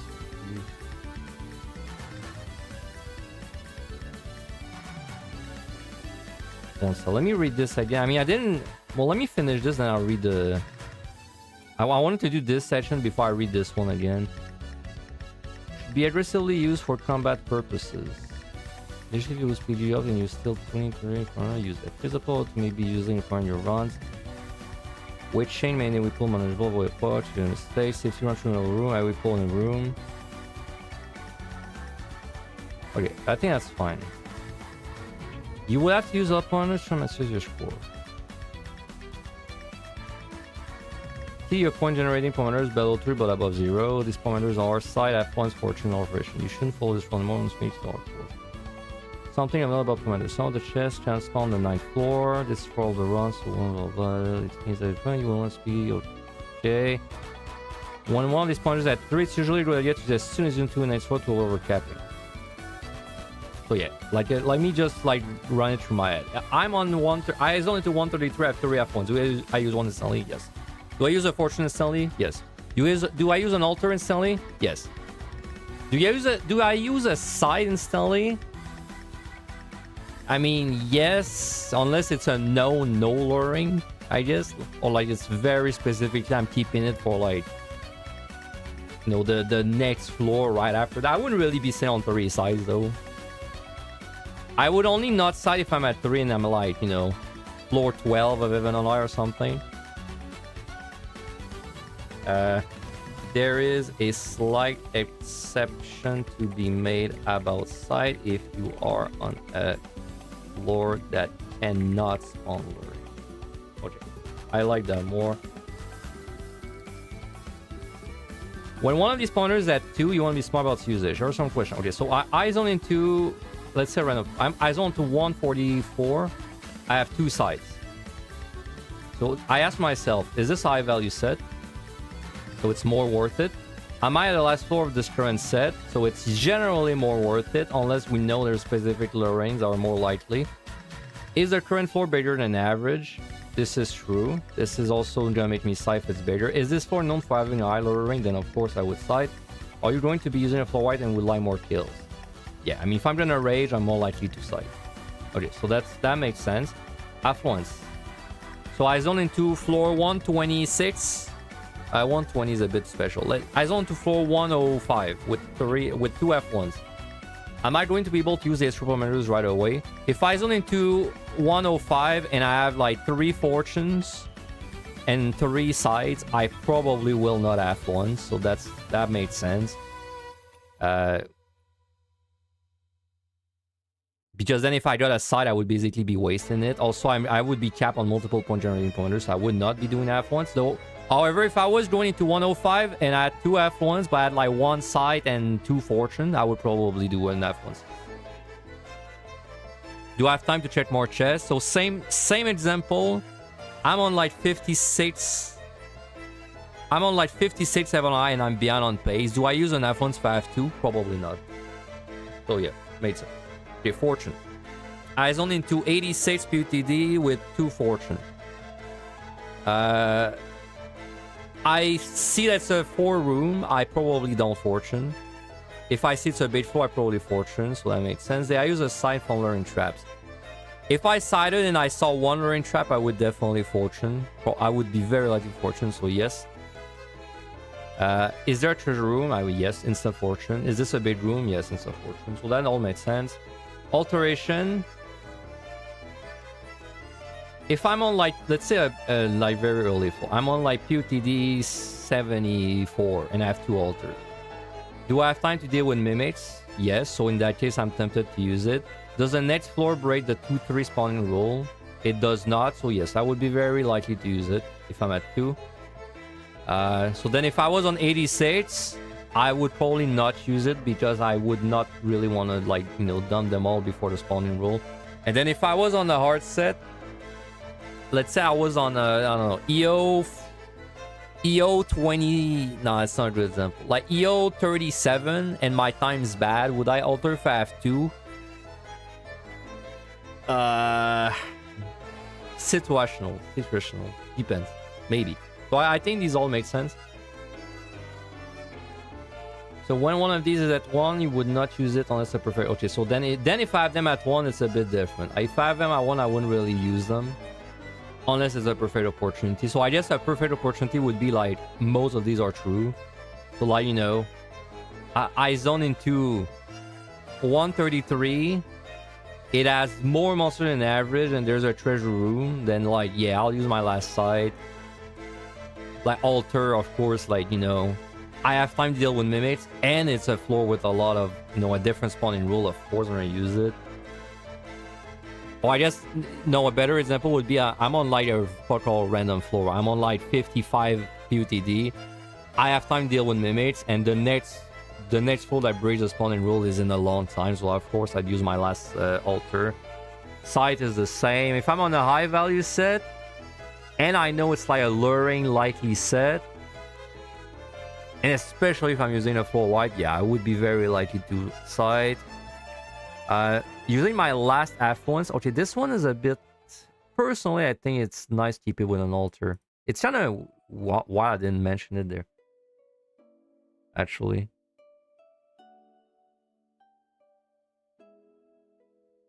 Or using an altar next floor. Alteration. I didn't mention the F1's increase rate. Did I? I don't think I did.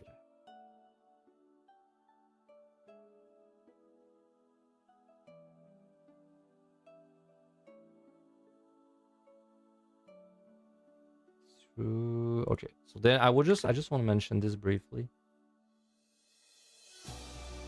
Alteration is not alteration. Affluence likely affects the rate of treasure room the next floor. This means it's a pretty good idea to couple it with an alteration if it lines up well.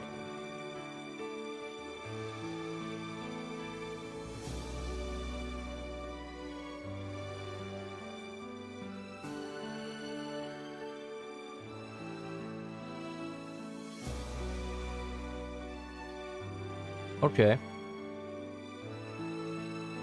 I mean that's a good point because it does happen that I have one altar and I have no affluence and then I decide I'm gonna wait like a few floors, see if I get lucky and find an affluence. Okay, I don't think I need to split this section. I think it's fine. It's just longer to talk about it, but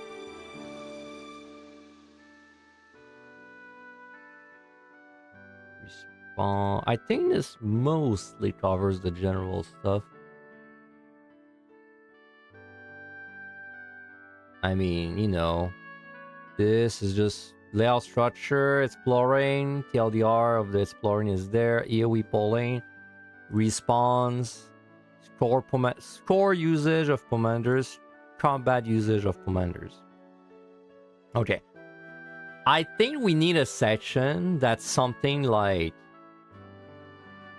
Palace general guidelines or something. Like it's kind of like I think a non-structured section where I'm just kind of like brainstorming stuff that doesn't fit anywhere else, but then I need to see it. Like I'm thinking something like I don't know, like you should rage, like, you know, a straight line layout is better to rage, which then if I write that, but it's not true for Heaven and I, but then it's true for PotD. I don't like. I'm not 100% sure about this. Let me like do it and start writing in it, but then maybe I'll change my mind and I'll delete it.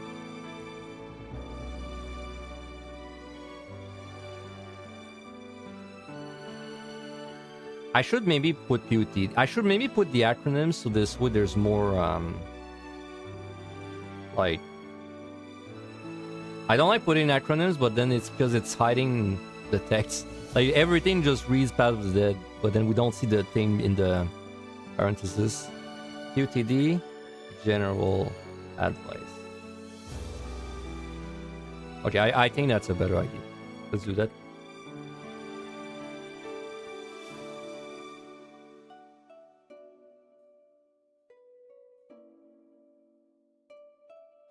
Oh yeah, I should have done that a long time ago. That's gonna be much easier to read.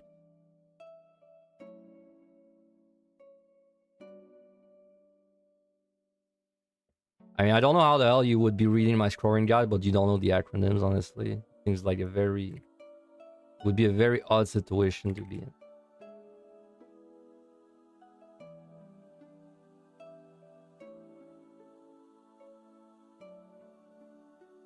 Okay. Okay, let's just brainstorm.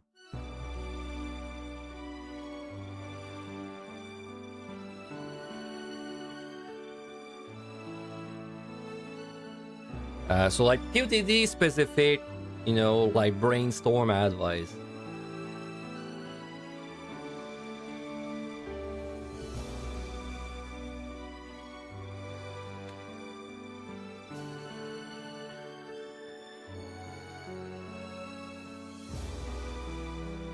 Traps are the most dangerous thing until you reach floor and 81 plus.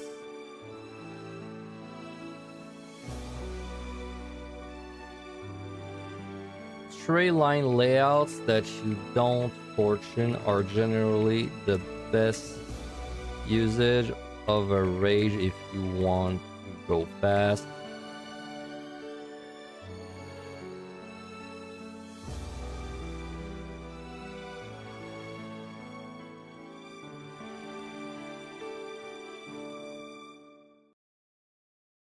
Respawns vary greatly between sets and must unfortunately be farmed as their impact on the score is significant.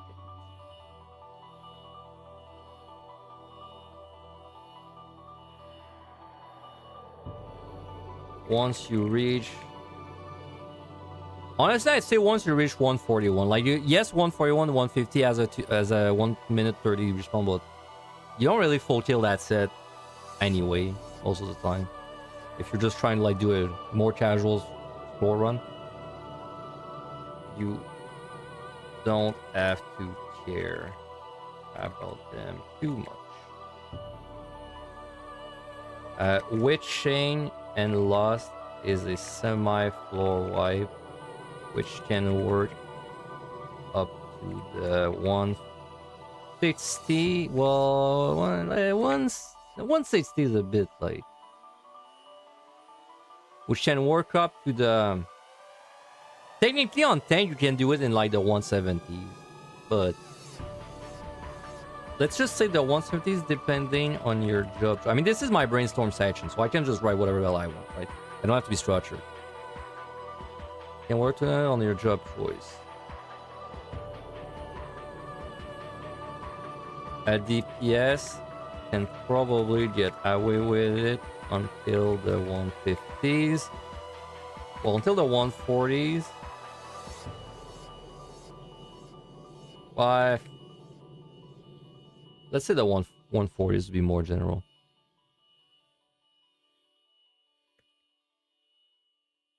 Healer until the sensitivity and the tank. I think that's okay.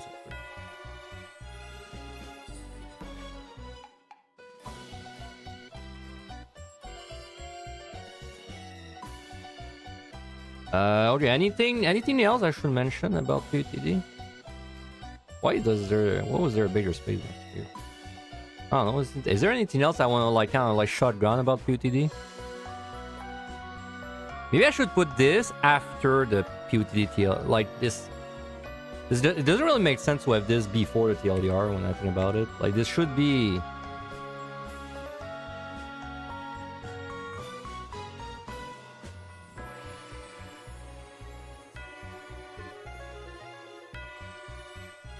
Maybe this should be...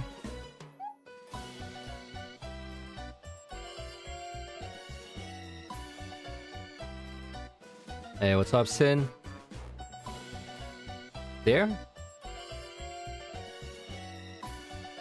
No, okay, this should be... One sec, I'm having a moment here where I'm overthinking, like, pointless things.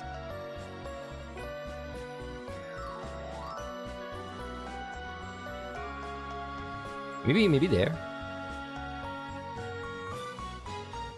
I'm having a situation, a moment.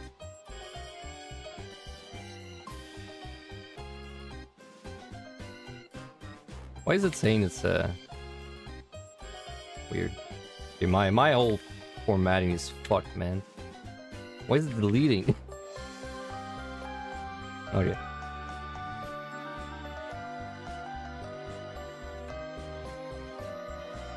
TLDR, general advice. Okay, I think that fits better. You've been watching my Picto guide on PotD while doing Picto. Well, I don't have a Picto guide. Do you mean Angelus? But if you mean like a Picto VOD, like just a VOD I have, it's not really any different. My first time doing Picto, I mean, Picto used to do more damage. It did more damage, but it's not that big of a difference.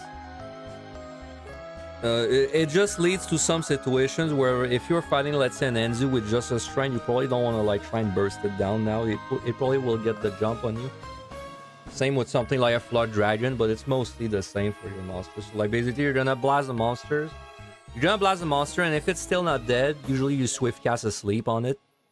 And then you just try and fight something that you can sleep if you don't have a steal. So you just burst it, swift cast a sleep, get a little distance, and then you just finish it off like that. It's mostly the same. Not that different.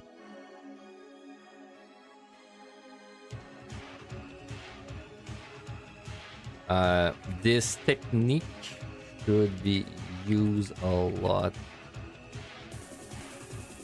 earlier floors, especially if doing a job with subpar AoE.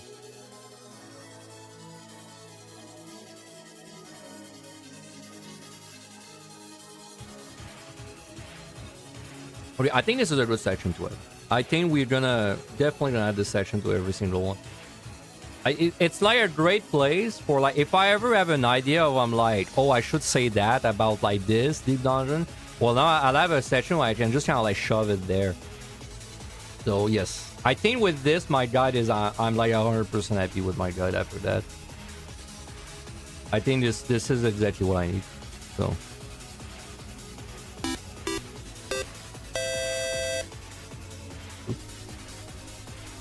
Hey, Sin, thank you very much for the sub as well. Much appreciated, thank you. And with the Prime, I haven't given my Prime in a freaking while, man. I gotta get on top of that. My Prime is just rotting away. Alright, Evan I general advice. Traps are the most dangerous thing until they reach 450. Yeah, 50 plus.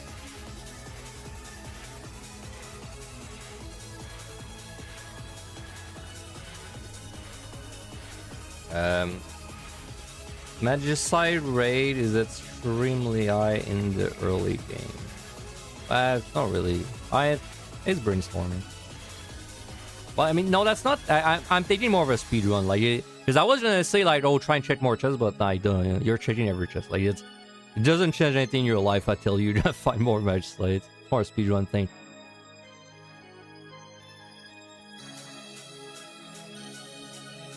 Traps are the most dangerous until you reach 451 plus. To do a better petrification, you can pull some monsters to you and cover some ground until you then use a petrification. But then also about petrification, I want to say that petrification will usually let you clear 3 to 4 rooms depending on if you can run in the middle of room and if you have to turn corners.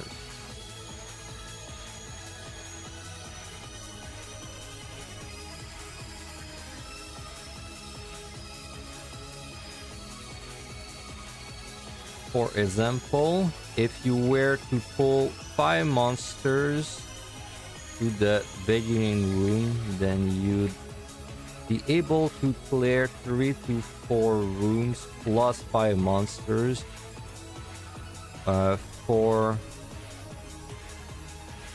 which would be equal to about 3 to 4, that's 2.57, it's like 9, it's like 15 or so.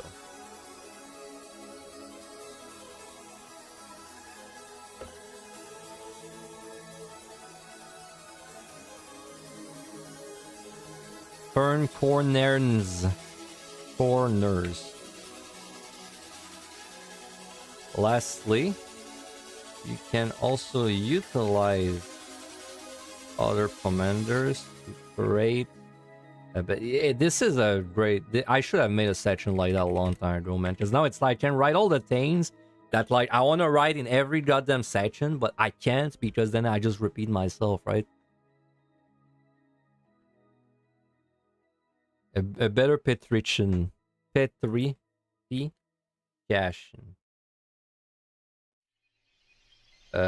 classic example would be a witch chain that lets you carry monsters around for 30 more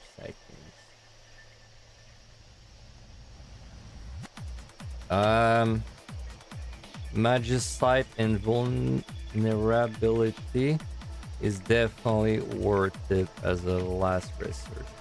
Dying is minus 5,000 points, which is worth about 10, 17 kills. You know, it's funny because technically it's not worth it to match site the vulnerability if you're going to use that match site on like a juiced up 98 bedroom, but I wouldn't really bank on that personally. I think I would rather match site for a vulnerability.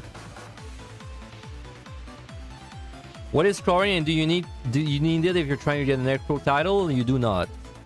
Scoring is if you do like a run and you're like, I want to do more runs, but then I want to do like stuff that's not just clear, then you score. But the score does not give you any titles or any rewards. It gives you a spot in the leaderboards, but that's it. It's more advanced stuff.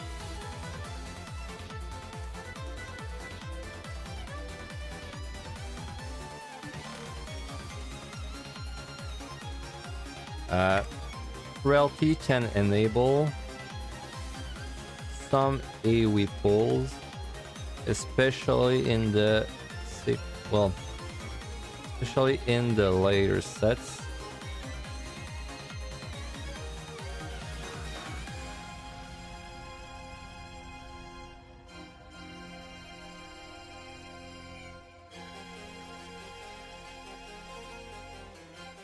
Run a little room, and if you have to turn corners. Okay, conceal. If you have an abundance of them, is a great way to figure out if you want to floor wipe a floor or not, or check chest before doing so. Okay. Brainstorming, Petri, talked pretty extensively about Petri, Frailty. I kinda, I wanna say conceal. I wanna say like the boss keeping one Frailty at all times is a great way to have a little bit of flex time on the boss if your calculations are on. Okay, I do want to mention this about Lost too in PotD. Oops. I think this is also very important PotD to keep a Lost for the boss. In fact, there's two things I want to add about PotD. Lost is keeping one Lost for bosses is a way to have some flex time if your calculations are off. Staying in your loss can oftentimes be more damage than actually doing your regular rotation. This is more true at the lower floors where your ether pool is lower, as Lost doesn't scale up.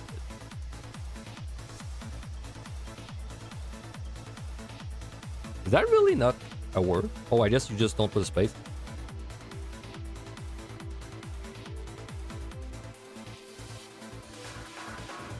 Screw you, Google. That's how you would say it.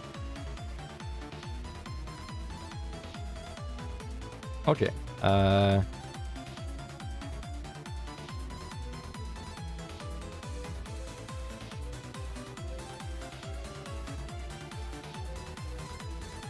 Oh, I forgot to add way. A mistake.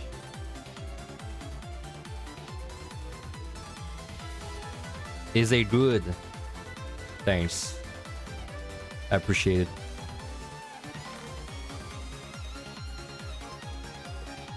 I wonder if I should run like my guide through AI. I wouldn't really copy. I wouldn't like copy paste the whole thing, but it might be good to run my guide through an AI like you know, fix the mistakes, fix the grammar mistake thing. Wouldn't be a bad idea. It's just it would be kind of a pain in the ass with the formatting, because then I'd have to like copy paste it, but keep the colors and all that. Okay, I keeping one frailty. That's conceal.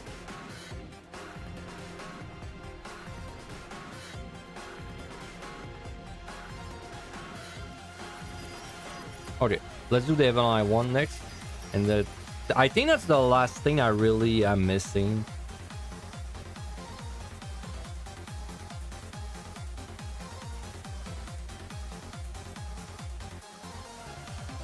EO, general advice. Okay, EO. Consider starting to use photo stars, especially for your turtles and pilgrim travelers. I mean, I think that's honestly relevant. Focus target is a good thing. It's a good keybind to have in your turtles due to the overabundance of mechanics.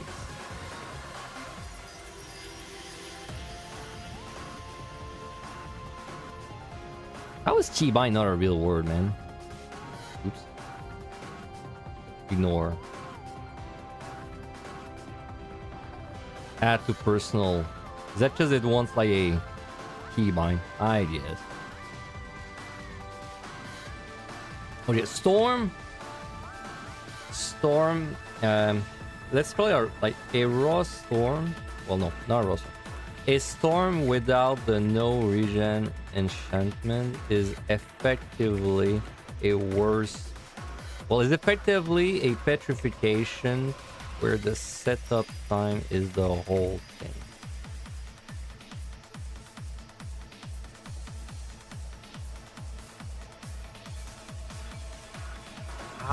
I know what I'm saying, but I don't like the way I'm saying it. I just mean like basically the way you do a storm is the way you do a petri. If the petri didn't petri things, which makes no sense when I say it, but it made sense in my head. A storm of regen is enchanted petrification. It's if only a petrification setup where the petrification does nothing.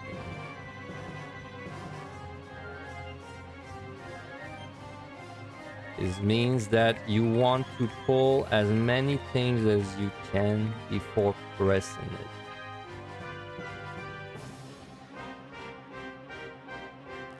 it. Unless you are extremely comfortable with the monsters,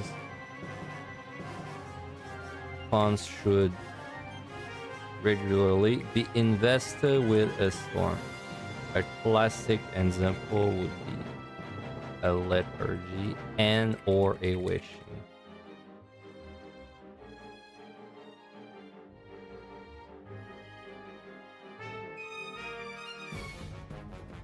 Okay. Dread. Oh yeah, Lost. I want to add one more thing about Lost. Lost benefits from any GCD reduction and also random effects that your job may apply to it. For example, Astrologian's light speed or maybe double cast. But then Dread is the opposite. Dread does not benefit from anything because don't ask me why. I think it's because they didn't want the punch, like the rage punch, to benefit of it, but then for some reason we just suffered the loss part of it too.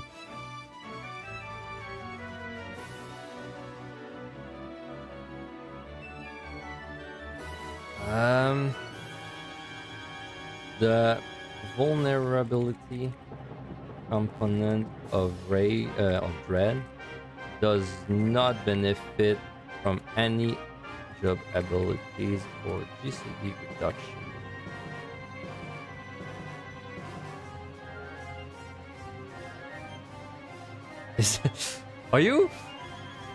Are you like on watching the Scrolling Guide right now also, but then you accidentally got the anonymous moves thing? If so, that's really funny. That'd be really funny. That was actually you, like, they gave you the moves thing. I don't think it's the case, but it's not you. That would have been really funny. You should use that as a profile picture. Many monsters will try to recast this mechanic if it gets interrupted. Oh yeah. We gotta talk about like fucking how garbage GC like the telegraphs are there. In fact, it should be like there.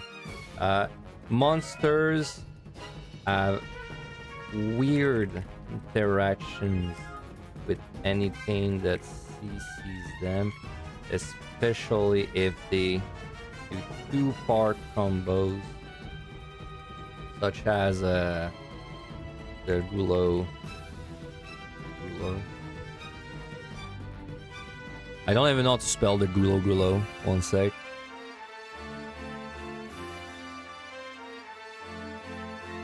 There's no this is especially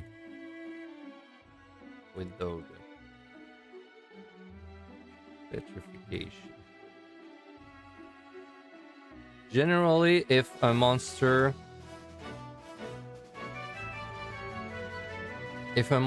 is in the middle of its two-part combo and gets interrupted, you should assume the second part of the combo will be instantly cast after the CC. Yeah. Oh yeah, that's a better example. Like, let's just say the elephant, which is called the Primalefas. Well, there's a difference in the middle of the word, and you should assume the second part of the combo will be instantly cast after the CC ends. All right. Okay, Storm. Should volunteer dread does not anything score related music stuff.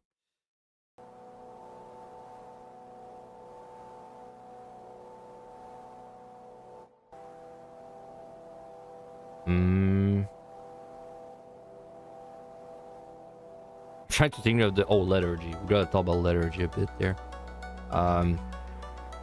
Okay, lethargy. How much is there about lethargy? Lethargy enables a lot of AoE pulling.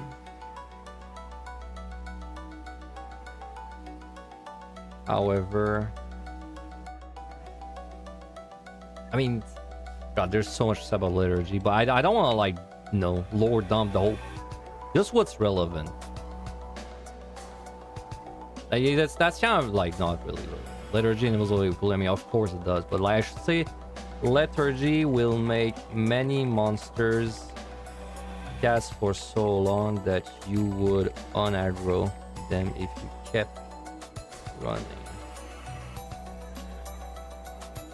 Lethargy, although it enables AoE pulling, will make it essentially impossible to tell from room specific telegraphs or originating.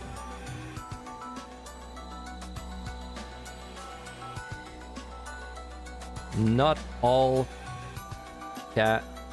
monster abilities get a cooldown increase from lethargy.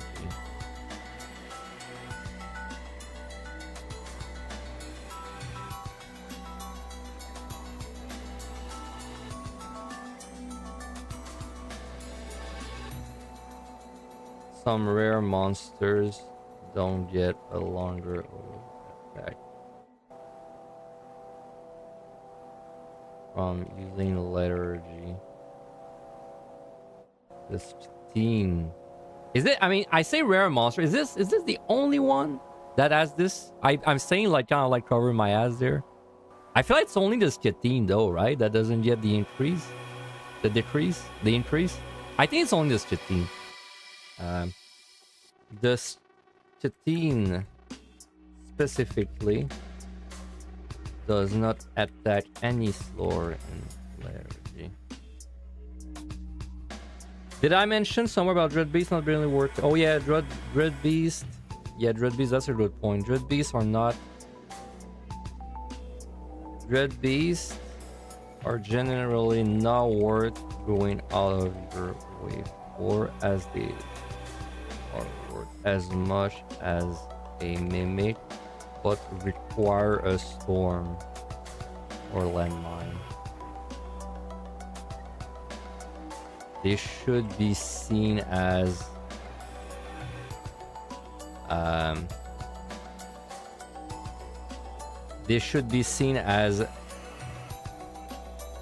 a possible reward if you were already going to do something about it.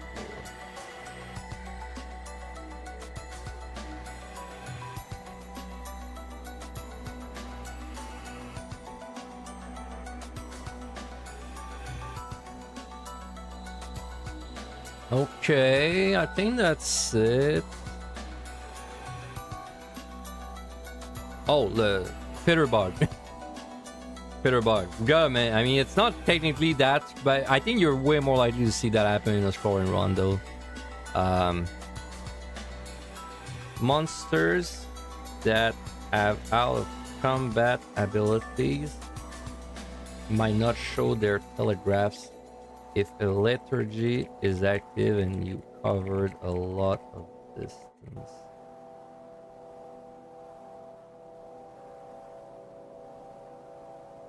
To make sure that they are not currently casting, wait until it moves at a safe distance, or well, wait until it moves or start casting at a safe distance.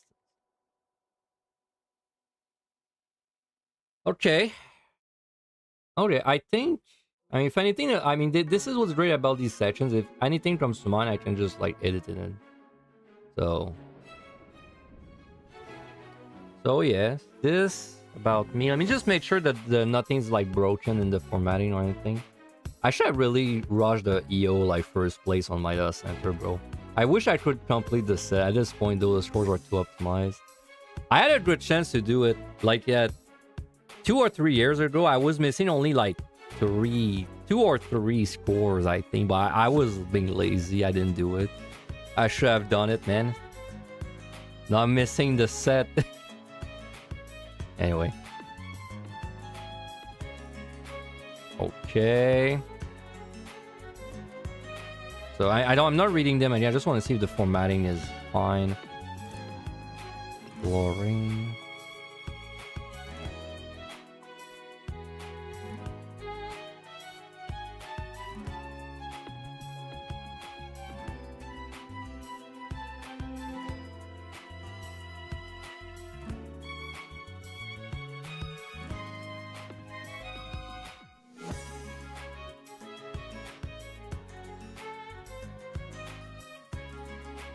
Oh yeah, I just do a small edit there.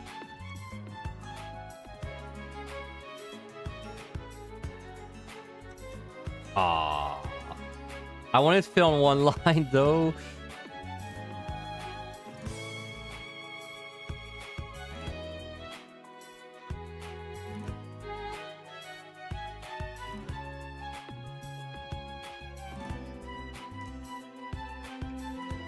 It's not a big deal. Information is more important than layout. Or maybe I can do this.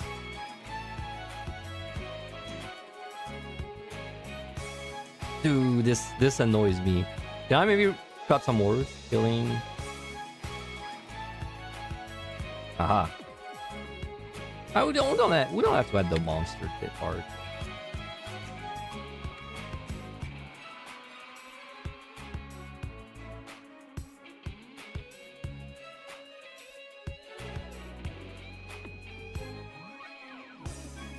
Okay.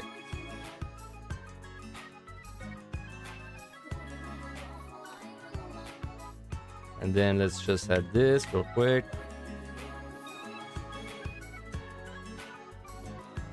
This is called this is how long the monsters of that specific set take to respawn. Written in this.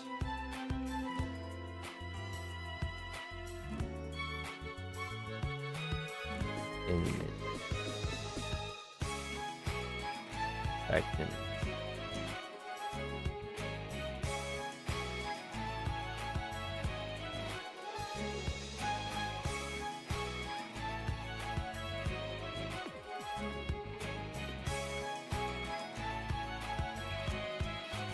In this format, in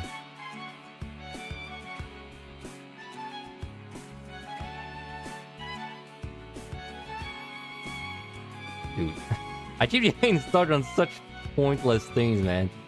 Because now I'm thinking, oh, I want to have the color like at the beginning of the sentence, but it's not really important. This is all things response in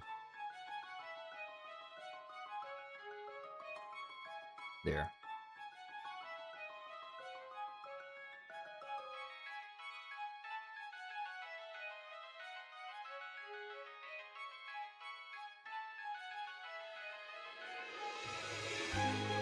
All right. Okay. I might have not added this. I'll double check. Okay.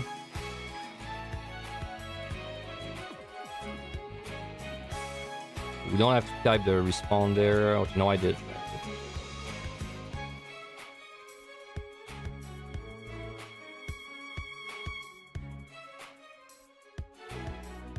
Okay.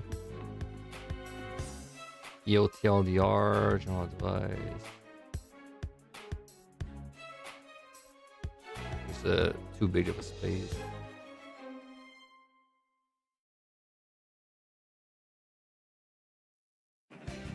Okay. One last thing. Everything looks fine, but one last thing is I want to just like quickly go through my channel and update those.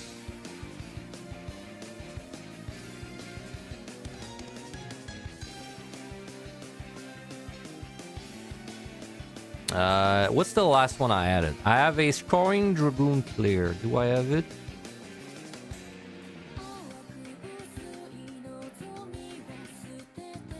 $2503.16. I don't have it. Okay, so this one is. Okay, I have a Picto there. Solo speedrun score. I have a Sage.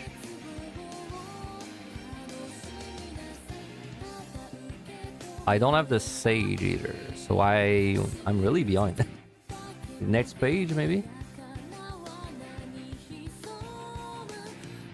Viper, Solo, you record those. Okay, I don't have this one too.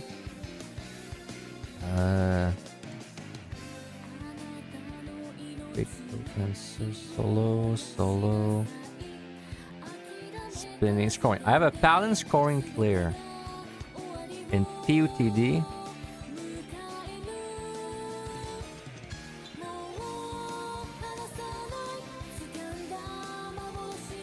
Okay, so I have this one. Okay, so this is starting from my.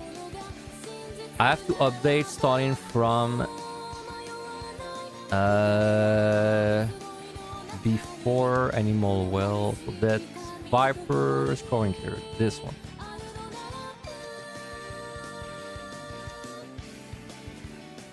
Okay, so yeah, I'm only missing an Astro clear. I really should try and do it next weekend. That's literally the only time I'm missing my scoring guy. It's one Astro even on high. Sorry, not even on high. One Astro Uricorthos VOD. That's it. That's all I'm missing. Such a pain in the ass, though. Well, maybe that's not as pain of. Maybe it's not really a pain in the ass anymore, though, with the way Astro is now.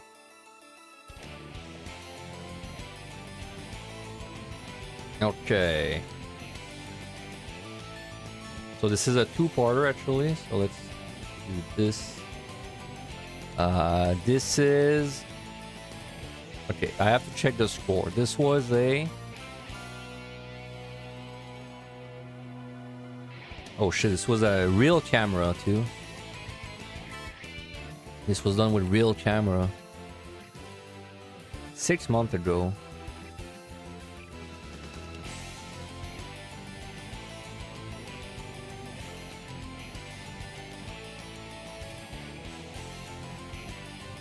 Come on, bastard, show score. Stop talking. Oh, it's pretty good. That's a 193. Done in 5031. Part 1 is this.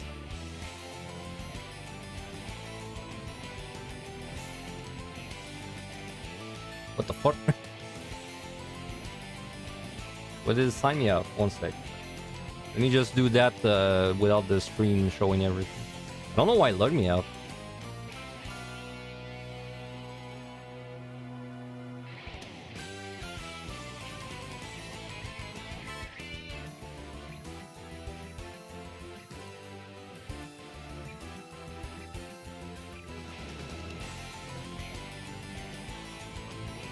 We're back. Okay, that was weird. Okay. Insert link. Then in part 2 is this.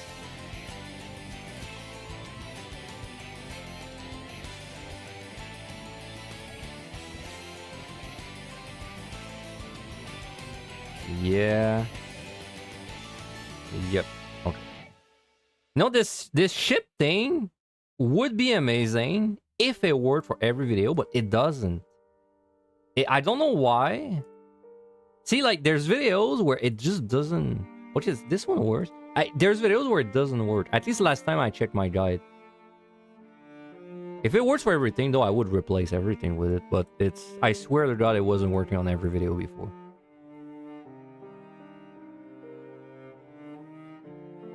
Huh, interesting. Okay, I'll check that after stream, though.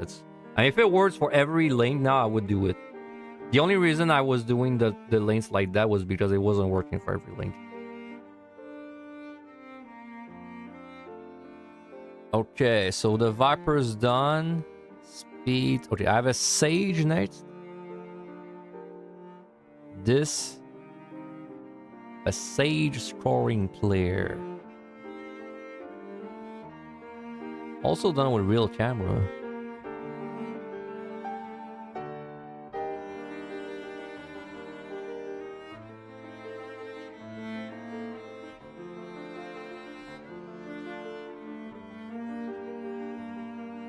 At 1.91.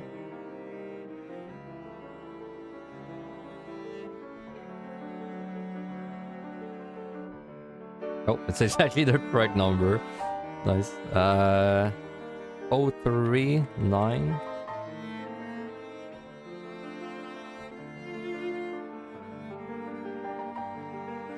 Yeah, okay, so that's the link. This. And it's in green for some reason. Alright. Another one. Okay. Next. Picto speedrun. Picto solo scoring. I have a Picto scoring there. Picto. I mean, it's definitely gonna be a crazy score, so I can just put the red already.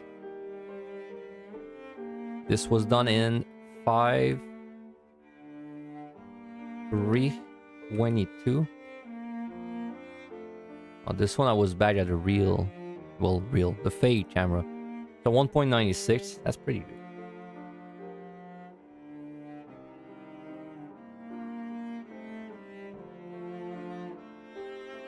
Share.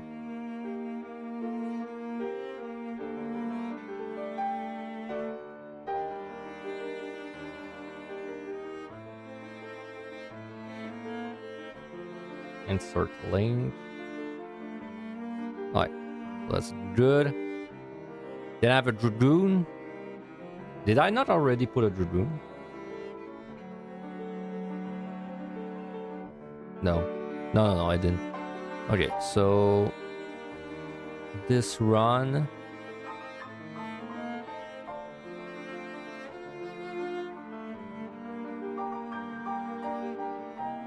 Damn, this whole run is in one VOD. I don't know why I split that other run in two earlier.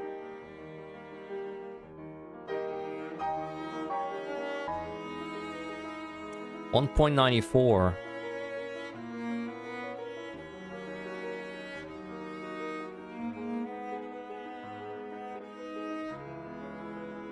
$5.03. 16.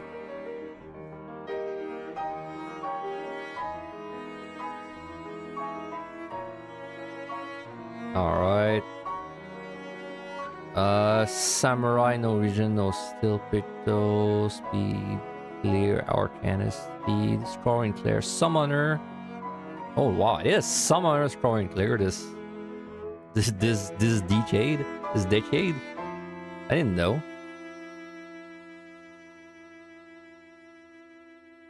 Alright, let's see.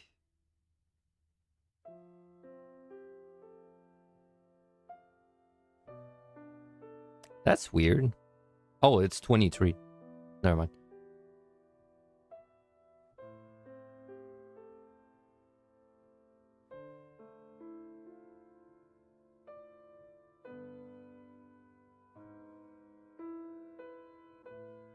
God, man, YouTube really lies on these like 8-hour VODs.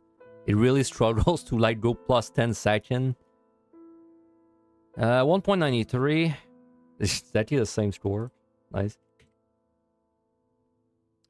5, 4, 12. You guys are literally watching me work right now. This is literally work.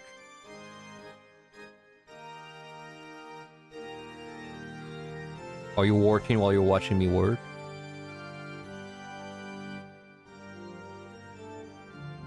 Sun Reaper, target locked. I got a monk. Even I monk. I did a monk even I this year. What the fuck?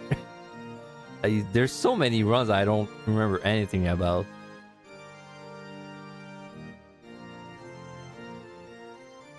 Okay, I guess I did more score runs than I thought this year. I thought I did like 3 or something.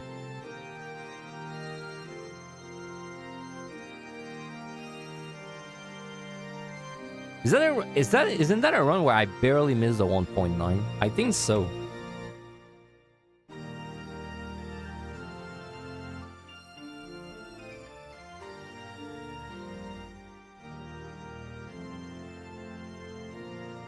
Come on, stop yapping. Take the damn thing. It's a 1.9 if we round it, but it's not really a 1.9. But then the way I round things is it's gonna be written 1.9. But it's like a fade 1.9. 50504.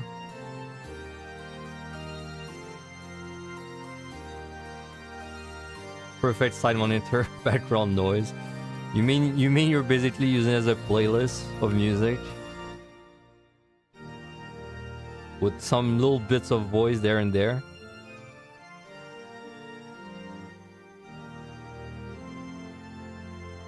Speed run. Okay, I have a Dark Knight next. God, I had a lot of runs to update.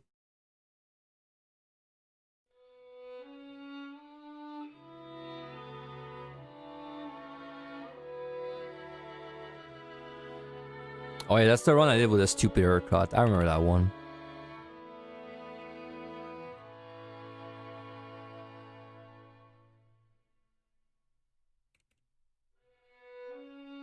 The 1.9.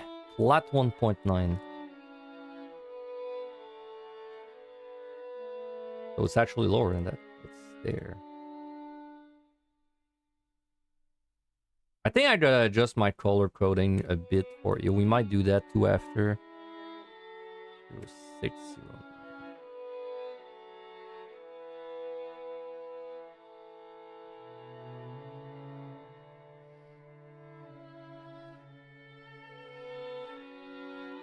Okay. PT live reaction. I mean, surely there's not that many left. Design. Soft lock, even light chest. Yep, okay, that's it. So the only thing that should be empty is Astro right now. Astro EO, that's it. I really have to do a... I had one that only greens too. I don't remember which one. Oh, never mind. I don't. Do you know when the next Deep Dungeon is coming out? It's like the 7th or the week after that. But I think it's more likely to be the 7th October for reasons that I don't remember. You just are leveling on Alta to unlock PT when it drops for the extra safe slots, so you're just having someone you have pain all the time. Nice. The extra save slot. I've never been in a situation where I wanted to play an alt just for the save slot. But I've been in situations where, like, because my save slots were full, I was like, okay, I'm gonna do another Deep Dungeon. That's happened. But I don't think it would happen without a stream, though. It's more of like a stream issue for me. Okay, according to my own definition, scores that are red are very optimized. You get scores like this by playing greedily and taking a lot of risk. I think for EO, it should be like... I think for EO, I think plus 30,000 or something. Like, I feel like a very optimized run for me is probably a 1.93 plus. It's like between 1.93 to 1.94. So let's change the colors a bit there. Like this, I don't think it's that optimized. I think this is like a respectable yellow. Now, if I could just remember the exact shade of yellow, this. Okay, this. I'd say green. I mean, if it's 30,000, I guess our green would be a 1.83 in that case. So these two would also be yellow.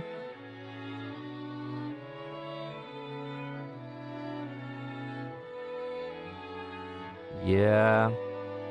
This one is very barely yellow. It's almost green. That sucks. That sucks putting this job at yellow. I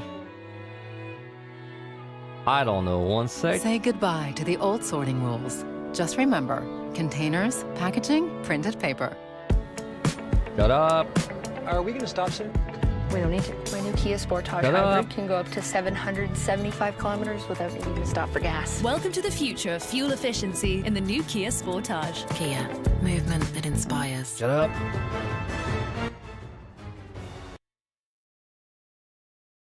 Okay, it's not speedrun. It's one speedrun. No, it's all speedruns. Mudman. If I could at least dispel their slowly. This is... Okay, I'm hesitating about my colors now because, like, how can I say this is not an optimized core run if it's literally 150 speedrun's color? Like... what did I have to say at the end of this? I probably gave it an overview. Crazy good 91. We did with pickups. Oh, bad. Sorry now. But I would say it's lower than what I was expecting when I entered like 91. I don't think we got a crazy good 91. We did with pickups. But like treasure, we got one treasure. No. Got two treasure routes. But one of them I misplayed and I just didn't really deal with it. And that's, yeah, the second one we dealt with it on 98. That one was good. Was alright. I mean, it's a pretty good scholar score. 1.9. I mean, 1.9 is my goal, so can't be mad about reaching my goal, I guess. But I don't. It's rank 1 on either as well, so I don't have to. It feels bad to put a scholar 150 speedrun in yellow. I mean, I'll do it because that's the way I'm ranking it. I guess I can't really break my own rule. Like, I guess we could argue about is a 1.91, you know, optimized in the end. Maybe it's because there's a big gap between the jobs. Like, maybe it's optimized, like, for scholar, but it's not, like, optimized on another job. I don't know. Anyway, overthinking again. None yet. So this, like, this would also be a yellow. Then this would be a yellow and then a green.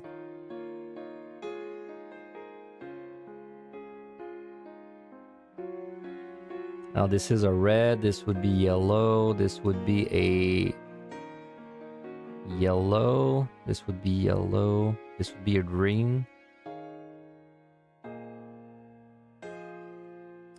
This is a red, this is a green. This would be a yellow.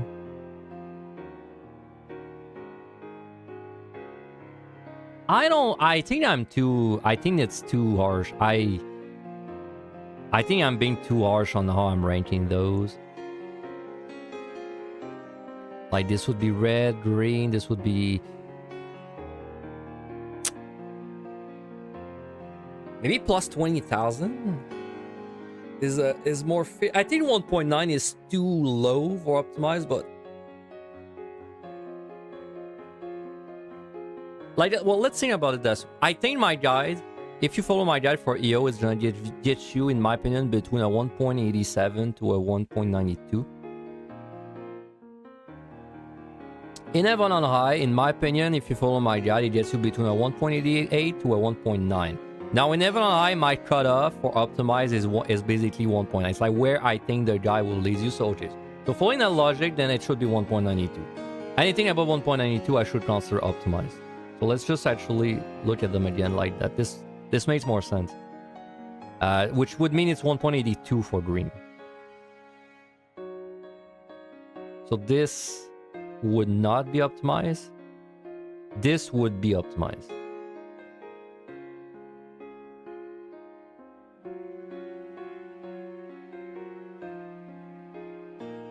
Dude, which shade of red is it? What's this one? Okay, so this is yellow. So this is yellow. So this is barely not red. I mean, I guess I just don't like it. Plus, I'm playing a bad job. So this is not red, surprisingly. This is green. Red. This is not red. This is not red. So this would be yellow instead. This is red. This would be yellow. Yes, because it's plus 20,000. Yes. 1.82. No, 1.82 should be green then. Like that. Okay, so this would be optimized. Oops.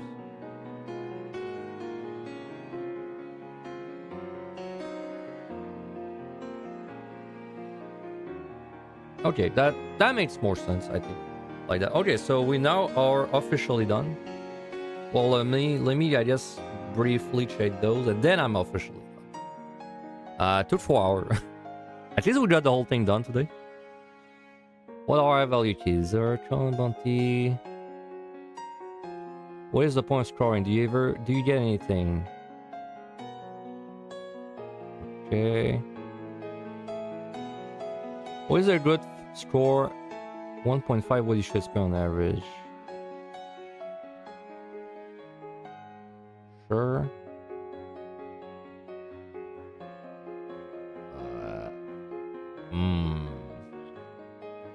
I don't know about that, bro. I'd say like 492-ish.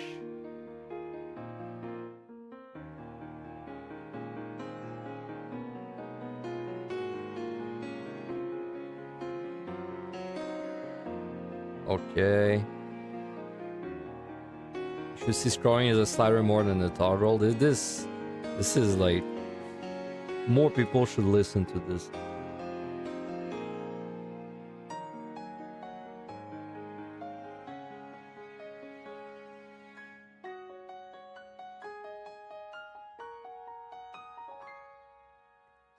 Oops.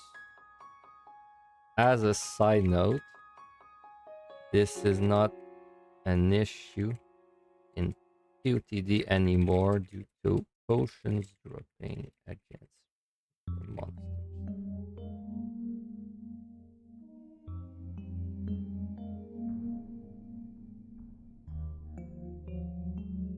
Okay. Then we got the end books. Discord Evangelist. Let me make sure that those all work. Sometimes the invites like, oh yeah, see this one is invalid. Is invalid. I guess it's because they started being like, he became a real server. What do you call him? Community server. So then he probably has like a custom invite. Surely he did it somewhere. Surely I can find it. Server.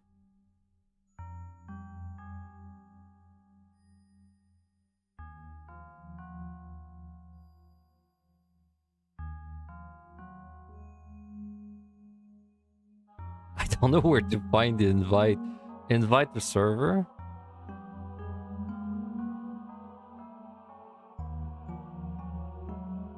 Is it this? Oh yeah, there it is. Okay, so... Oh yeah, it's because he's called FFXIV Solo now. Certainly. Okay, so this should work. Yeah, okay, so this works. Compendium, I don't need to check it. Quick launcher, that still works. Yep. Official leaderboards, I mean, I'm sure these are fine. Scoring calculations, that's still a thing? Yep. My own Discord, is the link to my own Discord working? It is. My own VODs. Deep Dungeon, bad? Playlist list. Oh yeah, it's my Deep Dungeon playlist. My stream. Sounds right. My Twitter. Sounds right.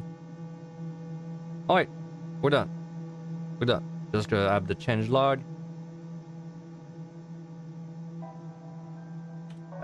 Added brains. Well, added advice sections to every deep dungeon. Rewrote parts of the guidelines and basics. Updated VODs.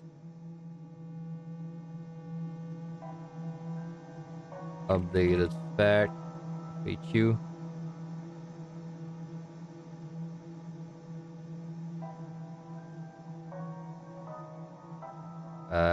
Remade color system for Yo. And we're good. Alright, we did it. It's finally done trail ready. So if you don't know what the fuck this thing even is, this is are you a score runner yet? I don't know. Maybe you are. Now you only become a score runner when you get to 10th Street. You're close. You're close. Oops. So this is the scoring guide that I was working on. Now it's officially done trail updated. And then when PT releases, we're gonna of course make like the whole thing about PT as well.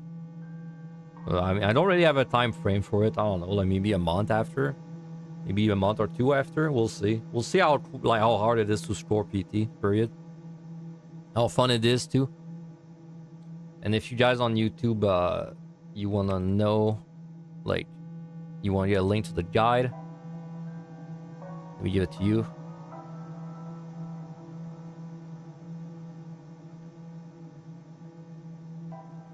Once I can find the chat, click.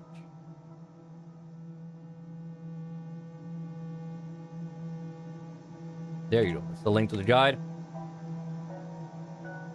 Oh yes, so this guy, as a reminder, the target audience is someone that wants to start scoring, but they don't really score. Like, they don't really know how to score. This is a guide for you. It's not really a guide for big, juicy scores. It's a guide for just, like, you know, you want to get, like, a top 5, a top 10 score in your data center on your favorite job. That's the guide for you. Do I hope PT becomes harder to score in EO? I mean, I would be surprised if it's harder scored in EO. Would I mind? Not really. I wouldn't really mind if it was our score than Yo. Yo is hard to score, but it's not really this that annoys me about Yo. It's that it's all the issues are like so many issues are, I don't know, UI related. Like you literally do bait pulls, but then it doesn't work with enmity list. Monsters that like have no telegraphs, but then they cast for like 20 seconds, or monsters that stand still and cast for like a minute if you have liturgy. I guess a lot of my issues with Yo are liturgy related, honestly. Kind of wonder if in a universe of liturgy, if it would be more fun to do Yo. Alright, anyway, so that's gonna be it for today. Tomorrow we're gonna be back, probably doing like some more regular run stuff. I don't know what yet. We'll think about it. Like maybe I should try and do an Astro score run. Also tomorrow I'm doing a I'm commentating on a PotD speedrun race. It's in like early afternoon, late afternoon, I think. Let me double check, make sure I'm not saying random stuff. It's tomorrow at 2:15 EDT. I'm EDT, right? EDT. Time. Let me just double check. Yeah. I'm EDT. So yeah, basically at this time tomorrow plus 2 hours, I'm doing a commentating. I'm commentating on a glamour contest, and right after there's a PotD race, and then there's some kind of PvP light fusing. I don't think I'm commentating on that one. Yeah, so tomorrow we'll see what I do. Maybe I'll start doing an Astro score run, see if I can do that. Either way, I wish you guys a good rest of the day, and I'll see you guys tomorrow, hopefully for the race and maybe for the stream too. Have a good one.